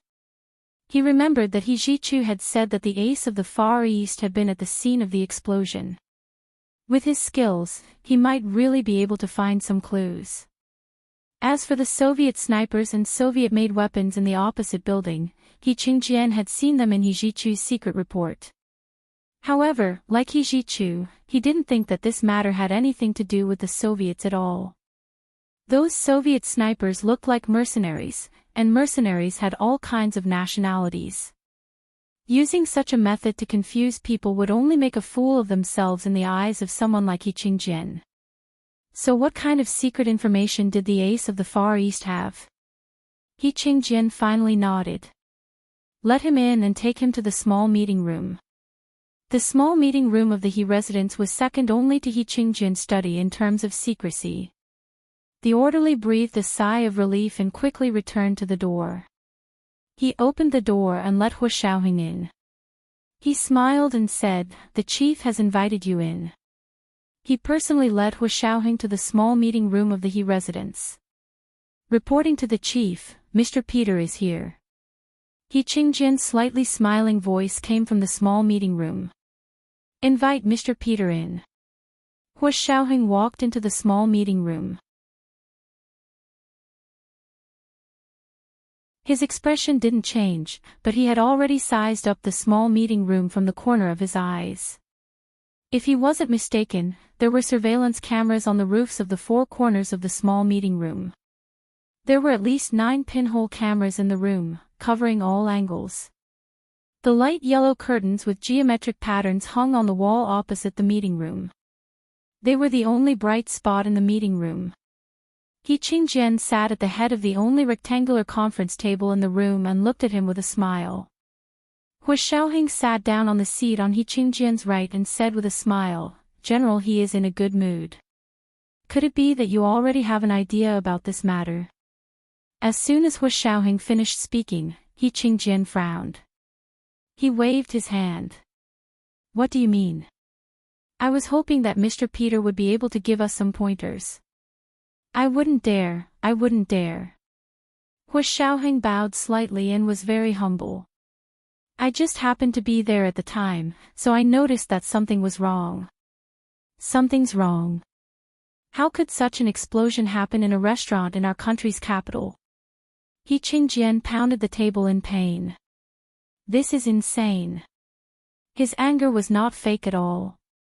What happened was a complete provocation to the government. Hu Xiaoheng nodded heavily. "General, he is right. Not only that, but the whole thing happened very strangely. I wonder how General He's investigation is going." He Qingjian suddenly sighed, as if he had aged 10 years in an instant. He thought of He Zhichu, who was still unconscious on the hospital bed, and his voice softened. "My son, He Zhichu, was originally in charge of investigating this case, but he just met with misfortune, so the police took over. God knows when they will be able to find the mastermind behind this." Hu Xiaoheng pretended to be shocked. "Ha! What happened to young Master He? What misfortune did he encounter? Is it serious?" He Qingjian's face was mournful. "He's unconscious now, and the doctor said he doesn't know when he'll wake up." He looked up at Hu Xiaoheng and continued, "Mr. Peter, I know you're a capable person. Right now, our country is short on manpower, and you happened to be there at the time. I sincerely hope that you can lend us a hand and help us investigate this case. On behalf of all the victims, I would like to express my sincere gratitude to you." As he spoke, he stood up and bowed to Hu Xiaoheng. Hu Xiaoheng cursed this old fox in his heart. He had deliberately shown weakness in order to find free labor to help him investigate the case. He was the ace of the KGB's Far East Bureau. He Qingjian only wanted to open his mouth and say, "Thank you," to get him to investigate the case. How shameless could he be? Although Hu Xiaoheng was cursing him in his heart, he didn't show it on his face. He said awkwardly, "General He, I'm a diplomat of the Soviet Union. This case is your internal affairs. I can't interfere in your internal affairs."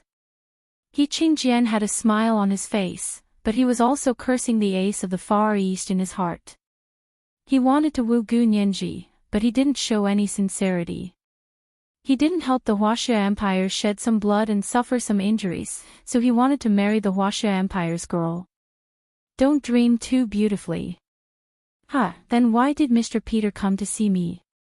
He Qingjian didn't hesitate to attack Hu Xiaoheng. Didn't you say you were here to discuss the case?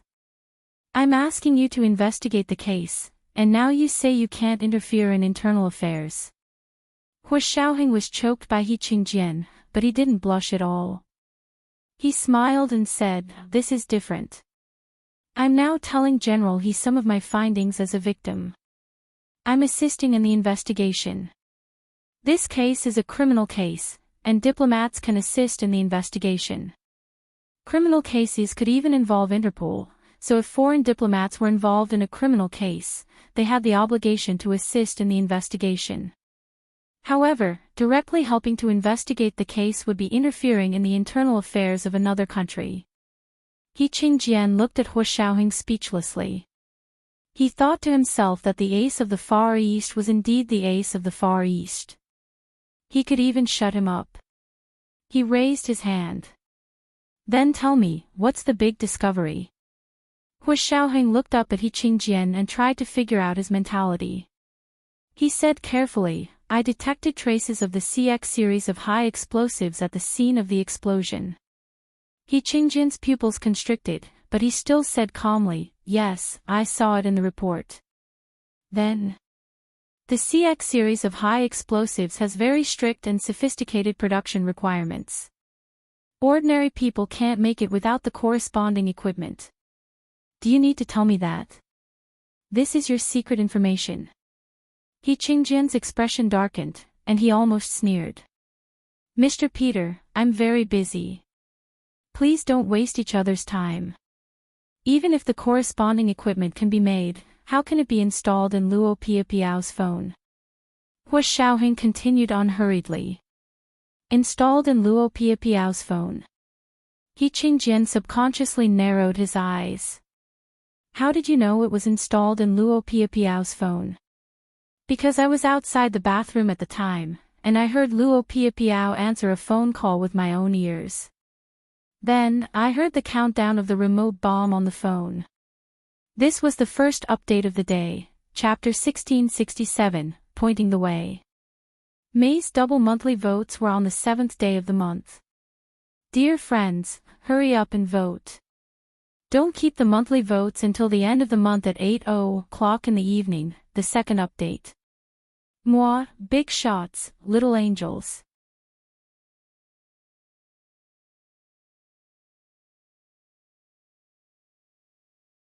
Chapter 1679. You heard the countdown to the remote bomb on your phone? He Qingjian asked in disbelief. How did you hear it? Hua Xiaoheng didn't answer him.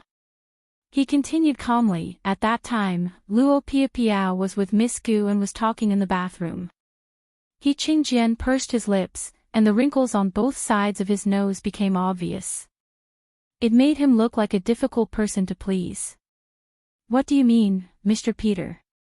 If Nianji had been with Luo Piapiao at that time, Luo Piapiao's phone would have had a CX series of high explosives.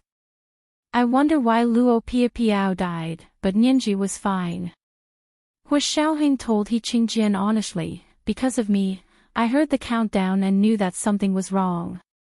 I quickly rushed in and pulled Miss Gu away. We ran fast, but the aftermath of the explosion still injured me. Hua Xiaoheng showed an appropriate show of weakness in front of He Qingjian. I haven't been out for the past few days because I've been recuperating in the embassy. If you don't believe me, you can ask the people you planted in the embassy. He Qingjian couldn't help coughing twice to hide his embarrassment. It was common practice for countries to plant informants in each other's embassies. However, it was embarrassing to be pointed out by Hua Xiaoheng. As the highest military commander in the military, He Qingjian still wanted his face. Hua Xiaoheng smiled slightly. You understand what I mean, right? Even with my skills, I was almost affected by the bomb, let alone Miss Gu and Luo Piapiao. They are two weak women who can't even truss a chicken. They couldn't have dodged a sudden bomb on their own. That's why Luo Piapiao was killed. He Qingjian sighed. She's a citizen of our country. I won't let her die in vain. Hua Xiaoheng nodded. I knew I was right about you. He Qingjian laughed. Then what's the use of saying all this? Come and help us investigate the case. Of course, Hua Xiaoheng refused. He had nothing better to do than investigate the case under someone else's surveillance. That would be embarrassing for the KGB. He didn't reply and continued calmly. From what I saw, the target of the explosion was actually two people, Luo Piapiao and Miss Gu. But they missed me, so Miss Gu escaped and wasn't killed by the bomb. Yes, didn't you publicly announce that you wanted to pursue Nianji? This is the time for you to shine. He Qingjian leaned back in his chair with a faint smile. The light in his eyes was as deep as the night sky. No one could see through him, as if no light could escape from a black hole. How could Hua Xiaoheng be tricked by He Qingjian? He followed his own train of thought and led He Qingjian in the direction of He Zhichu. I didn't do anything. I just wanted to tell you what I know so that you can investigate the case as soon as possible. As it turns out, I was right to come here. Hua Xiaoheng was very humble. He leaned forward slightly. I just heard you say that something happened to young Master He, and I suddenly had an idea. Did the other party set up a chain of traps? Chain game. He Qingjian stopped smiling and his expression became serious. Tell me in detail. It's very simple. The opponent is Xiang Zhuang brandishing his sword with the intention of Duke Pei. Hua Xiaoheng used an old idiom to express what he meant. On the surface, the ones who suffered from their explosion were the Qin family, including Luo Piapiao and Gu Nianji. They are both granddaughters of the Qin family. But if something happened to Gu Nianji, who would suffer the most? Hua Xiaoheng's eyes flashed. Look, something happened to young Master He right after that. Is there any connection between the two that we don't know about? He Qingjian's heart was suddenly in turmoil, but on the surface, he still had a puzzled expression. He said, what unknown connection? You mean between Nianji and Ah Chu? They used to be unmarried, but they're not anymore. Hua Xiaoheng secretly mocked He Qingjian's pretense, but he also understood his actions and concerns. At a time like this, He Qingjian still didn't tell him about Gu Nianji's special constitution and perfect genes. It could be assumed that even if he treated Gu Nianji as medicine, it was the only medicine that could be used on He Zhichu. No one else had the right to know about it. In fact, in He Qingjian's heart, he was already certain that something had happened to Gu Nianji, and then He Zhichu's old illness had relapsed. Combining the two, the other party's real target was actually He Zhichu. Oh, so that means there's no connection between the two. Then I'm just overthinking it.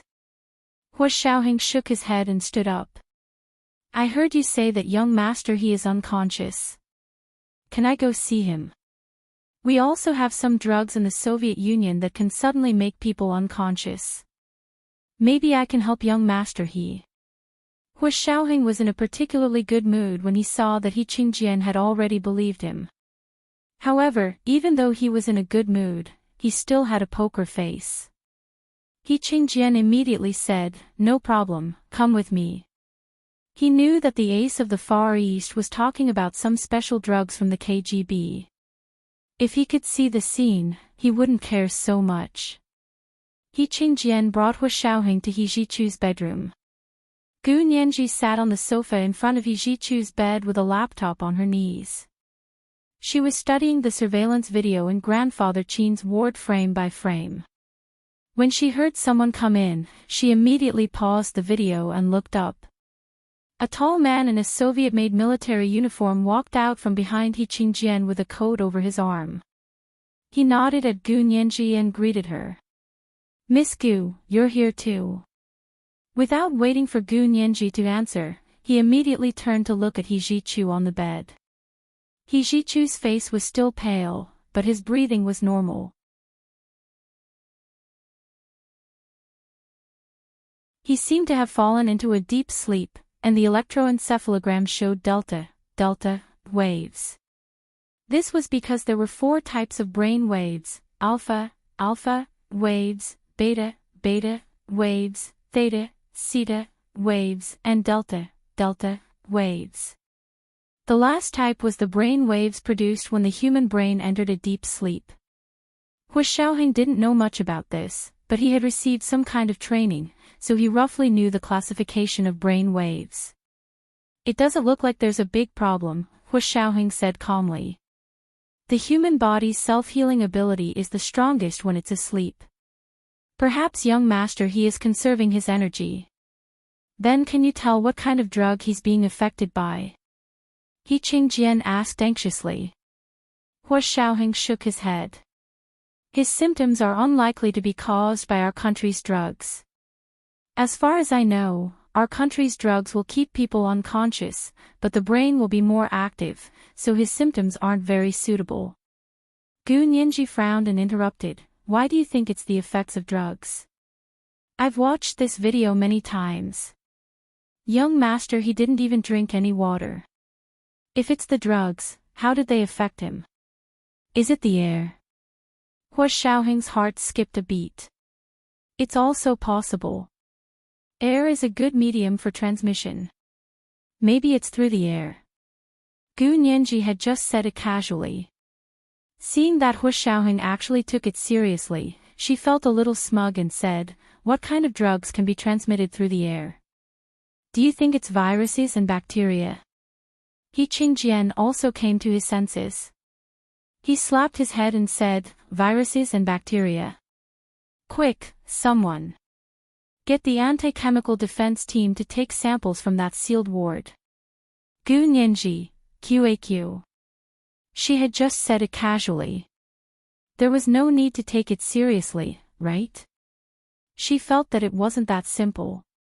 However, Hu Xiaoheng felt that it was indeed necessary to mobilize the anti-chemical defense team. If there was something unfamiliar there, the anti-chemical defense team would be the first to isolate them. He Qingjian was in a hurry to mobilize the anti-chemical defense team. Hu Xiaoheng looked at Gu Nianji. "Miss Gu, have you been busy the past 2 days?" Gu Nianji nodded and said seriously, "Busy, very busy. I'm so busy that I'm dying." "Then why did you have time to come out today?" Hu Xiaoheng continued to ask.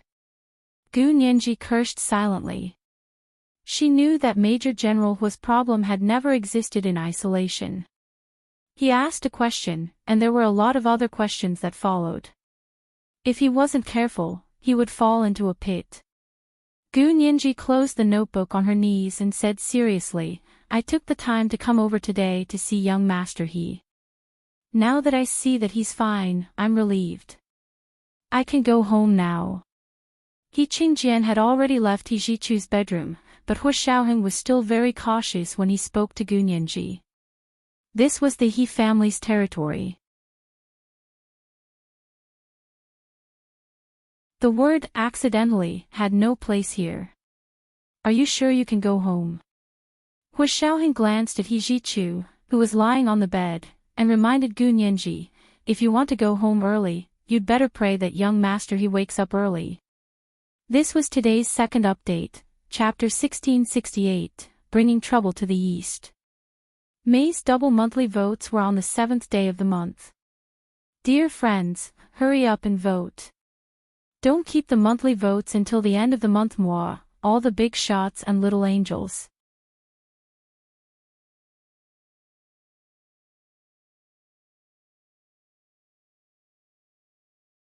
Chapter 1680. Gu Nianji was immersed in the excitement of seeing Hu Xiaoheng again.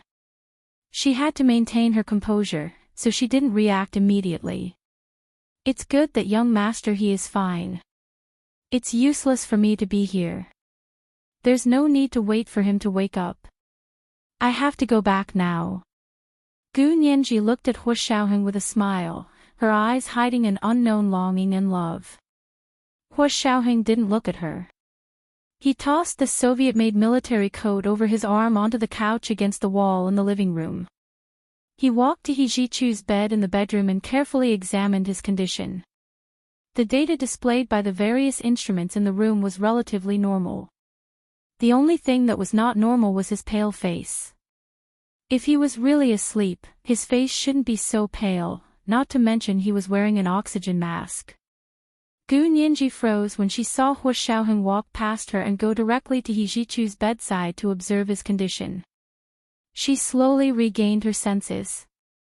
She thought about everything Hu Xiaoheng had said and finally realized what he meant. If He Jichu didn't wake up, she couldn't go back. So what he meant was that she was actually under house arrest by He Qingjian. But why was He Qingjian putting her under house arrest? She wasn't a doctor, and she didn't know how to treat illnesses. Wait a minute, treatment. Gu Nianji suddenly understood. Her face, which had been flushed with excitement, instantly turned as pale as snow. When Shi had said that He Jichu had relapsed. Although she didn't believe it, and He Qingjian had also said that he didn't believe it, a person like him would never forget to be prepared, right? In other words, he didn't believe that He Jichu's old illness had relapsed, but if it was related to his old illness, or if it was a similar new illness, he would have to use Gu Nianji as He Jichu's medicine. This was the only way to explain what Hu Xiaoheng was implying, wasn't it? Gu Nianji immediately tensed up, but she pretended to be nonchalant and said, "Mr. Peter, please have a seat. I'll be going now." She had already uploaded the video to her cloud account. She turned off her laptop as if nothing had happened and placed it back on He Jichu's desk in his bedroom. She picked up her Hermes red envelope and walked out of the bedroom. She walked through the living room, pushed open the door to the suite, and walked straight out. She didn't go far before she was stopped by He Qingjian's personal secretary at the stairs. He politely said, "Miss Gu, please wait a moment." Gu Nianji's heart sank. She knew that Hu Xiaoheng's guess was correct. Gu Nianji slowly looked up at He Qingjian's personal secretary and said slowly, "What do you mean? Are you trying to restrict my personal freedom now?" He Qingjian's personal secretary pursed her lips and said slowly, "Miss Gu, how could we dare to restrict your personal freedom? But young master He's current condition is unknown. We also hope that you can stay here with him for a while. Perhaps he will recover faster." Gu Nianji was so angry that she laughed. "If you don't let me go home, aren't you restricting my personal freedom? As for young master He's condition, I'm not a doctor. Will he recover faster? You should hurry up and find a good doctor to take a look at him instead of racking your brains to do evil things." He Qingjian's personal secretary couldn't help but have a headache. This little girl was really spoiled. If he didn't say it out loud, they would still be good friends. If she insisted on tearing down this layer of shameful cloth and causing a life-and-death struggle, she would only be the one suffering. "Miss Gu, this is General He's idea." He Qingjian's personal secretary reminded her softly, "General He is a man of his word. His only exception is young master He. So you'd better pray that young master He wakes up early so that you can go home." Gu Nianji, holy **T. It was almost exactly the same as what Hu Xiaoheng had said. How much did this person know about He Qingjian and his subordinates? Gu Nianji's mood suddenly improved. A smile slowly blossomed from the corners of her lips to the bottom of her eyes. She was like a begonia in spring, indescribably beautiful. He Qingjian's personal secretary was surprised to see that Gu Nianji wasn't angry anymore. She even smiled at him good-naturedly. That smile was so beautiful. Gu Nianji threw the Hermes red packet over her shoulder and smiled. "Okay, then I'll wait for young master He to wake up soon. Speaking of which, young master He has taken good care of me. It's only right for me to accompany him when he's in trouble." Without needing He Qingjian's personal secretary to continue persuading her, Gu Nianji had already walked back on her own. Pushing open the door to He Jichu's suite, Gu Nianji threw the Hermes red packet in her hand onto the sofa in the corner. It happened to land on top of Hu Xiaoheng's Soviet-made military coat. It looked like a tall man in a Soviet-made military coat was carrying a Hermes red packet. The contrast was so jarring that one couldn't help laughing. Gu Nianji giggled and sat on the sofa in the living room. She took out her phone and played with it. In fact, she had secretly turned on her hacking program and hidden her phone on the internet to secretly contact Lu Jin. Hu Xiaoheng heard the sound outside the bedroom. He didn't need to look back to know that Gu Nianji had been invited back again. He smiled faintly and said in a clear voice, "Am I right?" "Yes, you're the best. You know everything I'm thinking. You're so capable, can you get me out?" Gu Nianji made a face at Hu Xiaoheng's back in the living room. Hu Xiaoheng, he really didn't have the ability to get Gu Nianji out. Because he was afraid of hurting her, because he didn't want Gu Nianji to be shot in front of him again. If they wanted to go back, He Qingjian could only let them go willingly. Hu Xiaoheng turned around and saw Gu Nianji making a face. She was being naughty again. Hu Xiaoheng was angry and amused at the same time. This girl was indeed big-hearted. She probably inherited this from Lu Jin. Hu Hu Xiaoheng walked out of the bedroom and quietly closed the door inside. He sat down next to Gu Nianji and whispered in her ear, "Although I can't get you out, I can stay here with you until He Qingjin agrees to let you go." Although his voice was disguised, because it was soft, his original voice still had a trace of magnetism, slowly plucking at her heartstrings. The hot breath brushed past her ears like a feather, but also like a flame. Her emotions surged, as if she was running on the warm grass in spring, or sunbathing under the hot summer sun. That feeling, how could it be so sour and refreshing? The tip of Gu Nianji's ears turned red. In Hu Xiaoheng's eyes, it was like a piece of lychee jelly that had just been formed. It was soft and trembling, emitting an unwitting temptation that invited people to pick it. Hu Xiaoheng's breathing suddenly became heavy, and his Adam's apple bobbed up and down. He wished he could stick out the tip of his tongue and lick the tender tip of her ear in front of him. Gu Nianji felt the change in Hu Xiaoheng's breathing and subconsciously turned her head. The tender tip of her ear seemed to be sent to Hu Xiaoheng's mouth, and it quickly swept past his lips. Although it was so short that it could be ignored, to the two of them, it was like a bolt of lightning that had not appeared in a long time, tearing through the calm sky. Hu Xiaoheng could hardly control himself. His heart was beating unimaginably fast. He even wondered if Gu Nianji could already hear his heartbeat. How could Gu Nianji have the energy to listen to Hu Xiaoheng's heartbeat? Her own 5 senses were in a state of stagnation. Waves of numbness quickly spread from the tip of her ears to her entire body, and even her bones went limp. The two of them sat on the sofa like 2 statues. The beautiful girl was like a pearl as she stared ahead. The man beside her lowered his head to her ear, as if he was whispering, but also as if he was making love. This was the first update of the day, chapter 1669, I'll be here with you. The double monthly votes for May would be on the 7th day of the month. Dear friends, hurry up and vote. Don't keep the monthly votes until the end of the month at 8 p.m., the second update. Moi, Big Shots, Little Angels. You're tuning into the LoveLore Library YouTube channel.